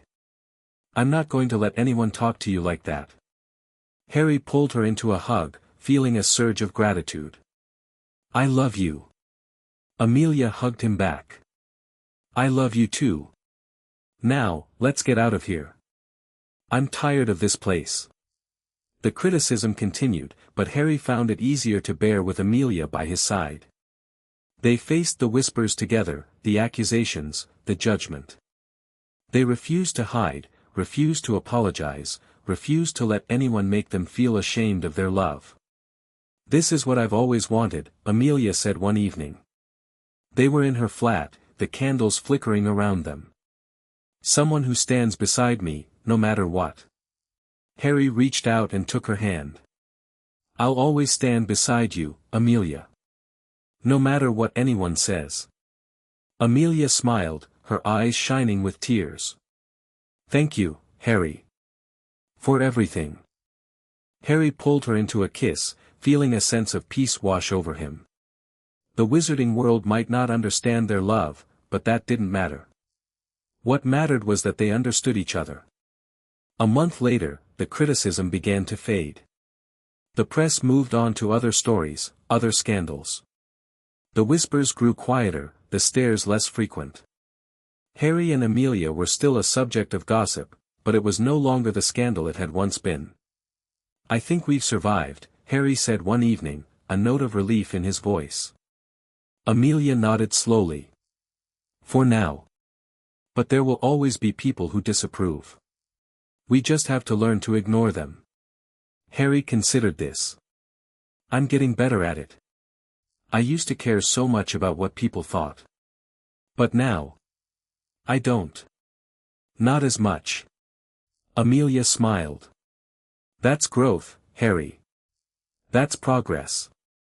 Harry felt a warmth spread through him. I think I'm finally learning how to live. Amelia reached out and touched his face. That's all I ever wanted for you, Harry. To live. Harry leaned into her touch. I'm living, Amelia. Because of you. Amelia's eyes filled with tears. No, Harry. Because of you. You found the strength to move forward. I just helped you see it. Harry pulled her into a kiss, feeling a sense of peace wash over him. The war was over. The criticism was fading. And he had the woman he loved by his side. The final test came at a ministry gala. Harry and Amelia had been invited, not as a couple, but as two prominent figures in the wizarding world. They knew what to expect. They knew there would be whispers, accusations, judgment. And they were ready. Harry walked into the gala with his head held high, Amelia beside him. They didn't hide their relationship, didn't pretend to be just colleagues. They were together, and they were proud. Mr. Potter. A voice cut through the crowd. Harry turned to see a wizard he recognized, one of the wealthiest purebloods in the country, a man who had been critical of Harry's relationship in the press. Lord Ashworth, Harry said, his voice neutral. Lovely to see you. Ashworth smiled, but it didn't reach his eyes. I'm surprised to see you here. I thought you'd be too busy with your personal life. Harry met his gaze steadily. My personal life doesn't interfere with my duties, Lord Ashworth. I'm here because I care about the future of the wizarding world. Ashworth's smile tightened.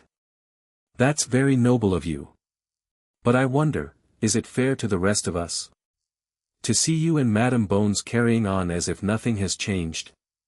Harry felt a flash of anger, but he kept his voice calm. Everything has changed, Lord Ashworth. The war is over. We're building a new world.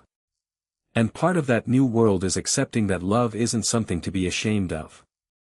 Ashworth opened his mouth to respond, but before he could, Amelia stepped forward. Lord Ashworth, she said, her voice cool and steady. If you have a problem with my relationship with Harry, you can take it up with me. But I'd advise you to choose your words carefully. I have a long memory. Ashworth's face went pale. Madam Bones, I meant no offense. I'm sure you didn't. Amelia's smile was razor-sharp. Now, if you'll excuse us, we have other people to speak with. She took Harry's arm and led him away, leaving Ashworth sputtering in their wake. That was magnificent, Harry whispered, a grin spreading across his face. Amelia smiled, her eyes gleaming. I've had years of practice dealing with people like him. Harry laughed, a genuine, joyful sound. I love you. Amelia's smile softened. I love you too. The evening ended with Harry and Amelia dancing in the center of the ballroom, the music swelling around them. For the first time, Harry felt like he belonged. Not as the chosen one, not as the boy who lived, but as himself. Just Harry. With the woman he loved. You know, Harry said, leaning close to Amelia's ear. I used to think I'd never have this. A normal life, with someone I loved. Amelia looked at him, her eyes soft. And now? Harry smiled. Now I know I was wrong.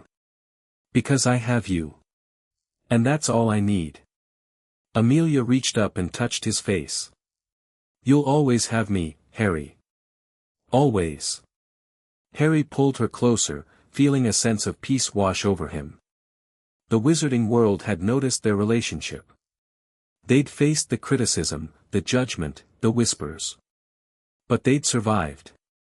They'd come out stronger. And now, finally, they could focus on the future.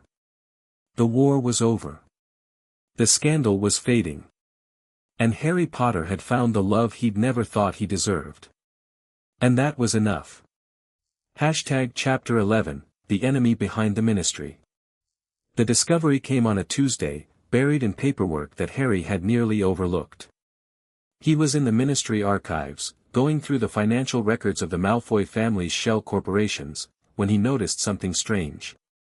A pattern of payments that didn't make sense, money flowing from accounts that should have been frozen to organizations that shouldn't have existed. Amelia, he called out, his voice sharp with sudden urgency. You need to see this. Amelia crossed to where he was standing, her eyes scanning the documents he'd laid out across the table. Her expression shifted from curiosity to concern to grim understanding. These accounts, she said slowly. They're still active. Even after we froze the Malfoy assets. Harry nodded, his heart pounding.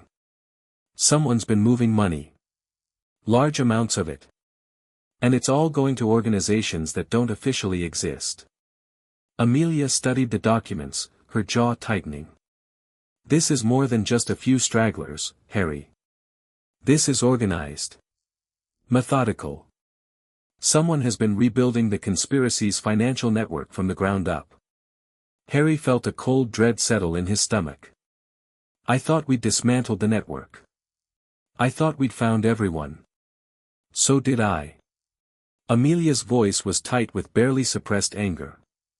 But it seems. We were wrong. The investigation that followed was the most frustrating of Harry's life. Every lead they followed led to a dead end. Every name they uncovered turned out to be an alias. Every account they traced led to another shell corporation, another layer of obfuscation. The conspirators had learned from their mistakes. They'd hidden their tracks more carefully than before. We're not getting anywhere, Harry said one evening, slumping into a chair in Amelia's office. Every time we think we've found something, it turns out to be a dead end. Amelia nodded grimly. They're playing a different game now. They're not trying to destroy the ministry openly, they're trying to control it from within. Harry looked up, his eyes narrowing. What do you mean? Amelia spread a series of documents across her desk. Look at these. They're ministry position appointments, made over the past 6 months. People promoted to positions of power, heads of departments, senior advisors, key decision-makers. Harry studied the names, his blood running cold. I recognize some of these people. They were on the fringes of the conspiracy, but we never had enough evidence to arrest them. Exactly. Amelia's voice was hard. They weren't arrested, so they were free to continue their work. And now they're in positions where they can influence policy, control resources, shape the future of the wizarding world. Harry felt a surge of anger. We need to stop them.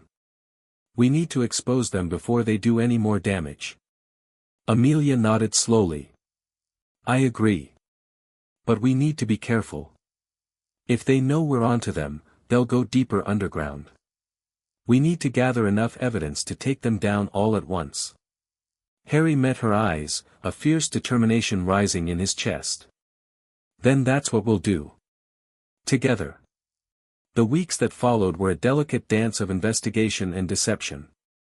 Harry and Amelia worked tirelessly, gathering evidence, building their case against the hidden faction. But they had to be careful, any hint that they were onto the conspirators and the entire network would go to ground. We need to be strategic, Amelia said one evening. We can't just go after the obvious targets. We need to find the source of the funding, the person who's been rebuilding the network. Harry nodded slowly. The Malfoy accounts. Someone's been using them to move money around. If we can trace the funds to their source, we'll find the person behind everything, Amelia finished. They worked through the night, tracing the financial threads through layers of deception. And finally, in the early hours of the morning, they found something. Here, Harry said, pointing at a name on the document. This person. They've been receiving payments from the Malfoy accounts for months.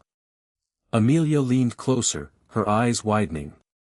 That's one of Kingsley's former advisors. The one who was supposed to have retired after his arrest. Harry felt the pieces click into place. He never retired. He just went underground. He's been working behind the scenes this whole time. Amelia nodded grimly. We need to bring him in. But we need to be careful, if he knows we're coming, he might destroy the evidence.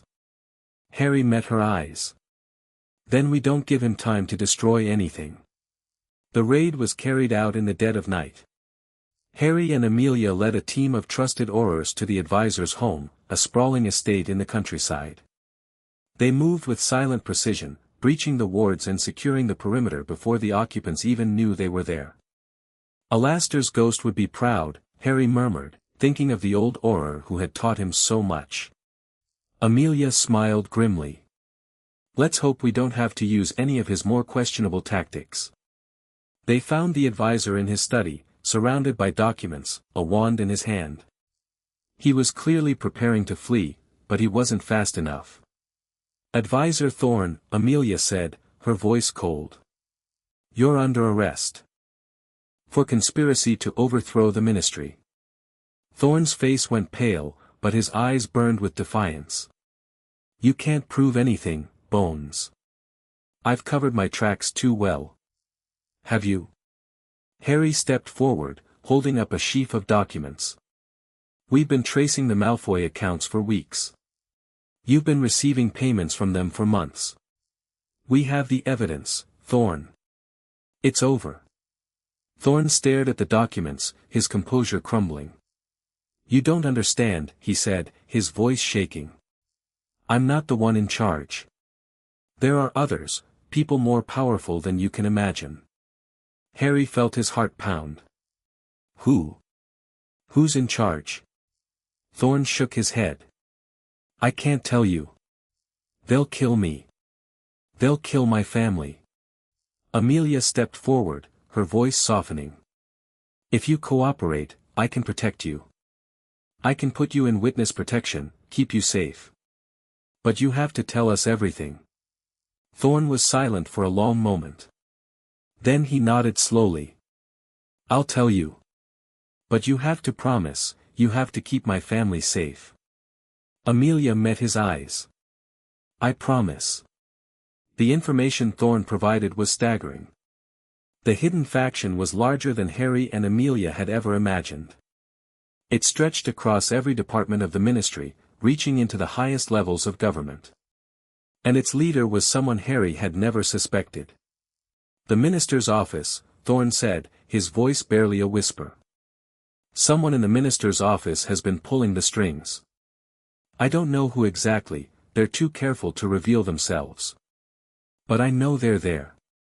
Harry felt the blood drain from his face. The minister's office? But the new minister, Grimstone, she's been working with us. She's been helping us root out the corruption. Grimstone is clean, Thorn said quickly. I'm not accusing her. But someone close to her, someone she trusts, has been feeding information to the conspirators. Amelia leaned forward, her eyes blazing. Who? Tell us who. Thorn shook his head. I don't. No. I've never met them. They communicate through intermediaries. But I know they're there. I know they've been influencing ministry policy for months. Harry felt a cold fury building in his chest. We'll find them. We'll expose them. Thorn nodded slowly. I hope you do. Because if you don't, they'll destroy everything you've built. The days that followed were a blur of investigation and paranoia. Harry and Amelia worked tirelessly, trying to identify the mole in the minister's office. They interviewed staffers, reviewed security footage, followed leads that seemed to go nowhere. The mole was careful, too careful. They'd left no trace of their identity. We're running out of time, Harry said one evening, his voice tight with frustration. Thorn's testimony won't stay secret forever. Eventually, the mole will find out we know about them. And when they do, they'll destroy the evidence, Amelia finished grimly. And disappear. Harry paced the length of her office, his mind racing. We need to draw them out. We need to give them a reason to reveal themselves. Amelia looked up, her eyes narrowing. What do you mean? Harry stopped pacing, an idea forming in his mind. What if we let it slip that we found something? Something important, something that could bring down the entire conspiracy. If the mole thinks we're close to identifying them, they might try to stop us. Amelia considered this. It's risky. If they're smart, they'll see through the trap. It's the only chance we have, Harry said. If we don't act soon, they'll escape forever. Amelia was silent for a long moment. Then she nodded. Fine. We'll set the trap. But we do it my way. Harry smiled, a fierce, determined smile. Together. The trap was set. Harry and Amelia planted false information in the ministry's systems, a document that claimed they'd identified the mole in the minister's office. They made sure the information was leaked in a way that seemed accidental, a slip-up. That would alert the mole to the danger. And then they waited. For days, nothing happened. Harry began to think the plan had failed, that the mole was too clever to fall for such an obvious trick. But then, on the fifth night, they got a break. Harry, Amelia's voice crackled through his earpiece. The documents have been accessed. Someone's trying to destroy them. Harry's heart leaped. Where are they? Department of Records. Third floor. I'm on my way. Harry apparat to the Department of Records, his wand raised, his senses on high alert. The corridors were dark and silent, the only sound the distant hum of the ministry's magical systems. He found Amelia in the records room, a wand pointed at a figure hunched over a desk. The figure was wearing a hood, their face hidden in shadows. Whoever you are, Amelia said, her voice cold. It's over. Lower your wand. The figure slowly turned, and Harry felt the breath leave his body. It was a woman, a young witch with dark hair and familiar features. Harry recognized her from the ministry's administrative staff, a quiet assistant who had always seemed so unremarkable. "Merrily," Harry said, his voice barely a whisper. "You're the mole." Merrily smiled, a cold, cruel smile that transformed her gentle features. "Surprised, Potter? You shouldn't be. I've been working against the ministry for years. I just never got caught." Amelia's voice was sharp. "Who are you working for? Who's the leader of the conspiracy?" Merrily laughed, a bitter, broken sound. "You'll never know. Because even if I told you, you couldn't stop them. They're too powerful. They're everywhere." Harry stepped forward, his wand raised. "Tell us who they are. Tell us who we're fighting."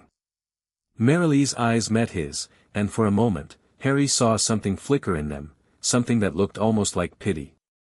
"You're fighting yourselves, Potter," she said. "The enemy behind the ministry is the ministry itself.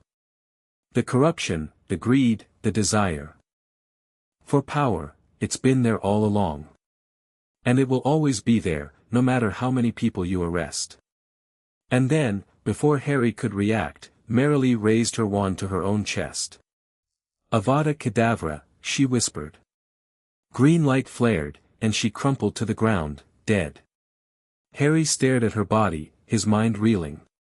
"She killed herself," he said, his voice hollow. "She'd rather die than tell us the truth." Amelia knelt beside Merrily's body, her expression grim. She was a true believer. The kind of person who would die for her cause. Harry shook his head slowly. But she was right about one thing. The corruption isn't just the conspiracy. It's the ministry itself. It's the system that allowed people like her to rise to power. Amelia looked up, her eyes meeting his. "Then we have to change the system. We have to build something better." Harry nodded slowly, a fierce determination rising in his chest. "We will. I promise."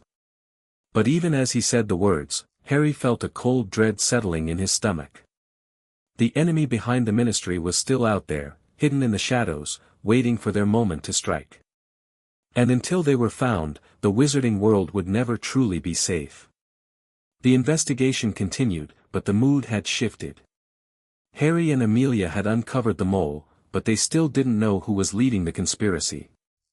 The death of Merrily had been a blow, a reminder that the enemy was willing to go to any lengths to protect their secrets. "We're getting closer," Amelia said one evening. They were in her office, the weight of the investigation pressing down on them. "We know the conspiracy exists. We know they're operating within the ministry. It's only a matter of time before we find them." Harry nodded slowly, but he couldn't shake the feeling that time was running out. "What if we don't find them in time?" he asked. "What if they make their move before we're ready?" Amelia reached across the desk and took his hand. "Then we face them. Together. Just like we always have." Harry squeezed her hand, feeling a warmth spread through him. "You're right. We've faced worse than this. We can face this too." Amelia smiled. "That's the spirit, Harry." But even as they shared the moment, Harry couldn't shake the feeling that the worst was yet to come. The letter came 3 days later. It was addressed to Harry at the ministry, the handwriting familiar, spiky and urgent, the same hand that had written the notes in the Department of Mysteries. Harry's hands trembled as he opened it, the parchment crackling in his grip. "You're getting closer, Potter," the letter read. "But you're not close enough. The conspiracy is everywhere, in the ministry, in the schools, in the homes of the people you trust. You can't stop us. You can't even see us." Harry stared at the words, feeling a cold fury building in his chest. They were mocking him, taunting him, daring him to try to stop them. But this time, Harry wasn't going to rise to the bait. He was going to be smart. He was going to be patient. And he was going to bring them all down. "Amelia," he called out. "We have a problem." Amelia crossed to where he was standing, reading the letter over his shoulder. When she finished, her expression was grim. "They're escalating," she said. "They're not just hiding anymore. They're trying to provoke us." Harry nodded slowly. "Then we don't let them. We keep investigating. We keep building our case. And when the time is right, we strike." Amelia met his eyes, a fierce determination burning in them. "Together." Harry smiled, a cold, determined smile. "Together." The enemy was still out there, hidden in the shadows of the ministry. But Harry had faced worse enemies before. And he'd never lost. He wasn't about to start now. Chapter 12, The Choice Harry Makes. The offer came in a velvet-lined box, delivered by a silver owl that appeared at Harry's window at midnight. Harry had been unable to sleep again. His mind churning with the weight of the investigation. The conspiracy was everywhere, in the ministry, in the shadows, in the faces of people he'd trusted. He'd been staring at the ceiling, running through the evidence in his mind, when the tap at the window made him start. The owl was unlike any he'd ever seen, pure silver, its eyes gleaming with an unnatural light. It carried a small box in its talons, the velvet deep green, the crest on top unfamiliar. Harry opened the window cautiously, his wand raised, but the owl merely dropped the box on his desk and flew away into the night. Harry stared at the box for a long moment, his heart pounding. It could be a trap, a curse, a portkey, anything. But something about it compelled him to open it. Inside was a single piece of parchment, rolled tightly and sealed with wax. The seal bore no crest, no marking, just a smooth surface that seemed to absorb the light. Harry broke the seal and unrolled the parchment. "Mr. Potter," the letter began, the handwriting elegant and unfamiliar. "We have been watching you for some time. Your efforts to root out the corruption in the ministry have not gone unnoticed. We believe you are a man of vision, a man who understands that the old ways must be swept aside for the good of the wizarding world." Harry felt his blood run cold. He read on. "We represent a new order, not the chaos of Voldemort, not the weakness of the current ministry. We represent stability. Control. The kind of leadership that will ensure the wizarding world never descends into chaos again. We want you to join us." Harry stared at the words, his mind reeling. They were offering him a place in their organization.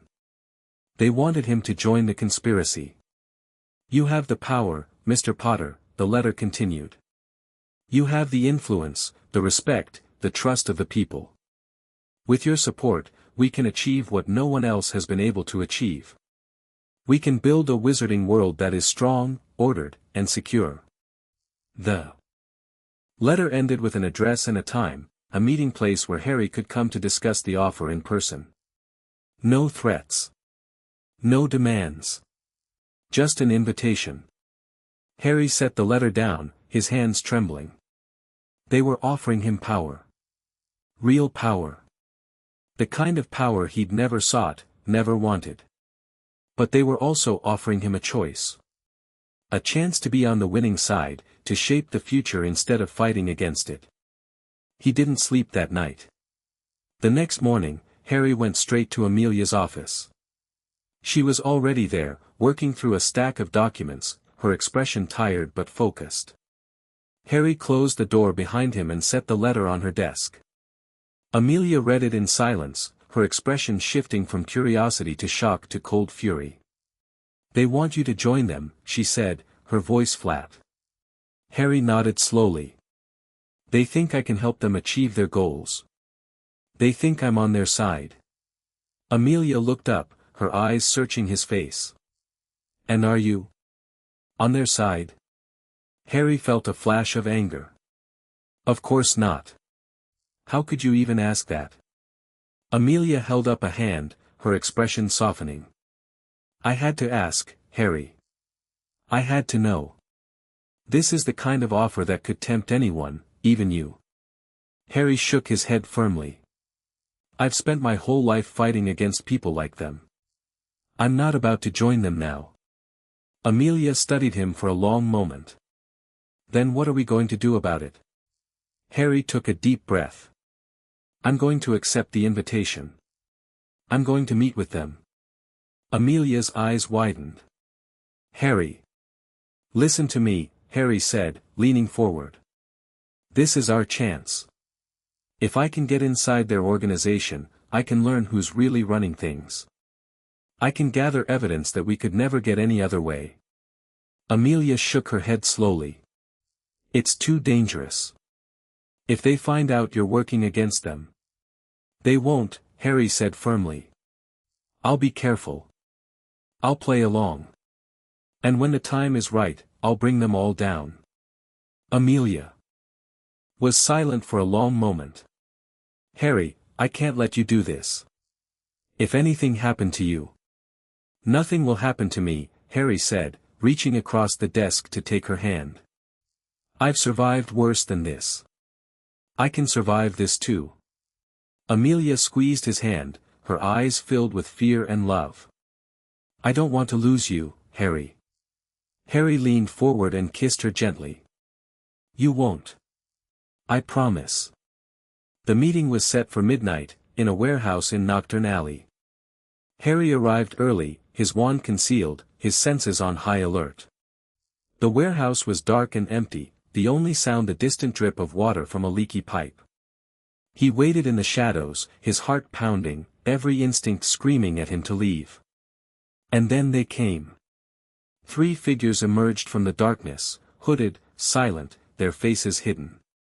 Harry couldn't see their features, but he could feel their power, their confidence.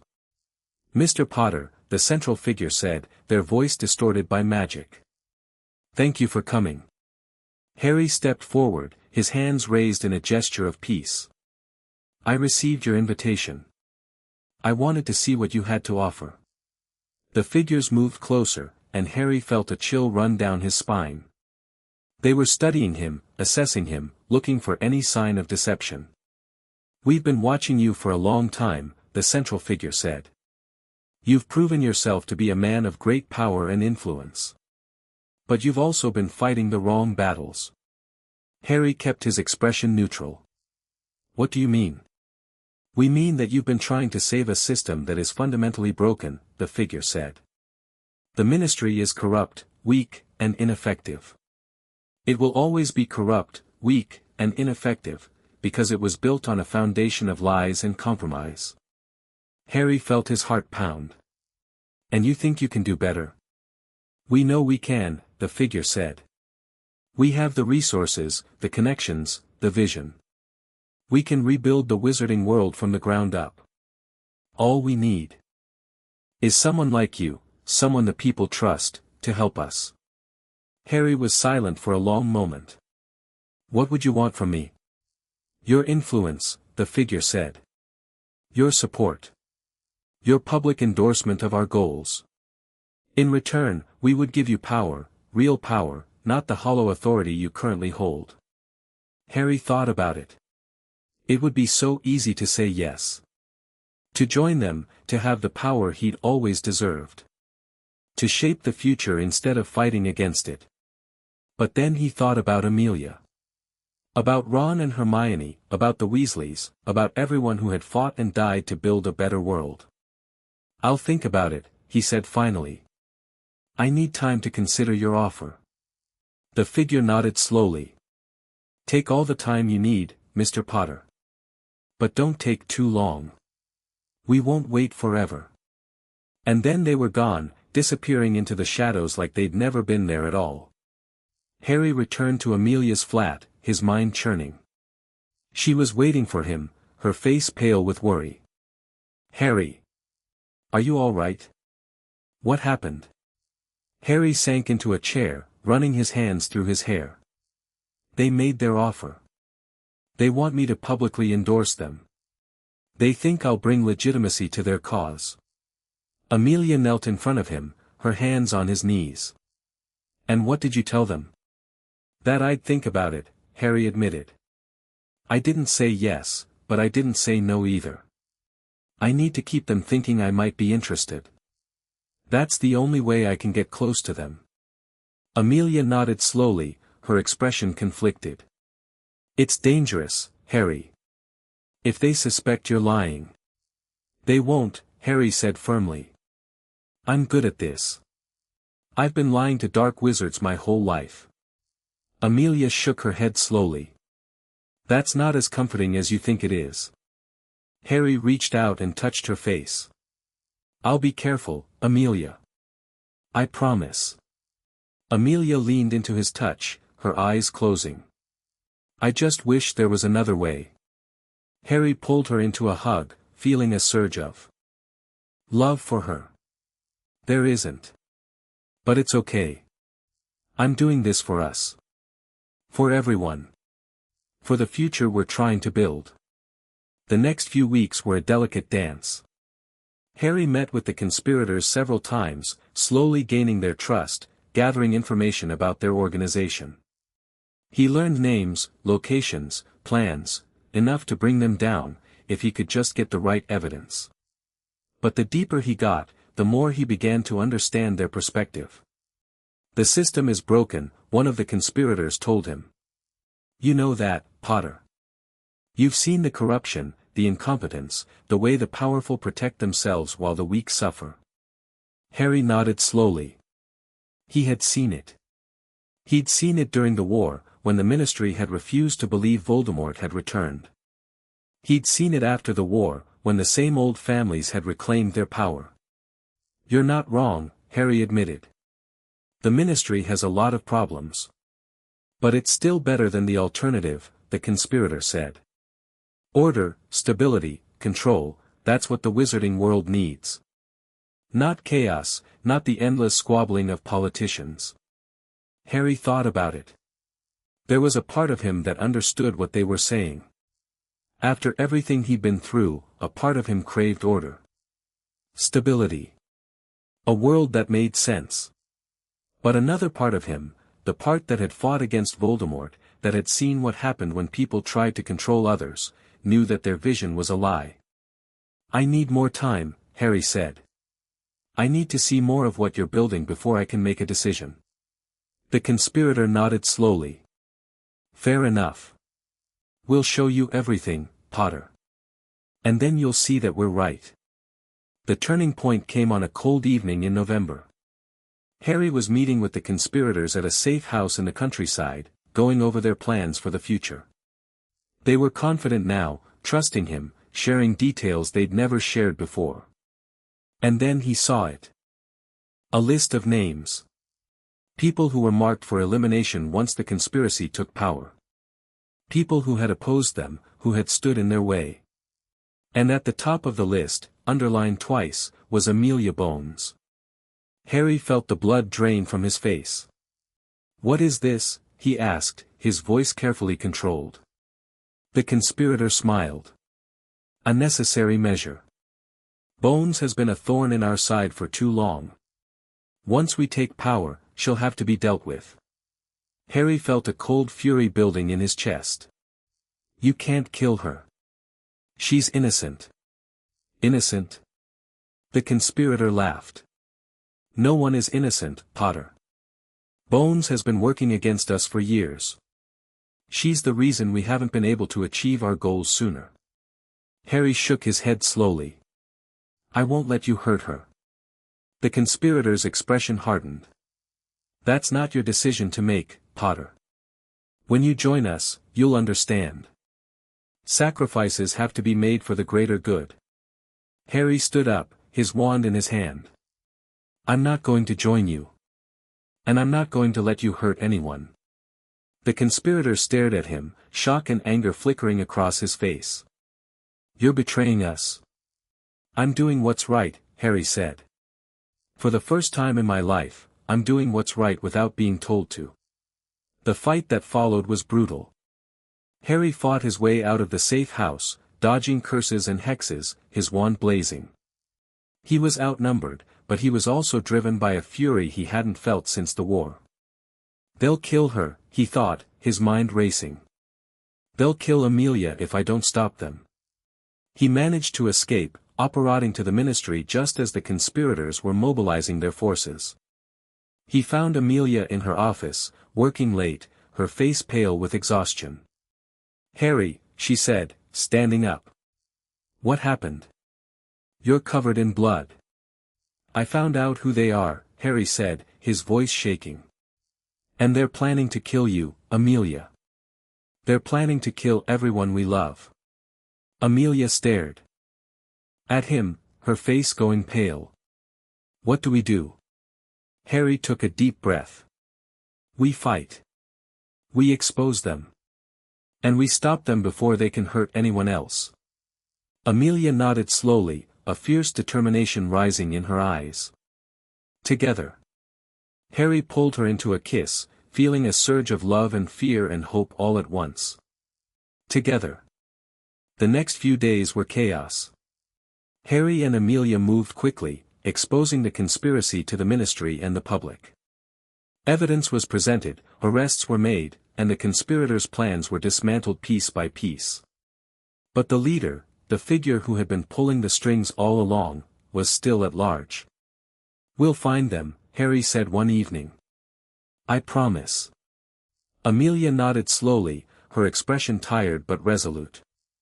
"I know we will." Harry reached out and took her hand. "Thank you, Amelia. For trusting me. For believing in me." Amelia smiled. "I'll always trust you, Harry. No matter what." Harry felt a warmth spread through him. "I love you." Amelia squeezed his hand.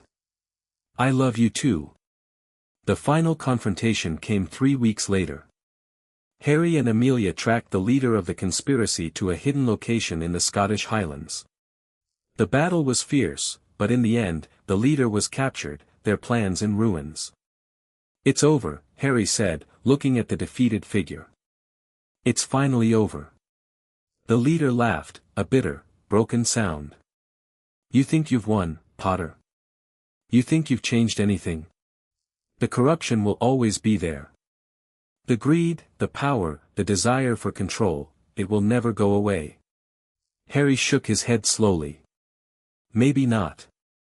But I'll keep fighting. I'll keep trying to make things better. And that's enough." The leader stared at him, something flickering in their eyes. "You're a fool, Potter." "Maybe," Harry said. "But I'm a fool who's going to live." The aftermath was a blur of celebration and reflection. Harry stood in the ministry atrium, watching as the last of the conspirators were led away in chains. Amelia was beside him, her hand in his, her expression tired but triumphant. "We did it," Harry said quietly. "We actually did it." Amelia nodded slowly. "We did. But it's not over. There will always be more threats, more challenges. That's just the way the world works." Harry nodded, a sense of peace washing over him. "I know. But I'm ready for them. As long as I have you, I'm ready for anything." Amelia pulled him into a hug. "You'll always have me, Harry. Always." Harry closed his eyes, feeling a sense of contentment he'd rarely experienced. The war was over. The conspiracy was defeated. And he had the woman he loved by his side. For the first time in his life, Harry Potter felt like he was exactly where he was supposed to be. Chapter 13, When Everything Becomes Personal. The first sign that something was wrong came on a Tuesday morning. Harry was in his flat, getting ready for another day at the ministry, when an owl arrived with a letter that made his blood run cold. The handwriting was familiar, spiky and urgent, the same hand that had written the threats before. But this letter was different. This letter was personal. "Potter," it read. "You think you've won, but you haven't. You took everything from us, our leader, our plans, our future. Now we're going to take everything from you.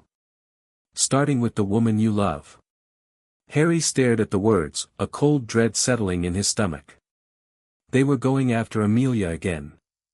But this time, they were making it clear, they wouldn't stop until she was dead. "Amelia," Harry said, his voice shaking. "They're coming for you. Amelia was already at the ministry, reviewing evidence from the conspiracy's collapse.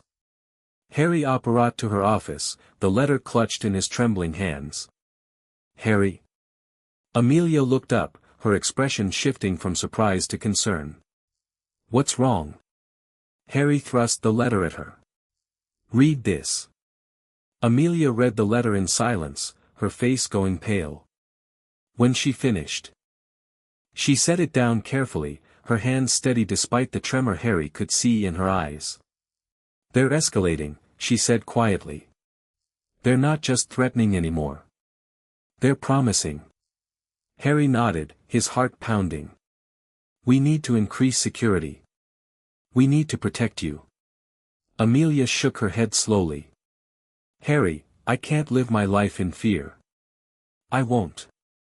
I'm not asking you to live in fear, Harry said, his voice urgent. I'm asking you to be careful. To let me protect you. Amelia met his eyes, her gaze steady. I don't need protection, Harry. I'm an Auror. I've been fighting for decades. I can take care of myself. Harry felt a flash of frustration. I know you can. But this is different. They're targeting you because of me. Because they know I love you. Amelia's expression softened. And I love you too. But that doesn't mean I'm going to hide. I won't let fear control my life. Harry opened his mouth to argue, but the words wouldn't come. He knew she was right. He couldn't ask her to hide, to live in fear. But the thought of losing her, of losing anyone else he loved, was unbearable. Promise me you'll be careful, he said finally. Promise me you'll take every precaution. Amelia studied him for a long moment. Then she nodded. I promise. But you have to promise me something too. What? Promise me you won't push me away. Amelia's voice was soft but insistent. I know you, Harry. I know your instinct is to protect the people you love by pushing them away. But that won't work with me. I'm not going anywhere. Harry felt tears pricking at his eyes. I won't push you away. I promise. Amelia reached out and took his hand. That's all I ask. The next few days were tense. Harry and Amelia worked together, their focus split between the ongoing investigation and the threat against Amelia's life. Security was increased, precautions were taken, but the threat remained. And then, on Friday evening, the attack came. Harry and Amelia were leaving the ministry together, walking through the atrium toward the flue fireplaces, when the lights went out. The atrium was plunged into darkness, and Harry heard the sound of spells being cast, the screams of panicked workers. Amelia! Harry shouted, reaching for her hand. Stay close. I'm here. Amelia's voice was steady, her wand already raised. They're in the shadows, I can see them moving. Harry's eyes adjusted to the darkness, and he saw them, 4 figures in dark robes, their wands blazing with green and red light. They were moving toward Amelia, their spells aimed directly at her. Protego. Harry cast a shield around both of them, deflecting a killing curse that would have hit Amelia square in the chest. Get behind me. Amelia didn't argue. She moved behind Harry, her own wand raised, casting spells over his shoulder. Together, they fought back against the attackers, their movements synchronized, their magic flowing together like a river. Stupefy. Harry shouted, and one of the figures crumpled to the ground. We need to get out of here. Follow me. Amelia grabbed his hand and pulled him toward the flue fireplaces. But before they could reach them, another figure appeared, blocking their path. Madam Bones, the figure said, their voice distorted by magic. We've been waiting for you. Harry felt a surge of fury. You'll never touch her. The figure laughed, a cold, cruel sound. We already have, Potter. Do you think we didn't prepare for this? Do you think we didn't plan for every contingency? Harry's blood ran cold. What do you mean? The figure gestured, and Harry saw movement in the shadows, not attackers, but something else. A cage, and inside the cage, a figure that made Harry's heart stop. It was Amelia.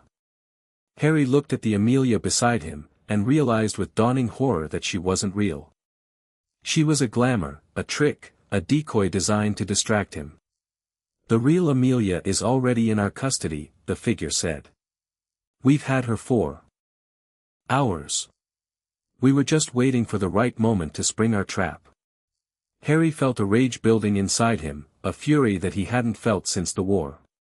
"Where is she? What have you done with her?" The figure smiled. "She's safe. For now. But that depends on you, Potter." Harry raised his wand, his hand shaking with barely suppressed rage. "Tell me where she is, or I swear." "You'll do what?" The figure laughed again.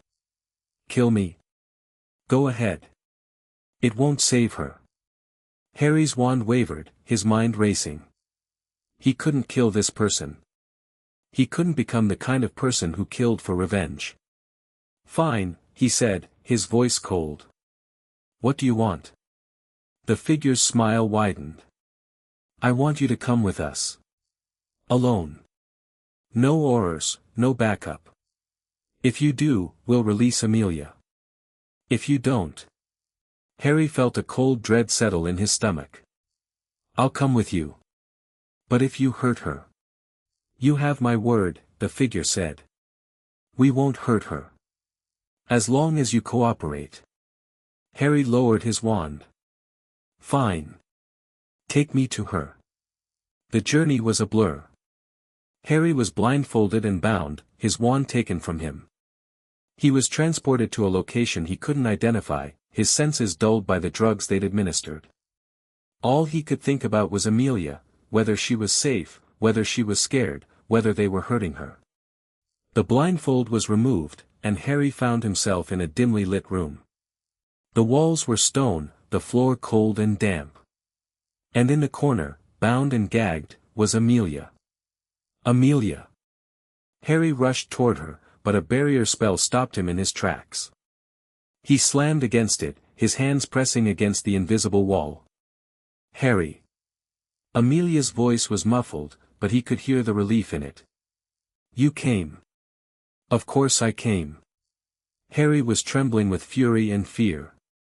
"I'm not going to let them hurt you." The figure who had brought him appeared in the doorway. "The reunion is touching. But we have business to discuss, Potter." Harry turned to face them, his hands clenched into fists. "What do you want?" "Simple," the figure said. "We want you to admit that you were wrong. That everything you've done, exposing the conspiracy, working with Bones, fighting against us, it was all a mistake." Harry stared at them, his mind racing. "You want me to say I was wrong? That's all?" "That's all," the figure confirmed. "We want you to publicly renounce your opposition to us. To endorse our cause. To tell the world that you were wrong to fight against us." Harry felt a cold fury building in his chest. "And if I refuse?" The figure smiled, a cold, cruel smile. "Then Amelia dies. Slowly. Painfully. And you get to watch." Harry's blood ran cold. He looked at Amelia, at her pale face and her terrified eyes, and felt a surge of desperation. "Don't do it, Harry," Amelia said, her voice shaking. "Don't give in to them." Harry shook his head slowly. "I can't let them hurt you. Harry, listen to me." Amelia's voice was desperate. "If you give in to them, everything we've fought for is lost. Everything we've built." "I don't care about any of that," Harry said. "I only care about you." Amelia's eyes filled with tears. "Harry." "Enough," the figure said, their voice sharp. "Make your choice, Potter. Renounce your opposition, or watch her die." Harry was silent for a long moment. Then he raised his head, his eyes blazing with defiance. "I won't renounce anything," he said. "Everything I've done, everything I've fought for, it was all worth it. Because it was the right thing to do. The figure's expression hardened. Then you've made your choice. They raised their wand, pointing it directly at Amelia. Harry watched in horror as green light gathered at the tip. No. Harry threw himself against the barrier, his hands pressing against the invisible wall. Don't hurt her. Please. The figure paused, their wand still raised. Then renounce. Say you were wrong. Harry felt tears streaming down his face. He couldn't lose her. He couldn't. I was wrong.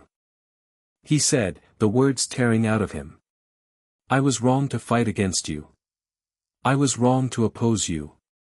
Please, just let her go. The figure smiled, lowering their wand. Good boy, Potter.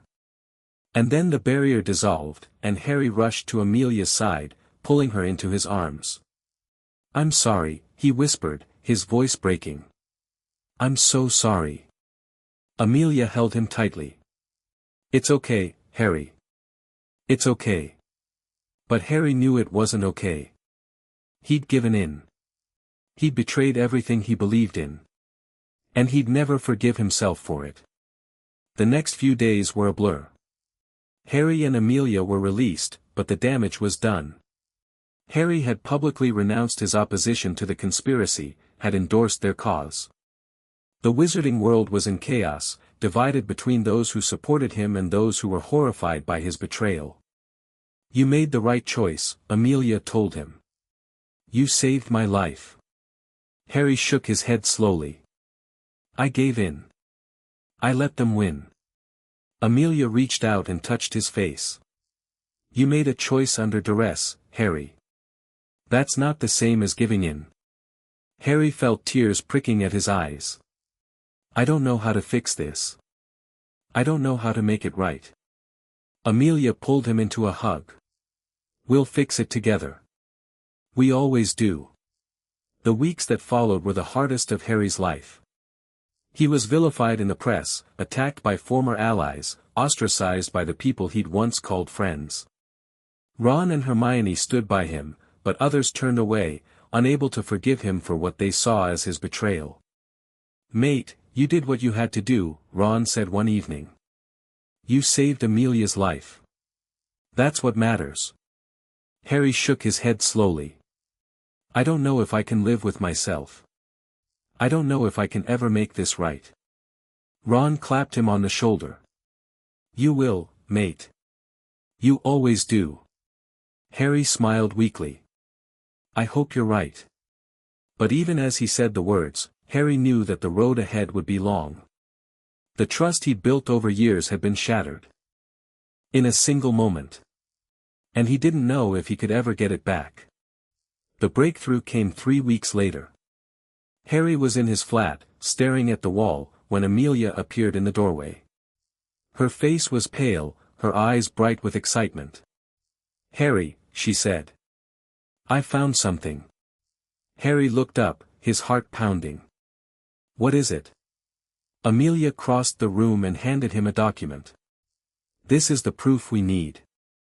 This is the evidence that you made your confession under duress. That you never meant what you said. Harry stared at the document, his eyes widening. It was a transcript of the conversation in the cell, recorded by a hidden device that Amelia had been wearing. Amelia, he said, his voice shaking. This is our redemption, Amelia said. With this, we can prove that you were coerced. We can restore your reputation. Harry pulled her into a hug, feeling tears streaming down his face. I don't know what I did to deserve you. Amelia hugged him tightly. You didn't do anything, Harry. You were just yourself. And that was enough. The revelation changed everything. Harry and Amelia presented the evidence to the ministry, and the wizarding world was thrown into chaos once again. Those who had turned against Harry were forced to reevaluate, to admit that they'd been wrong. It's over, Harry said one evening, a sense of relief washing over him. It's finally over. Amelia nodded slowly. It is. But there will be more challenges ahead. There always are. Harry reached out and took her hand. I know. But as long as I have you, I can face anything. Amelia smiled. You'll always have me, Harry. Always. Harry pulled her into a kiss, feeling a sense of peace wash over him. The war was over. The conspiracy was defeated. And he had the woman he loved by his side. For the first time in his life, Harry Potter felt like he was exactly where he was supposed to be. Chapter 14, The Truth About Amelia. It was a photograph that finally broke through the last of her walls. Harry found it by accident, tucked inside a book in Amelia's flat, a small, faded image of a young woman with Amelia's eyes and a smile that could have lit up the darkest room. She was standing beside a man in aura robes, her hand resting on his arm, her face radiant with happiness. Who is this? Harry asked, holding up the photograph. Amelia looked up from her papers, and Harry watched the color drain from her face. For a long moment, she didn't speak. Then she set down her quill and crossed to where he was standing. That's my sister, she said quietly. Sarah. And her husband, Marcus. Harry studied the photograph, a strange ache in his chest. You never told me you had a sister. Amelia took the photograph from him, her fingers tracing the image with a tenderness that made Harry's heart ache. I don't talk about her. It's too painful.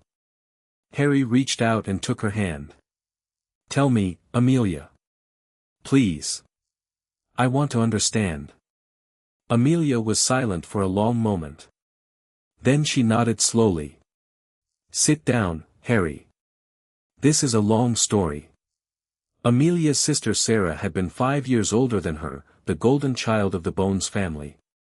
She was beautiful, charismatic, and brilliant, everything Amelia had never felt she was. Their parents had adored Sarah, had pinned all their hopes and dreams on her. And I was the second child, Amelia said, her voice flat. The one who was always in her shadow. I loved Sarah, but I also resented her. She had everything I wanted, our parents' approval, the attention, the future they'd always dreamed of. Harry squeezed her hand. That must have been hard. Amelia nodded slowly. It was. But then Sarah met Marcus. He was an Auror, brave and kind. They fell in love, got married, and had a daughter. Susan. Harry felt a chill run down his spine. Susan. The niece who had died in the Battle of Hogwarts. Sarah was happy, Amelia continued. Happier than I'd ever seen her. And for the first time, I didn't resent her. I was happy for her. I loved seeing her so full of joy. Harry felt a lump form in his throat. What happened? Amelia's eyes grew distant, and Harry saw the grief that lived behind them. They were killed. Sarah and Marcus. Death Eaters attacked their home, looking for information about the Order. They found nothing, so they killed them both. Harry felt tears pricking at his eyes. That's terrible, Amelia. I'm so sorry. Amelia shook her head slowly. That's not the worst of it. The worst of it was Susan. She was only 6 years old when they died. She was hiding in the closet, and she saw everything. She saw her parents murdered in front of her. Harry felt sick. How did she survive? By being clever, Amelia said. She stayed quiet until the Death Eaters left. Then she ran to a neighbor's house, who contacted the Aurors. By the time I arrived, she was in shock. She didn't speak for weeks. Harry shook his head slowly, trying to process what he'd just heard. That's why you became an Auror. That's why you dedicated your life to justice. Amelia nodded, tears streaming down her face. I saw what the Death Eaters did to my family. I saw what they did to Susan. And I made a vow, I would never let that happen to anyone else. I would fight with everything I had to make sure the evil that killed my sister and her husband was destroyed. Harry pulled her into a hug, holding her tightly. You've kept that vow, Amelia. You've saved so many lives. Amelia pulled back, her eyes red-rimmed. But I couldn't save Susan. I couldn't protect her from what happened at Hogwarts. Harry shook his head slowly. That wasn't your fault, Amelia. You couldn't have saved her. No one could have. Amelia was silent for a long moment. Then she said, I know. But I still feel like I failed her. Like I failed all of them. Harry reached out and took her hands. You didn't fail anyone. You've done more than anyone could have asked of you. You're the bravest person I've ever met. Amelia laughed, a bitter, broken sound. Brave? I'm not brave, Harry. I'm just too stubborn to give up. Harry smiled. That's the same thing. The truth about Amelia changed everything.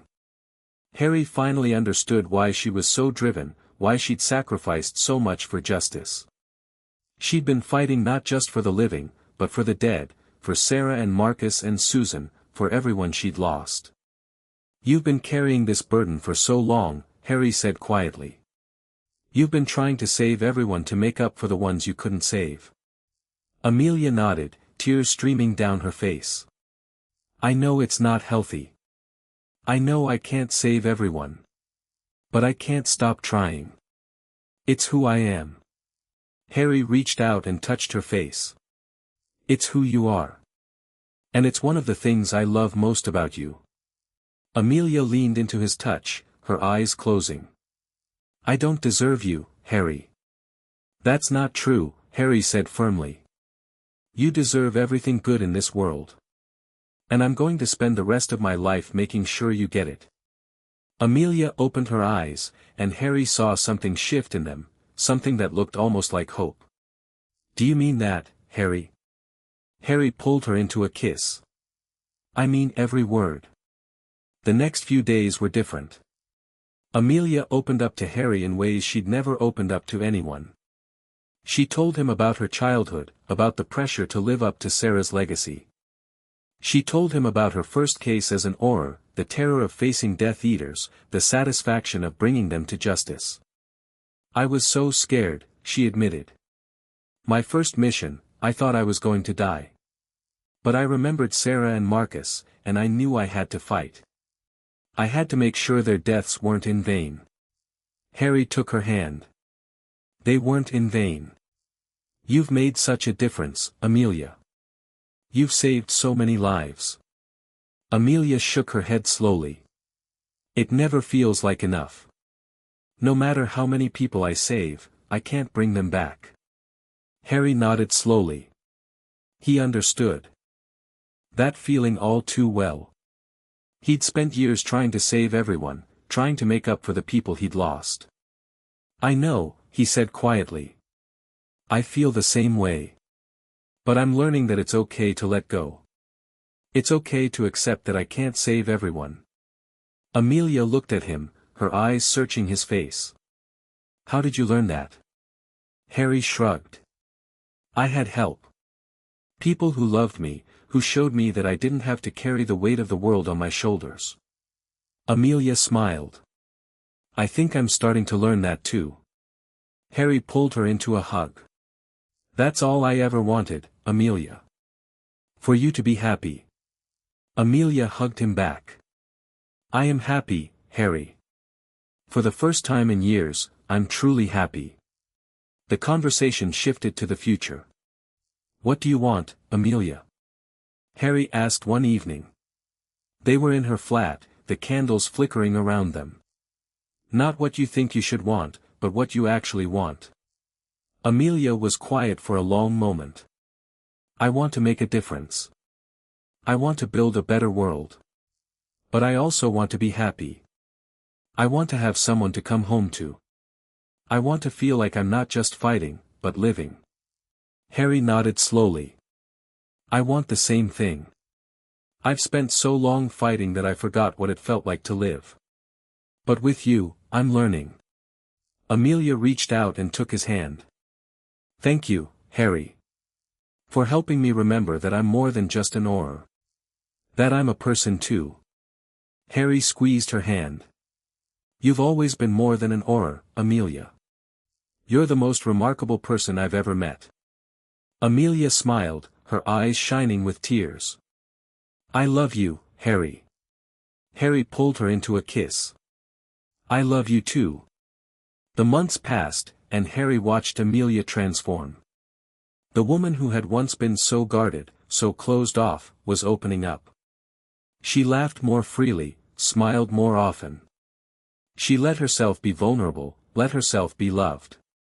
You're different, Harry said one evening. You seem lighter. Amelia nodded slowly. I feel lighter. Like I've been carrying a weight for so long, and I'm finally putting it down. Harry took her hand.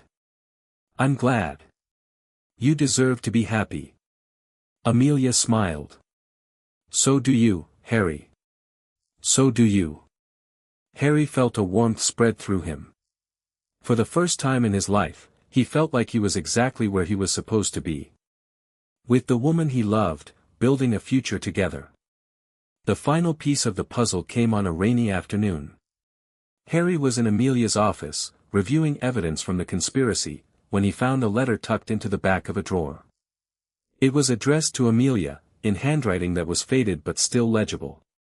My dearest Amelia, the letter read. If you're reading this, I'm no longer with you. I'm sorry I couldn't be there for you, couldn't see you grow up. But I want you to know that I'm proud of you. I always have been. Harry felt tears pricking at his eyes as he read on. You were always so much stronger than I ever was. You had a fire in you that I couldn't match. And I knew, from the moment you were born, that you were going to do great things. You're going to change the world, Amelia. I know you will.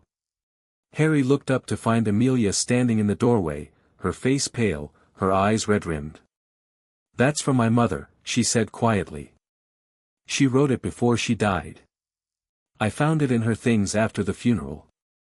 Harry crossed to her, the letter in his hands. She was right, Amelia. You've changed the world. You've made such a difference.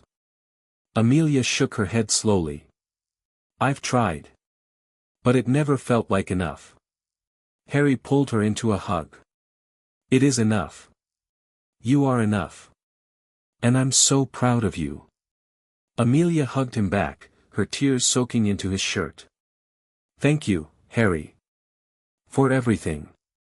Harry held her tightly. I'll always be here, Amelia. Always. The truth about Amelia had finally been revealed.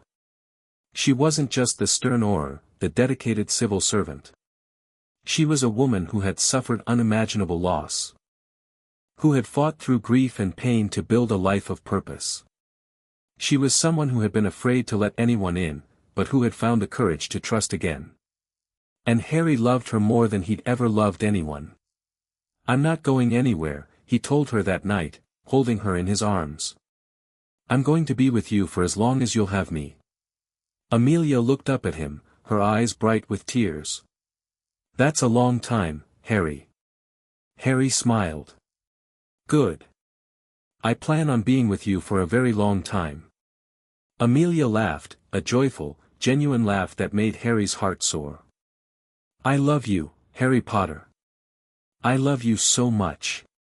Harry pulled her into a kiss. I love you too, Amelia. Now and always. The truth about Amelia had finally set her free. And Harry was honored to be part of her journey. Together, they would face whatever came next. Chapter 15, The Ministry Falls into Chaos. The collapse began with a single whisper. Harry heard it first in the ministry atrium, a low murmur that spread through the crowd like wildfire. Something had happened. Something terrible. He pushed through the throng of panicked workers, his heart pounding, his hand already reaching for his wand. Harry. Amelia's voice cut through the chaos. She was running toward him, her face pale, her eyes wide with alarm. The ministry has been compromised. There's been an attack on the Wisengamot. Harry felt the blood drain from his face. An attack? Who? We don't know yet. Amelia grabbed his arm, pulling him toward the elevators.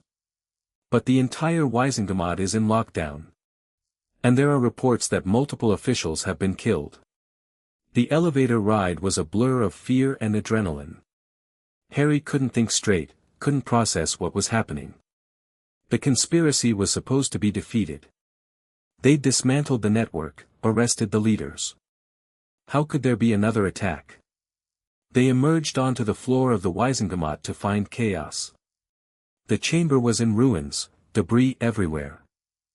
Bodies being tended to by healers, Aurors rushing to secure the perimeter. Harry saw the body of an elderly witch being carried out on a stretcher, her face covered, and felt his stomach turn. What happened here? Harry demanded, grabbing the arm of a passing Auror. The Auror shook his head, his face grim. An attack. A coordinated attack. Multiple assailants disguised as ministry staff. They managed to bypass all security protocols. Harry felt a cold fury building in his chest. Who were they? Who sent them? We don't know yet. The Auror's voice was tight with frustration. They were highly trained. Professional.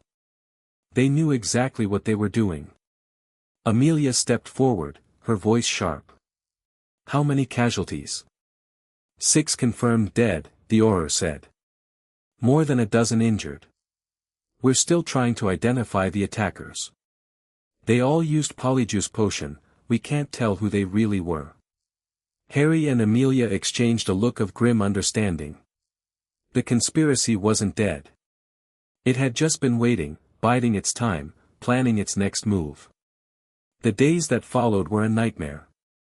The ministry was in chaos. Trust had been shattered, and everyone was suspicious of everyone else. Accusations flew, fingers were pointed, and the carefully built structure of the post-war government began to crumble. We need to find out who was behind this, Harry said, his voice tight with frustration. We need to stop them before they attack again. Amelia nodded, her expression grim. I've been going through the evidence. The attacks were too well coordinated to be the work of amateurs. This was planned by someone with intimate knowledge of the ministry's security systems. Harry felt a chill run down his spine. Someone inside the ministry. It's the only explanation, Amelia agreed. Someone who knew exactly where the Wisengamot would be, exactly when the security shifts would change, exactly how to bypass the wards. Harry paced the length of her office, his mind racing. We need to find them. Before they strike again. Amelia reached out and took his hand, stopping his pacing. We will, Harry. But we need to be smart about this. We can't afford to make any mistakes. Harry met her eyes, feeling a surge of love for her. I know. I'm scared, Amelia. I'm scared of losing everything we've built. Amelia squeezed his hand. We won't. I promise. The accusations began 2 days later. Harry was in the ministry atrium, going over security reports, when a voice cut through the crowd. There he is. The traitor. Harry turned to see a young witch pointing at him, her face twisted with fury. Before he could react, she had her wand raised, a curse already forming on her lips. Stupefy. Harry shouted, disarming her before she could cast. She crumpled to the ground, unconscious, and Harry found himself surrounded by a crowd of angry ministry workers. Potter is one of them, someone shouted. He's been working with the conspirators all along. I saw him meeting with the attackers. He was there the night of the attack. Harry felt the blood drain from his face. That's not true. I was in my flat the night of the attack. I was alone. Liar, another voice called out. We have witnesses. People who saw you with the attackers. Harry raised his hands, trying to calm the crowd. Please, listen to me. I'm not involved. I would never. But they wouldn't listen. They were too frightened, too angry, too desperate for someone to blame. Harry found himself being pushed back, curses flying past his head, and he knew he had to get out. He operated away just as a killing curse slammed into the spot where he'd been standing. Amelia found him in his flat, his face pale, his hands shaking. "Harry," she rushed to him, pulling him into a hug. "Are you all right? I heard what happened." "I'm fine," Harry said, his voice hollow. "But Amelia, they're blaming me. They think I'm part of the conspiracy." Amelia pulled back, her expression fierce. "I know. And I'm going to make this right." Harry shook his head slowly. "How?" "They've already made up their minds. They don't want to hear the truth." Amelia reached up and touched his face. "Then we'll make them hear it. We'll prove the truth with evidence, with facts. We'll show them they're wrong." Harry felt tears pricking at his eyes. "I don't know if I can do this, Amelia. I don't know if I can fight this fight." Amelia pulled him into another hug. "You don't have to fight it alone. I'm here, Harry. I'll always be here." Harry held her tightly, feeling a surge of love for her. "Thank you, Amelia. I don't know what I'd do without you." Amelia smiled. "You'll never have to find out." The next few weeks were the hardest of Harry's life. He was hounded by the press, accused of treason, vilified by the very people he'd fought to protect. His friends stood by him, Ron, Hermione, the Weasleys, but even they couldn't shield him from the hostility. "They're making you a scapegoat," Hermione said one evening. "They're so desperate for someone to blame that they've decided it's you." Harry nodded slowly, his hands wrapped around a cup of tea. "I know. But I don't know how to stop them." Hermione reached out and took his hand. "We'll find a way, Harry. We always do." Harry smiled weakly. "I hope you're right." But even as he said the words, Harry felt a cold dread settling in his stomach. The ministry was falling apart, and he was being blamed for it.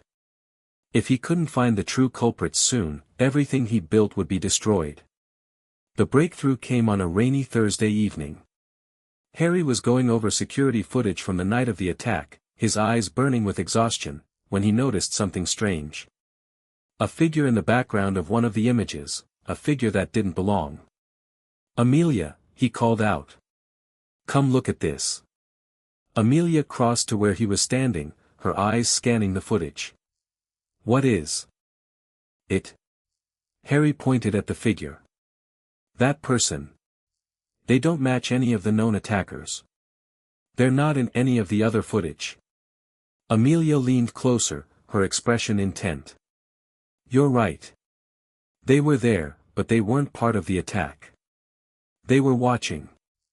Harry felt his heart pound. A coordinator. Someone who was overseeing the operation from a distance. Amelia nodded slowly. "We need to find out who they are." Harry was already pulling up the ministry's personnel files. "I'll search the database. See if I can match the face." It took hours, but finally, Harry found a match. A name that made his blood run cold. "Gawain Robards," he said, his voice barely a whisper. "The head of the Auror office." Amelia stared at the screen, her face pale. "Robards? But he's been working with us. He's been helping us root out the corruption." Harry shook his head slowly. "He's been playing us. He's been working with the conspirators the whole time." Amelia was silent for a long moment. Then she said, "We need to bring him in. But we need to be careful. If he knows we're onto him, he'll destroy the evidence," Harry finished grimly. "Or worse." Amelia met his eyes, her expression fierce. "Then we don't give him the chance." The raid on Robards' office was carried out in the dead of night. Harry and Amelia led a team of trusted Aurors, their wands raised, their senses on high alert. Robards was alone in his office when they burst in, his face pale with shock. "Robards," Amelia said, her voice cold. "You're under arrest for conspiracy to overthrow the ministry." Robards stared at them, his eyes darting back and forth. "You can't prove anything. I've covered my tracks too well." "We have the evidence," Harry said, holding up the security footage. "You were there the night of the attack. You were overseeing the operation." Robards' face went pale. "That's not me. That's a glamour. Someone set me up." Amelia shook her head slowly. "We've confirmed the identity. It's you, Robards. And we have witnesses who can place you at the scene." Robards' composure crumbled. He lowered his wand, his shoulders slumping in defeat. "It wasn't supposed to be like this. I was trying to make things right." Harry stepped forward, his voice tight with fury. "Make things right? You killed innocent people. You destroyed the trust that was supposed to rebuild the wizarding world." Robards shook his head slowly. "I know. And I'm sorry." "Sorry isn't enough," Amelia said. "You're going to pay for what you did." Robards nodded, his eyes hollow. "I know. The aftermath was chaos." Robards' arrest sent shockwaves through the ministry. The head of the Auror office had been the mastermind behind the attack, a revelation that shattered the fragile trust of the wizarding world. "I can't believe it," Ron said, his voice full of disbelief. "Robards was one of the good ones. He was supposed to be fighting the corruption." Harry shook his head slowly. "He was the corruption. He was using his position to undermine everything we were trying to build." Hermione nodded grimly. "The conspiracy went deeper than we ever imagined. But at least now we know who the mastermind was." Harry felt a sense of relief wash over him. "It's over. Finally over." Amelia reached out and took his hand. "It is. But there's still work to be done. We need to rebuild trust, to restore the ministry's reputation." Harry nodded slowly. "I know. And I'm ready for it. As long as I have you, I'm ready for anything." Amelia pulled him into a kiss. "You'll always have me, Harry. Always." Harry held her close, feeling a sense of peace wash over him. The ministry had fallen into chaos, but they'd survived. They'd fought back. And they'd won. For the first time in months, Harry felt like he could finally breathe. Chapter 16, Harry stands beside her. The whispers started the moment Harry entered the ministry atrium. He'd expected it, of course. The arrest of Gawain. Robards had sent shockwaves through the wizarding world, and the fallout was still settling. But Harry hadn't expected the whispers to be about Amelia. "Did you hear? Bones was in on it all along. She was working with Robards. She's been feeding information to the conspirators for months. It's all a cover-up. She's going to take the fall for him." Harry felt a cold fury building in his chest. He pushed through the crowd, his face a mask of controlled anger, and made his way to Amelia's office. She was there, sitting behind her desk, her face pale but composed. A stack of letters was piled in front of her, accusations, threats, demands for her resignation. "Harry," she said, her voice steady despite everything. "I expected you." Harry closed the door behind him, his heart pounding. "Amelia, what's happening? Why are people saying?" "Because they need someone to blame," Amelia said, her voice flat. "Robards was their leader, but they can't accept that he acted alone. They need to believe there's a bigger conspiracy. And I'm the obvious target." Harry crossed to her desk, his hands clenched into fists. "This is absurd. You've been fighting the conspiracy for years. You've done more than anyone to bring them down." Amelia shook her head slowly. "That doesn't matter, Harry. What matters is that people are afraid. They're looking for someone to punish. And I'm the most convenient target. Harry felt a surge of desperation. We'll fight this. We'll prove them wrong. Amelia looked up at him, her eyes filled with something that looked almost like pity. Harry, I've been in politics for decades. I know how this works. The accusations won't stop. They'll follow me for the rest of my career. I don't care, Harry said fiercely. I'll stand beside you. I'll fight for you. Whatever it takes. Amelia reached out and took his hand. I know you will. That's why I love you. The accusations escalated over the following days. The Daily Prophet ran a front page story, featuring anonymous sources who claimed that Amelia had been working with Robards for years. The wireless was flooded with commentators calling for her arrest. Even some of her former allies turned against her, afraid to be associated with the scandal. I can't believe this, Ron said one evening. He and Hermione had come to Harry's flat, their faces grim. Amelia is the most honest person I've ever met. Harry nodded, his jaw tight. I know. But the press doesn't care about the truth. They just want a story.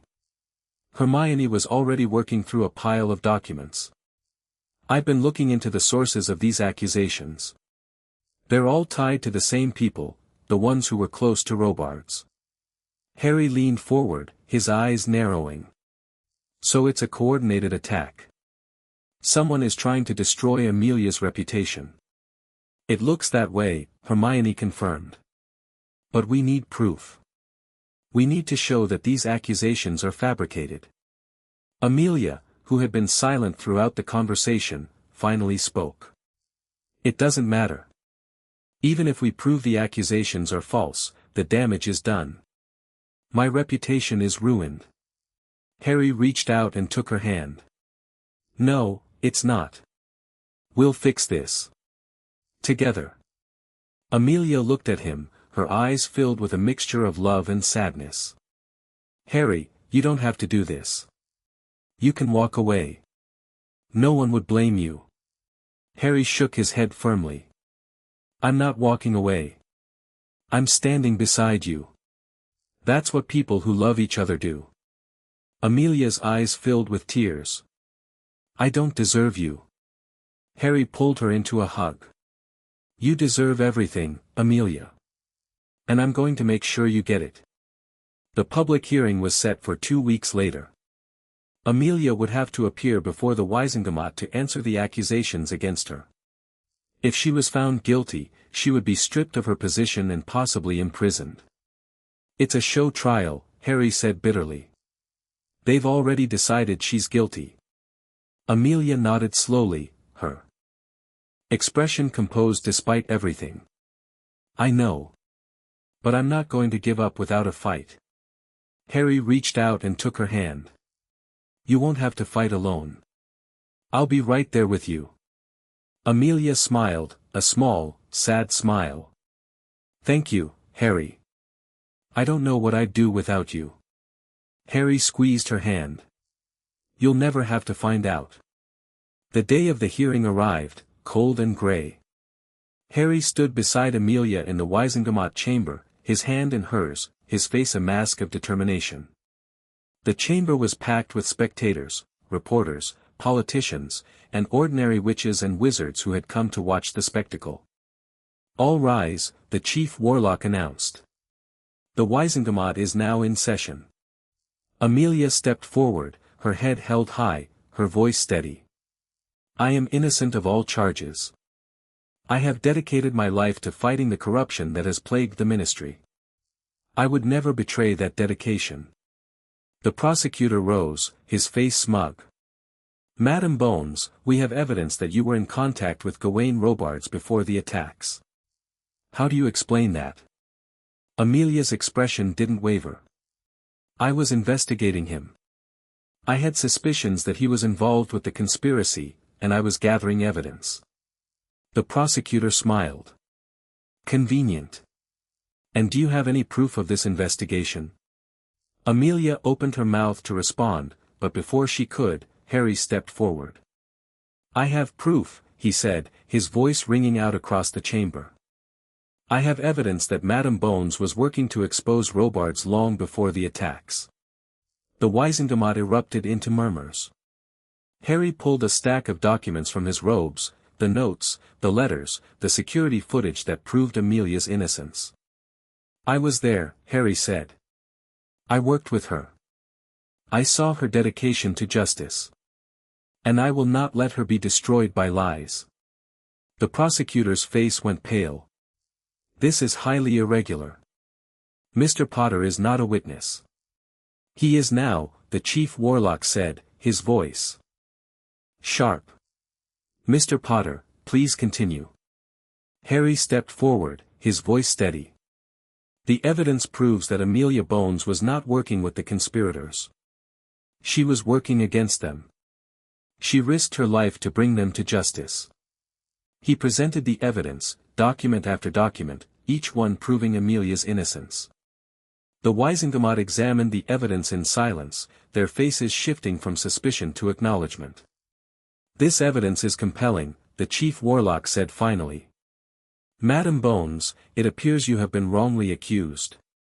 Amelia nodded, her eyes shining with tears. Thank you, Chief Warlock. The Chief Warlock turned to the Wiesengemot. All in favor of dismissing the charges against Madame Bones.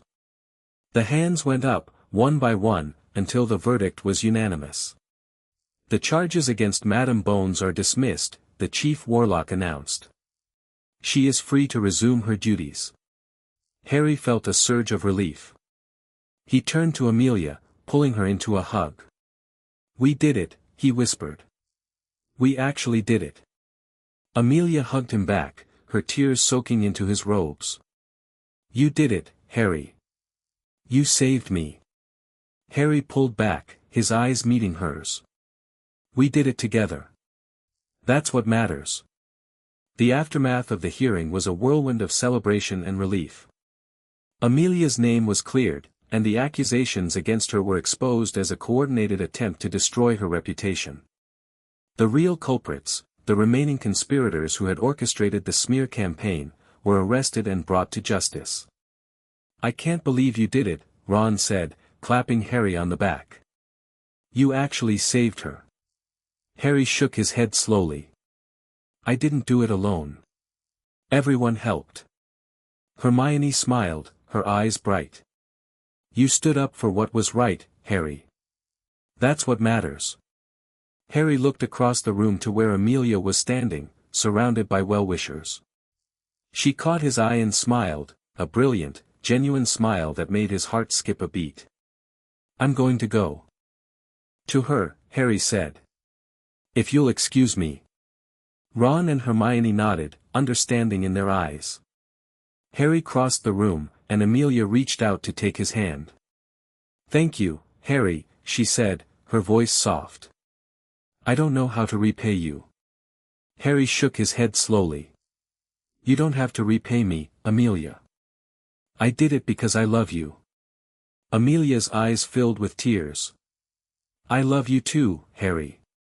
More than you'll ever know. Harry pulled her into a kiss, feeling a sense of peace wash over him. The accusations were over. Amelia's reputation was restored. And they had each other. For the first time in months, Harry felt like everything was going to be okay. The weeks that followed were a time of healing. Amelia returned to her duties, her reputation stronger than ever. The accusations had been exposed as a smear campaign, and the wizarding world had rallied behind her. I never expected this, Amelia said one evening. They were in her flat, the candles flickering around them. I thought my career was over. Harry reached out and took her hand. You're too stubborn to let a few lies destroy your career. Amelia laughed, a genuine, joyful sound.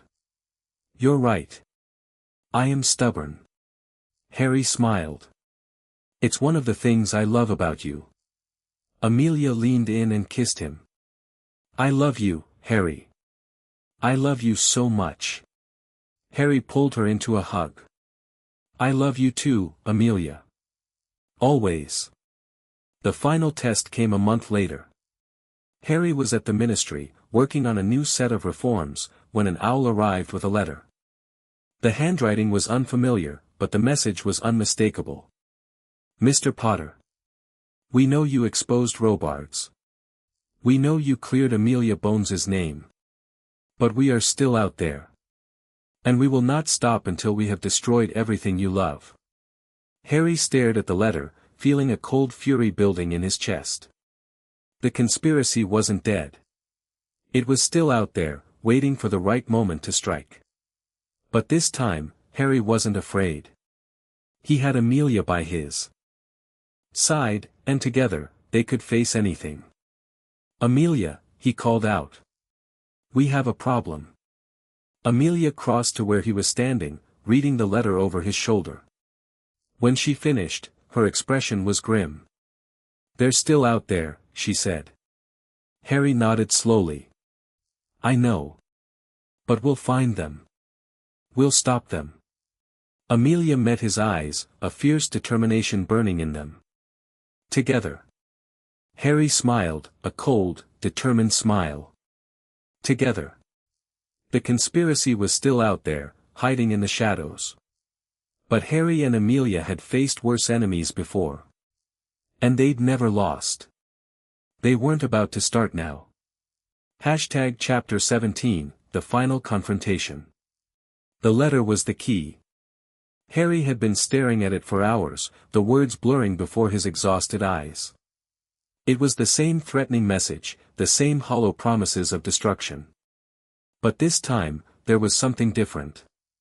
Something he'd missed before. Amelia, he called out, his voice sharp with sudden realization. Come here. Look at this. Amelia crossed to where he was sitting, her face drawn with the same exhaustion that had been plaguing him for weeks. What is it? Harry pointed at the letter, his finger tracing the edge of the parchment. The watermark. I didn't notice it before, but it's there. A crest. Amelia leaned closer, her eyes narrowing. That's the Greengrass family crest. Harry nodded slowly, his heart pounding. The Greengrasses. They've been involved this whole time. They've been pulling the strings from the shadows. Amelia was silent for a long moment. The Greengrasses are one of the oldest pureblood families.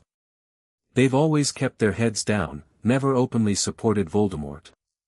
But they've also never been allies of the Ministry. Harry stood up, his mind racing. They're the ones who rebuilt the network after we dismantled it. They're the ones who've been funding the conspiracy. Amelia nodded grimly. It makes sense. They have the resources, the connections. The influence. And they've been patient, waiting for the right moment to strike. Harry felt a cold fury building in his chest. We need to stop them. We need to bring them down. Amelia met his eyes, her expression fierce. We will.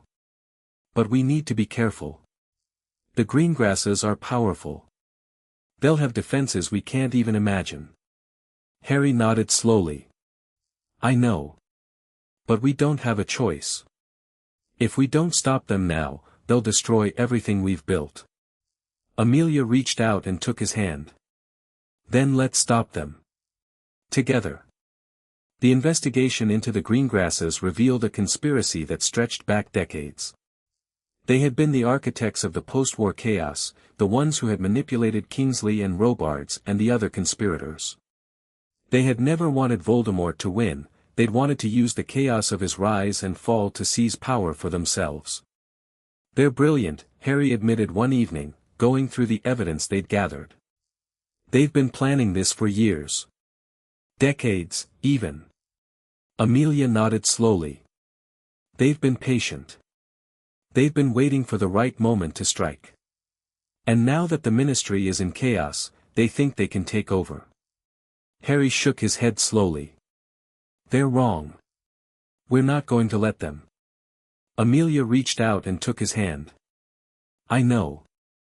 But we need to be smart about this. We can't just charge in and hope for the best. Harry met her eyes, a fierce determination burning in his chest. Then we'll be smart. We'll plan. We'll prepare. And when the time is right, we'll strike. Amelia smiled, a small, determined smile. That's the Harry I know. The plan was simple in concept, but dangerous in execution. Harry and Amelia would infiltrate the Greengrass estate during a family gathering, gathering evidence of their conspiracy. They would then present that evidence to the Wisingamot, bringing the Greengrasses to justice. It's risky, Amelia admitted. The estate will be heavily guarded. And if we're caught. We won't be caught, Harry said firmly. We've faced worse than this. Amelia nodded slowly. I know. But I'm still scared. Harry pulled her into a hug. So am I. But we're in this together. That's what matters. Amelia hugged him back. Together. The night of the infiltration arrived, cold and dark. Harry and Amelia apparat to the edge of the Greengrass estate, their wands raised, their senses on high alert. The estate was enormous, a sprawling mansion surrounded by extensive grounds, all of it protected by powerful wards. Stay close to me, Harry whispered. We need to move fast. They moved through the grounds with silent precision, avoiding the patrols and the security measures that had been set up. Harry felt his heart pounding in his chest, adrenaline surging through his veins. There, Amelia whispered, pointing at a side entrance. That's our way in. They slipped through the door, finding themselves in a dimly lit corridor. The mansion was quiet, too quiet. Harry could hear the faint sound of music from somewhere deeper in the building, the murmur of voices. The family gathering, Harry whispered. They're all here. Amelia nodded, her expression grim. This is our chance. We need to find the evidence and get out before anyone notices we're here. They moved through the mansion, searching for the Greengrass's private study. It took them nearly an hour to find it, a hidden room behind a false wall, protected by layers of powerful magic. This is it, Harry said, his voice barely a whisper. The evidence has to be here. They entered the study, their wands raised, and began searching through the documents. And then Harry found it, a ledger, filled with names and dates and transactions that proved the Greengrass's involvement in the conspiracy. I've got it, Harry said, his voice shaking with triumph. Let's go. But before they could leave, the door slammed shut behind them. Harry spun around to find a figure standing. In the doorway, a tall, elegant witch with cold gray eyes and a smile that didn't reach her face. Mr. Potter, she said, her voice smooth as silk. Madam Bones. I was wondering when you'd come. Harry raised his wand, his heart pounding. Lady Greengrass. We have evidence of your involvement in the conspiracy. It's over. Lady Greengrass laughed, a cold, cruel sound. Over. My dear boy, it's only just beginning. The confrontation was brutal. Lady Greengrass was more powerful than Harry had anticipated, her magic dark and deadly. She fought with a ferocity that caught him off guard, her spells flying fast and furious. Stupefy. Harry shouted, but she deflected it with a flick of her wand. Protego. Amelia cast a shield around both of them, deflecting a killing curse that would have hit Harry square in the chest. Amelia. Harry shouted, his voice desperate. We need to get out of here. I know. Amelia was fighting with everything she had, her face a mask of fierce concentration. But she's too powerful. Lady Greengrass laughed again. You can't win, Potter. You've been fighting a losing battle from the start. Harry felt a surge of fury. I've never lost a battle. And I'm not going to start now. He raised his wand, focusing all his power, and cast a spell that he'd never used before, a spell that he'd learned from the ancient book in the chamber beneath the Forbidden Forest. A spell that was designed to disarm, to bind, to defeat even the most powerful dark magic. Exarmatus, he shouted, and a beam of golden light shot from his wand, striking Lady Greengrass square in the chest. She crumpled to the ground, unconscious. Harry stood there, breathing hard, his wand still raised. Amelia stared at him, her eyes wide with shock. "Harry," she said, her voice barely a whisper. "What was that?" Harry shook his head slowly. "I don't know. I remembered something. From the book." Amelia nodded slowly, a sense of awe in her eyes. "You saved us. Harry. You actually saved us." Harry pulled her into a hug. "We saved each other. That's what matters." The aftermath of the confrontation was a blur of arrests and celebrations. Lady Greengrass was taken into custody, her confession extracted, her network finally dismantled. The remaining conspirators were rounded up, their plans in ruins. "It's over," Harry said one evening, a sense of peace washing over him. "It's finally over." Amelia nodded slowly, her expression tired but satisfied. "It is. The conspiracy is defeated. The ministry is safe. And we can finally move forward." Harry reached out and took her hand. "Thank you, Amelia. For everything." Amelia squeezed his hand. "Thank you, Harry. For being you." Harry pulled her into a kiss, feeling a sense of joy that he'd rarely experienced. The war was over. The conspiracy was defeated. And he had the woman he loved by his side. For the first time in his life, Harry Potter felt like he could finally breathe. The final hearing was held a month later. Harry and Amelia testified before the Waisengamot, presenting the evidence they'd gathered against the Greengrasses. The verdict was swift, guilty on all counts. The Greengrasses were sentenced to life in Azkaban, their influence finally extinguished. "I can't believe it's over," Harry said, standing outside the Waisengamot chamber. "After everything we've been through." Amelia nodded slowly. "It's over. But there's still work to be done." Harry smiled. "I know. And I'm ready for it. As long as I have you, I'm ready for anything." Amelia pulled him into a hug. "You'll always have me, Harry. Always." Harry held her close, feeling a sense of peace wash over him. The war was over. The conspiracy was defeated.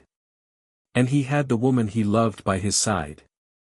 For the first time in his life, Harry Potter felt like he was exactly where he was supposed to be. The months that followed were the happiest of Harry's life. He and Amelia worked together to rebuild the ministry, to restore trust in the wizarding world. They were partners in every sense of the word, working side by side, building a future together. "I never thought I'd have this," Harry admitted one evening. They were in their flat, now, a small but comfortable space that they'd made their own. "A normal life. With someone I love." Amelia smiled. "Neither did I. But here we are." Harry reached out and took her hand. "Thank you, Amelia. For everything." Amelia squeezed his hand. "Thank you, Harry. For being you." Harry pulled her into a kiss, feeling a sense of joy that he'd rarely experienced. The war was over. The conspiracy was defeated. And he had the woman he loved by his side. For the first time in his life, Harry Potter was truly, completely happy. The final confrontation had been the hardest battle of Harry's life. But he'd won. He'd brought the conspirators to justice. He'd saved the ministry. And he'd proven that love, real, honest love, was more powerful than any dark magic. And as he stood beside Amelia, looking out at the future, Harry knew that everything was going to be okay. The war was over. The conspiracy was defeated. And he had the woman he loved by his side. That was more than enough. Chapter 18, A Life After War. The morning light streamed through the windows of their flat, soft and golden, casting long shadows across the floor. Harry lay in bed, his arm wrapped around Amelia, feeling the steady rhythm of her breathing against his chest. For the first time in as long as he could remember, he woke without the weight of dread pressing down on him. No nightmares. No urgent summons. No crisis demanding his immediate attention. Just peace. Amelia stirred beside him, her eyes fluttering open. She smiled when she saw him watching her, a soft, genuine smile that made his heart skip. "Good morning," she murmured. "Good morning," Harry replied, pressing a kiss to her forehead. "Did you sleep well?" "Better than I have in months," Amelia admitted. "No dreams. No worries. Just sleep." Harry nodded slowly. He understood that feeling. For years, sleep had been a battleground, a place where his subconscious replayed the horrors of the war. But now, it was different. Now, sleep was a refuge. "What do you want to do today?" he asked. Amelia considered the question, her expression thoughtful. "I don't know. I don't think I've ever had a day where I didn't have something that needed to be done." Harry smiled. "Neither have I. But maybe that's the point. Maybe we need to learn how to have days where we don't do anything." Amelia laughed, a warm, joyful sound. "That sounds terrifying." Harry pulled her closer. "It does. But I think we can handle it." The weeks that followed were a revelation. Harry had spent his entire life in motion, running from the Dursleys, running from Voldemort, running from the weight of prophecy and destiny. He'd never learned how to be still. But now, with the war over and the conspiracy defeated, he was finally learning. He and Amelia took walks through the Muggle streets of London, anonymous and free. They visited museums and art galleries, places Harry had never had the time or inclination to explore. They cooked meals together, simple things, nothing fancy, but made with care and love. "I never knew life could be like this," Harry said one evening. They were sitting on their small balcony, watching the sun set over the city. Amelia reached out and took his hand. "Neither did I. I spent so many years fighting that I forgot what it was like to live." Harry squeezed her hand. "I'm glad we're learning together." Amelia smiled. "So am I."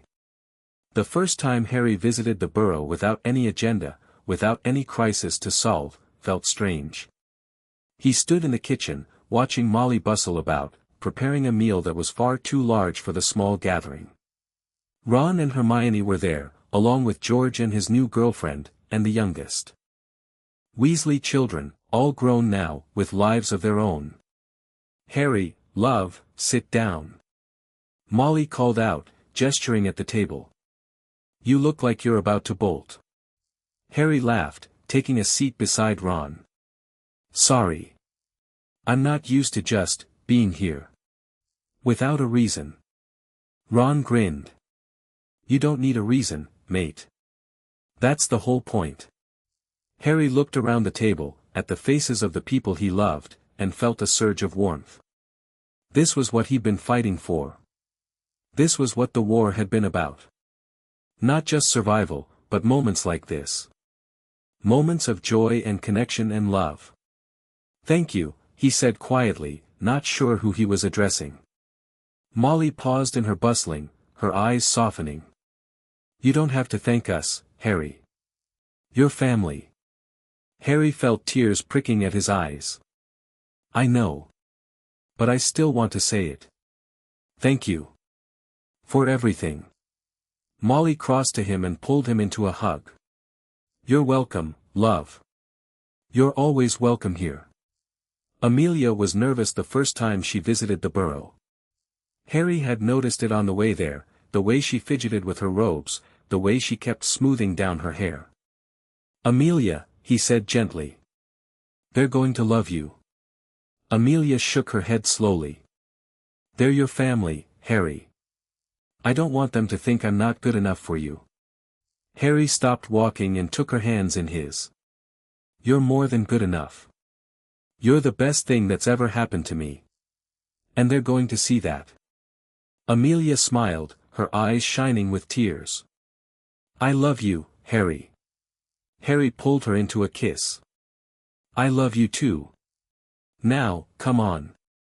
They're waiting. The Weasleys welcomed Amelia with open arms. Molly pulled her into a hug, declaring that she was just the thing Harry needed. Ron clapped her on the back and told her she was all right for a ministry official. Hermione engaged her in a spirited discussion about magical law reform, her eyes bright with excitement. She's perfect, George said, leaning over to whisper to Harry. She's smart, she's tough, and she makes you happy. That's all that matters. Harry nodded, watching Amelia charm his family with ease. I know. I don't know how I got so lucky. George laughed. Maybe you earned it, mate. After everything you've been through, maybe you earned it. The ministry was changing, slowly but surely. Harry had stepped back from his official role, choosing to focus on his personal life rather than the endless demands of politics. But he still worked with Amelia on reforms, still lent his voice to causes he believed in. I never thought I'd say this, Ron said one afternoon. They were at Harry's flat, watching Quidditch on the wireless. But I think you're actually happy. Harry smiled, feeling a warmth spread through him. I am. For the first time in my life, I think I'm actually happy. Ron nodded slowly. Good. You deserve it, mate. Harry looked around his flat, at the small signs of the life he'd built. The photographs on the mantelpiece, Amelia laughing, Ron and Hermione smiling, the Weasley family gathered together. The books on the shelf, the Muggle art on the walls, the half-finished puzzle on the coffee table. It was a simple life. An ordinary life. But it was his. Amelia had her own journey to make. She'd spent so many years defined by her work, by her mission to bring justice to the wizarding world. Now, with the conspiracy defeated, she was learning to define herself by something else. I don't know who I am without the fight, she admitted one evening. They were in their flat, the candles flickering around them. I've been fighting for so long that I forgot what it felt like to just be. Harry reached out and took her hand. Then we'll figure it out together. You don't have to know who you are right now. You just have to be willing to find out. Amelia smiled, her eyes shining with tears. You're so wise, Harry. When did you get so wise? Harry laughed. I've always been wise. You just never noticed because you were too busy saving the world. Amelia laughed too, the sound filling the room with warmth. I love you, Harry Potter. Harry pulled her into a kiss. I love you too, Amelia Bones. Now and always.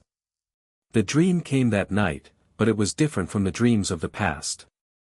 Harry was in the Forbidden Forest, but there was no veil, no whispers of the dead. Instead, there was light, warm, golden light that streamed through the trees. And in the center of the clearing stood his parents, Sirius, Remus, Tonks, Fred. All the people he'd lost. Harry, his mother said, her voice soft and full of love. Look at you. You've grown into such a wonderful man. Harry felt tears streaming down his face. I miss you. I miss all of you. Sirius stepped forward, his eyes bright with pride. We know, Prongslet. But we're so proud of you. You've built a life. You found happiness. That's all we ever wanted for you. Harry shook his head slowly. It doesn't feel real. None of it feels real. Remus smiled gently. It is real, Harry. You're alive. You're loved. And you're finally free. Harry woke with tears on his face, but with a smile on his lips. He reached over and took Amelia's hand, grounding himself in her presence. Are you okay? Amelia murmured, half asleep. Harry nodded, his voice thick with emotion. I'm perfect. I'm exactly where I'm supposed to be. Amelia smiled, pulling him closer. Good. Now go back to sleep. Harry closed his eyes, feeling a sense of peace wash over him. The war was over. The conspiracy was defeated. And he was finally, truly alive. The months passed, and Harry built a life. He worked, but he didn't let work consume him. He spent time with his friends, his family, the people he loved. He learned to cook, to paint, to simply sit and watch the sunset without feeling like he was wasting time. And through it all, he had Amelia. "I think this is what happiness feels like," Harry said one evening. They were sitting on their balcony, watching the stars appear in the darkening sky. Amelia nodded slowly. "I think so too. It's strange, isn't it? After everything we've been through, to end up here." Harry took her hand. "It's not strange. It's a miracle." Amelia smiled, her eyes shining in the starlight. "I love you, Harry." Harry pulled her into a kiss. "I love you too, Amelia. Now and always." They sat together in comfortable silence, the weight of the past finally lifted from their shoulders. The war was over. The conspiracy was defeated. And they had each other. For the first time in his life, Harry Potter was living. Truly, completely living. The letter came on a sunny Tuesday morning. Harry opened it with trembling hands, not sure what to expect. But the contents made him smile. "Mr. Potter," the letter read. "It is our honor to invite you to speak at the annual commemoration of the Battle of Hogwarts. Your words would be a comfort to all those who lost loved ones in the war." Harry set the letter down, his mind drifting back to that terrible day. The battle, the loss, the grief. But also the victory. The hope. The future. "Are you going to accept?" Amelia asked, reading over his shoulder. Harry nodded slowly. "I think so. Not because I want to be a hero. But because I want to tell them that it's okay to move on. That they don't have to be defined by the war." Amelia smiled. "That's beautiful, Harry." Harry reached out and took her hand. "It's the truth. It's what I've learned. That the war doesn't have to be the end. It can be the beginning." Amelia squeezed his hand. "I'm so proud of you, Harry. For everything." Harry pulled her into a kiss. "I'm proud of us. For everything we've done together." The commemoration was held on the grounds of Hogwarts, the castle rising behind the crowd like a symbol of hope. Harry stood at the podium, looking out at the faces of the people who had gathered. There were so many of them, muggles and wizards, young and old. All united in their grief and their hope. "Thank you for being here," Harry began, his voice carrying across the grounds. "I know this is a difficult day for all of us. I know the memories of the war are still fresh." He paused, gathering his thoughts. "I spent a long time feeling like the war defined me. Like I was nothing more than the sum of the people I'd lost, the battles I'd fought. But I was wrong." He looked out at the crowd, his eyes finding Amelia in the front row. "The war was a chapter in our lives. An important chapter, a difficult chapter. But it wasn't the whole story. We have the power to write the next chapter. To build something new. To find happiness, even after everything we've lost."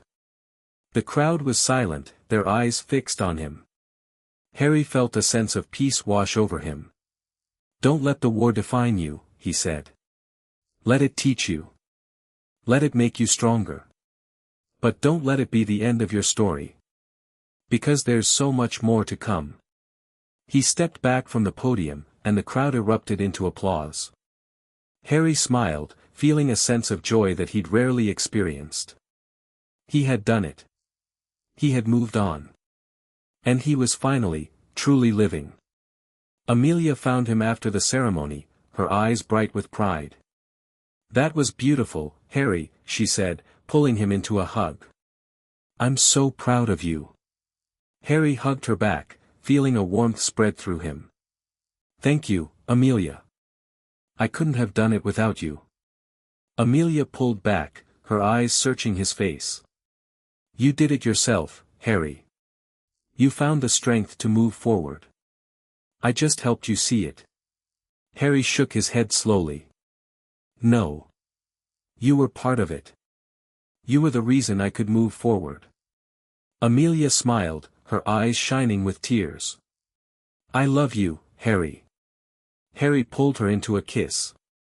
I love you too, Amelia. Now and always. They stood together on the grounds of Hogwarts, the castle rising behind them like a symbol of hope. The war was over. The conspiracy was defeated. And they had each other. For the first time in his life, Harry Potter was living. Truly, completely living.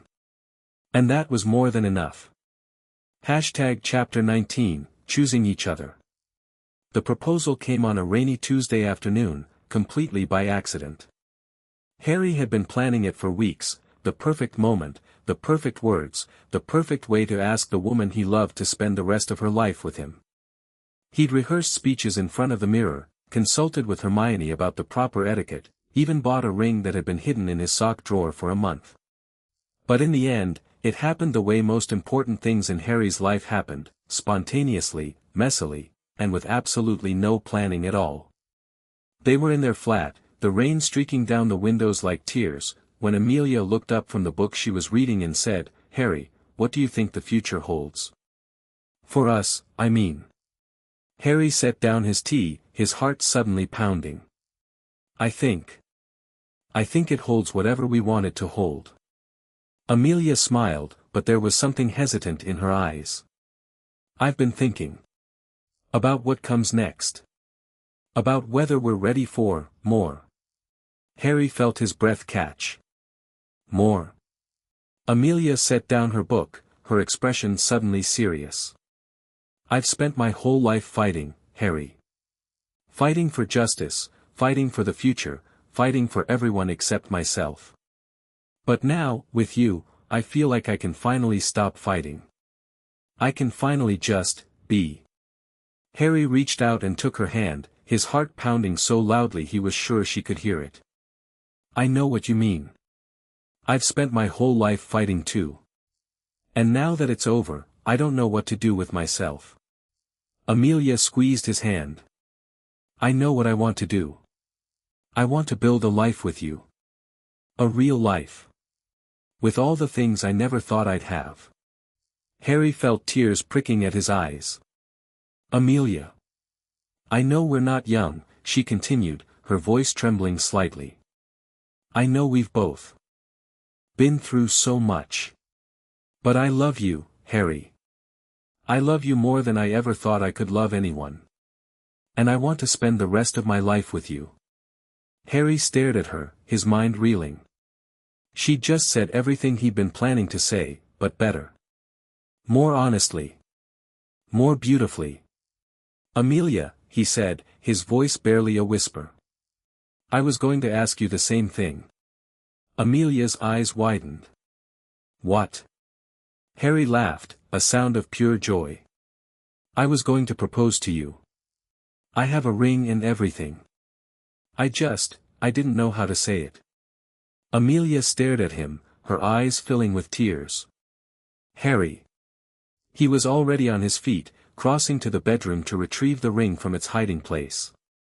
He returned and knelt in front of her, his hands trembling, his heart bursting with love. Amelia Bones, he said, his voice steady despite everything. I love you. I love you more than I ever thought I could love anyone. And I want to spend the rest of my life with you. Will you marry me? Amelia stared at the ring, a simple gold band with a small diamond, nothing flashy, but perfect for her. Tears streamed down her face as she reached out and took his hand. Yes, she said, her voice breaking. Yes, Harry. Yes.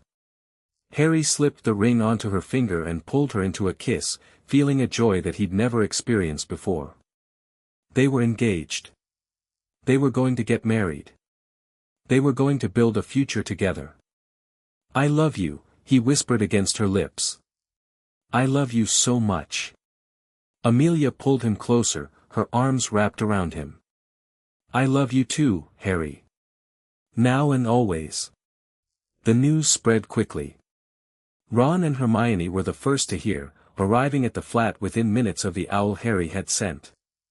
Hermione burst into tears the moment she saw the ring, while Ron clapped Harry on the back and declared that he'd finally done something right. We're so happy for you, Hermione said, pulling Amelia into a hug. You two are perfect for each other. Amelia smiled, her eyes shining. Thank you, Hermione. That means so much. Ron leaned over to Harry, his voice low. So, when's the wedding? And more importantly, when's the bachelor party? Harry laughed, feeling a warmth spread through him. We haven't planned anything yet. We're just enjoying the moment. Ron nodded slowly. Good. Enjoy it, mate. You deserve it. The Weasleys were next.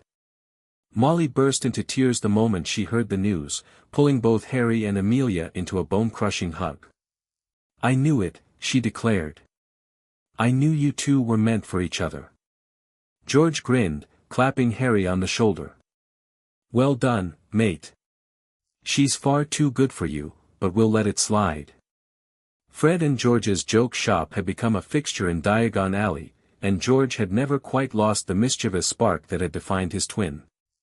But there was also something softer in his eyes now, a kindness that had grown from loss and love. Thank you, George, Harry said. That means a lot. Ginny was the most reserved in her congratulations, but there was genuine warmth in her hug. I'm happy for you, Harry. Truly. Harry nodded, grateful for her grace. Thank you, Ginny.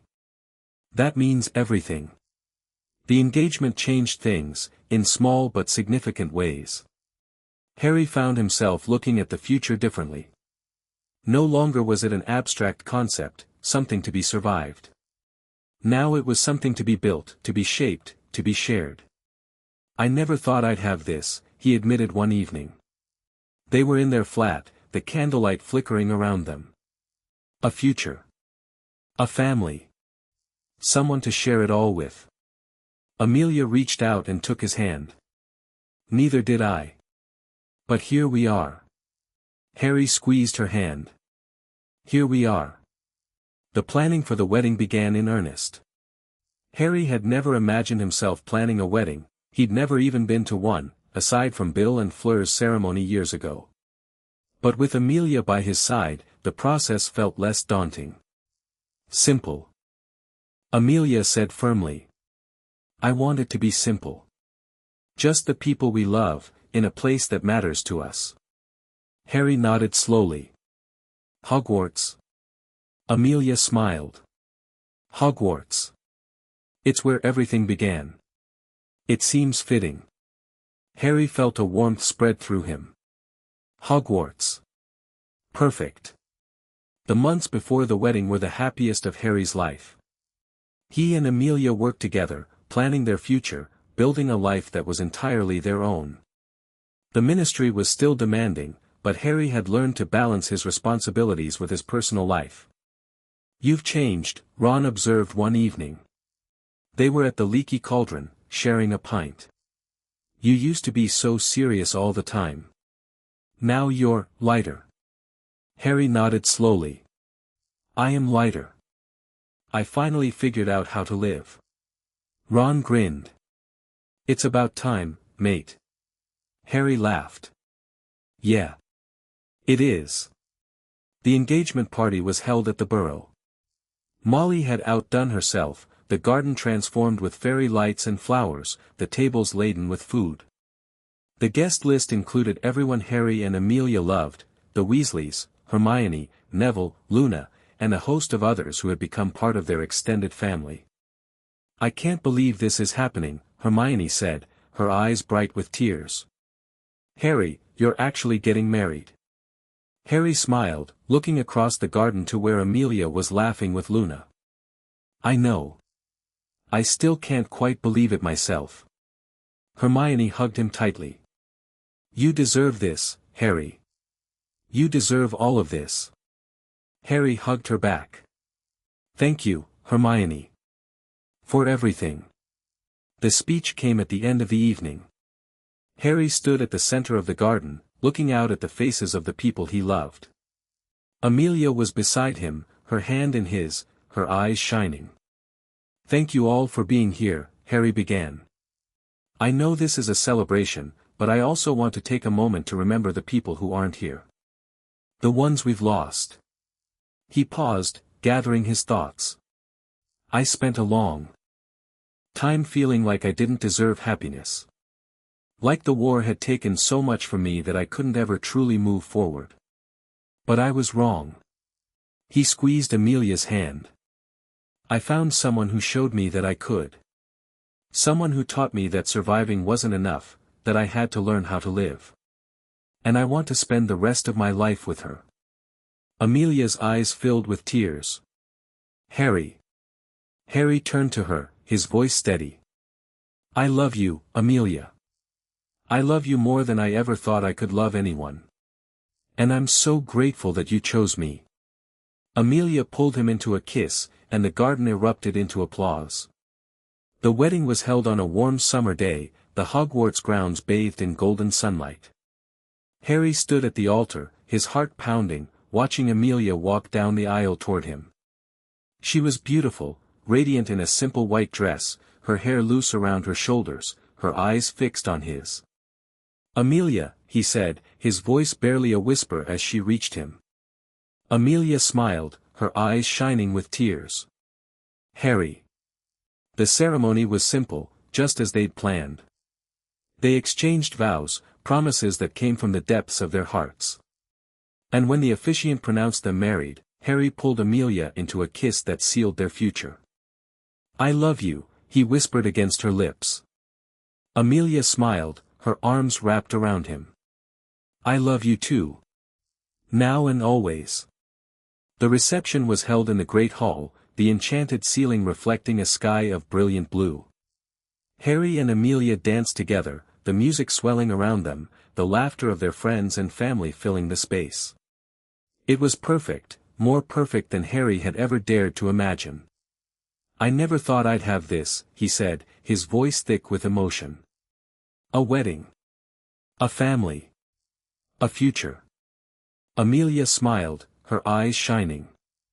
Neither did I. But here we are. Harry pulled her closer. Here we are. The first dance ended, and Harry found himself surrounded by well-wishers.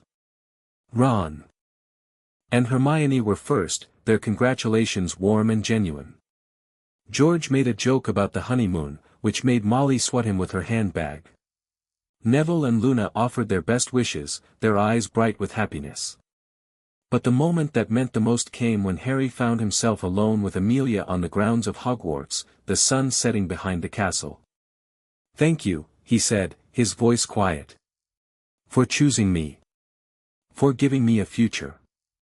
Amelia reached up and touched his face. I didn't choose you, Harry. We chose each other. That's what makes it so special. Harry pulled her into a kiss, feeling a joy that he'd never experienced before. The war was over. The conspiracy was defeated.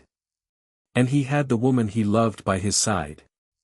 For the first time in his life, Harry Potter was exactly where he was supposed to be. The honeymoon was a quiet affair, a week in a small cottage by the sea, away from the demands of the ministry, away from the expectations of the wizarding world. Just Harry and Amelia, building a life together. I think this is what happiness feels like, Harry said one evening. They were sitting on the beach, watching the sun set over the water. Amelia nodded slowly.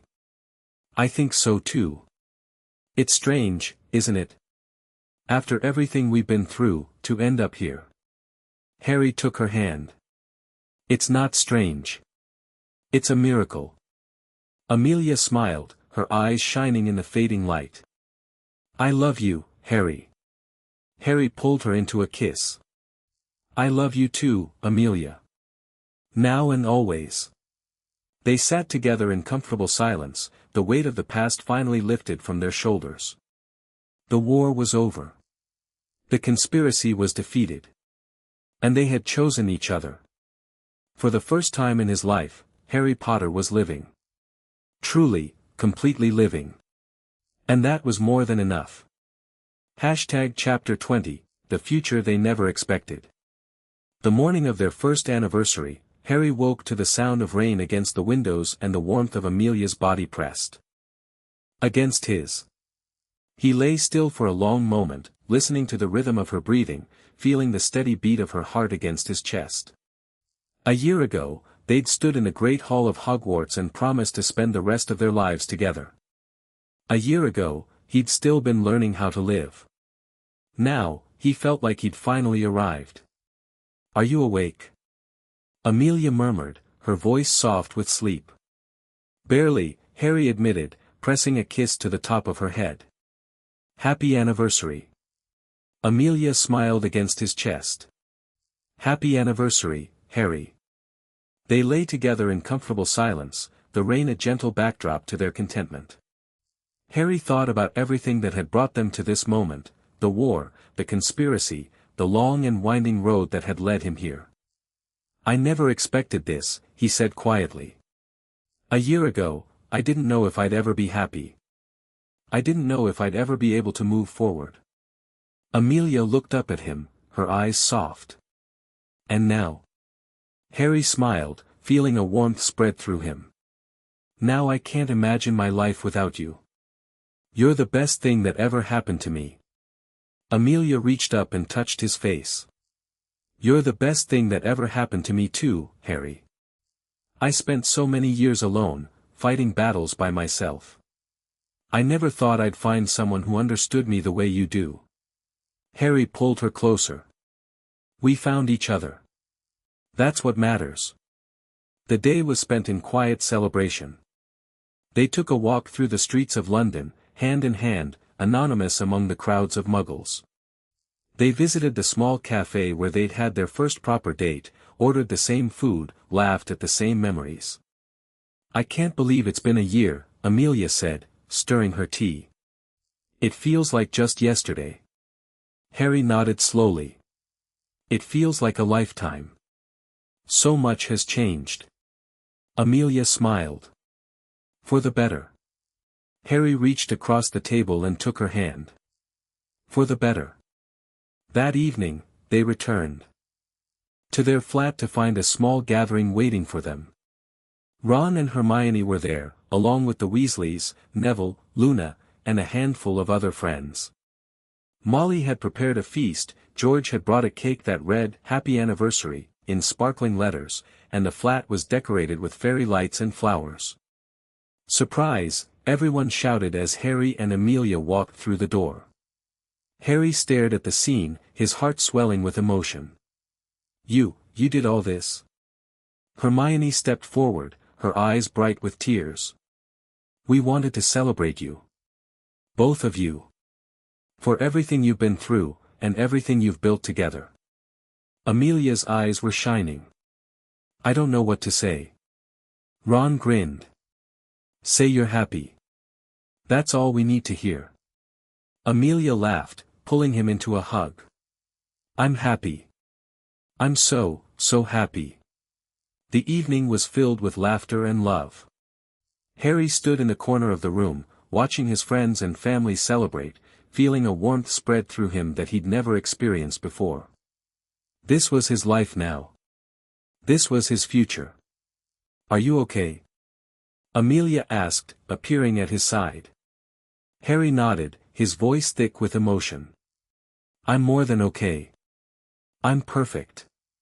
Amelia smiled, taking his hand. "I love you, Harry Potter." Harry pulled her into a kiss. "I love you too, Amelia Potter. Now and always." Later that night, after the guests had left and the flat was quiet, Harry and Amelia sat on their balcony, watching the stars appear in the darkening sky. "I never thought I'd have this," Harry said softly. "A family. A home. Someone to come back to every night." Amelia leaned against him, her head on his shoulder. "Neither did I. But here we are." Harry looked down at her, at the woman who had changed everything. "Thank you, Amelia. For choosing me." Amelia looked up, her eyes shining. "I didn't choose you, Harry. I was drawn to you. You're the most remarkable person I've ever met." Harry shook his head slowly. "I'm just Harry. That's all I've ever been." Amelia smiled. "Just Harry. And that's more than enough." The months passed, and Harry's life continued to bloom. He and Amelia settled into a rhythm that was comfortable and fulfilling. They worked together at the ministry, but they also made time for each other. For walks in the park, for lazy Sunday mornings, for quiet evenings spent reading by the fire. Harry learned new things about himself. He discovered a love for gardening, for cooking, for the simple pleasures of everyday life. He found joy in the small moments, Amelia's laughter, the warmth of her hand in his, the sense of peace that came with knowing he was exactly where he was supposed to be. "I think I've finally figured it out," he said one evening. They were in their flat, the candles flickering around them. "What it means to live." Amelia looked up from her book. "What does it mean?" Harry thought about it. "It means letting go. Letting go of the past, of the fear, of the weight of everything that happened. It means being present. Being grateful. Being open to whatever comes next." Amelia set down her book, her eyes soft. "That's beautiful, Harry." Harry reached out and took her hand. "I learned it from you. You taught me how to live." Amelia smiled, her eyes shining with tears. "I taught you. Harry, you taught yourself. I just helped you see what was already there." Harry pulled her into a kiss. "Thank you, Amelia. For everything." Amelia kissed him back. "Thank you, Harry. For being you." The second anniversary came and went, as did the third. Harry and Amelia celebrated each one with quiet joy, marking the passage of time with gratitude and love. They watched their friends get married, have children, build lives of their own. They watched the wizarding world continue to heal, to grow, to become something better. And through it all, they were together. "Happy anniversary," Harry said, handing Amelia a small box. Amelia opened it. To find a simple silver necklace, with a small charm that looked like a stag. "Harry, it's beautiful." Harry smiled. "I wanted to give you something that reminded you of me. Of us. Of everything we've been through." Amelia put the necklace on, her eyes bright with tears. "I'll treasure it forever." Harry pulled her into a hug.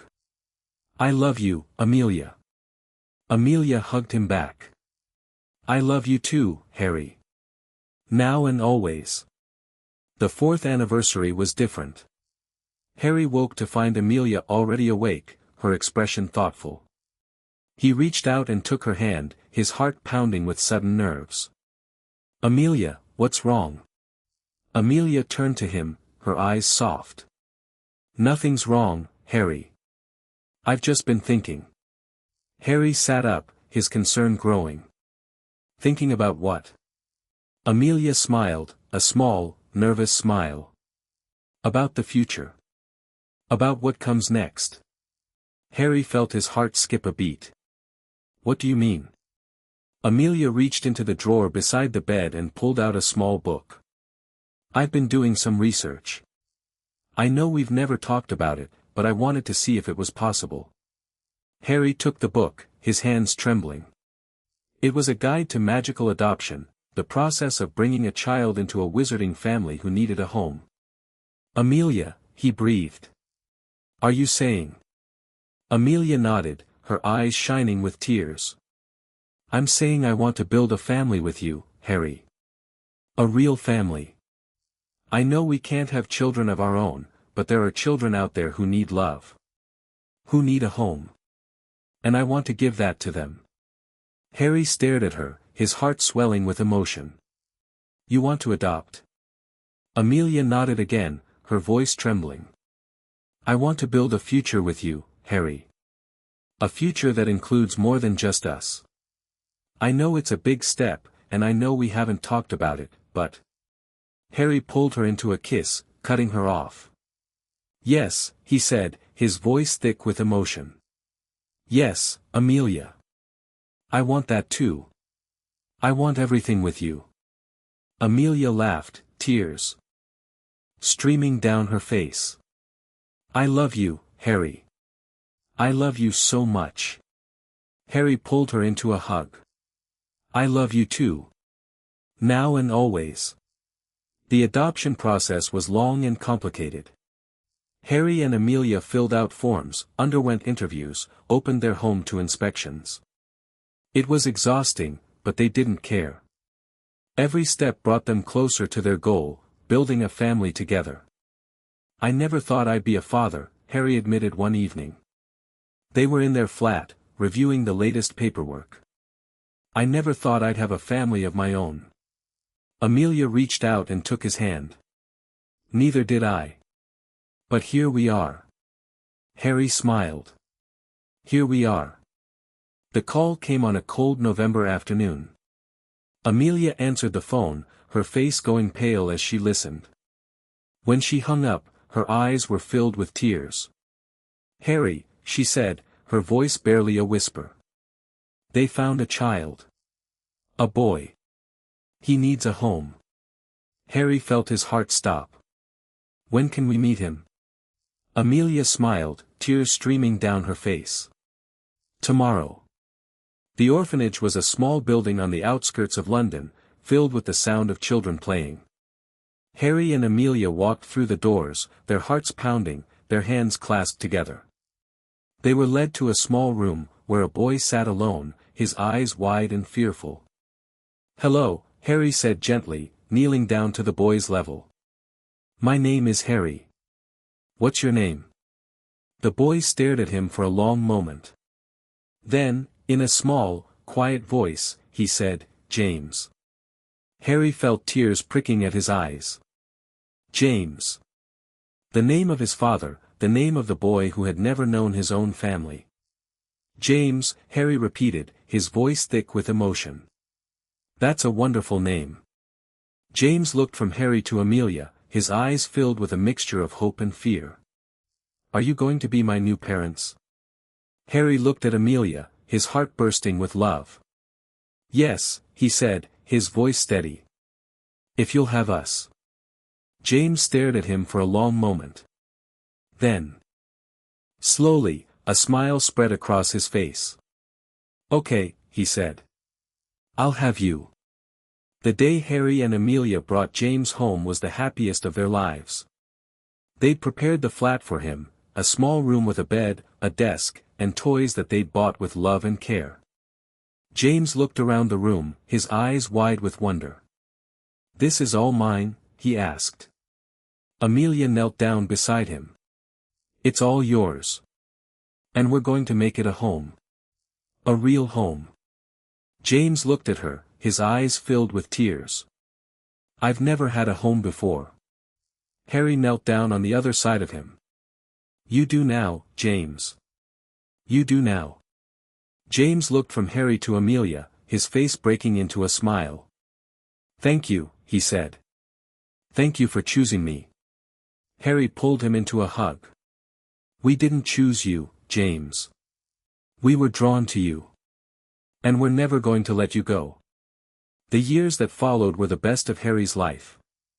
He watched James grow from a shy, frightened boy into a confident young man. He taught him to fly, to play Quidditch, to find joy in the simple things. He watched him make friends, excel in school, discover who he was meant to be. I never thought I'd be a father, Harry said one evening. They were in their flat, James asleep in his room, the house quiet and peaceful. Amelia smiled, taking his hand. You're the best father I've ever known. Harry shook his head slowly. I'm just trying to give him what I never had. A home. A family. Love. Amelia squeezed his hand. That's exactly what he needs. And you're giving it to him. Harry pulled her into a kiss. We're giving it to him. Together. The letter came on James's 11th birthday. Harry and Amelia watched as James opened it, his face breaking into a smile as he read the words. "I'm a wizard," he said, his voice filled with wonder. "I'm really a wizard." Harry laughed, pulling him into a hug. "I know, James. I've always known." James pulled back, his eyes bright with excitement. "I'm going to Hogwarts." "The same school you went to, Dad." Harry nodded, his voice thick with emotion. "You are. And it's going to be the best time of your life." James grinned, his joy infectious.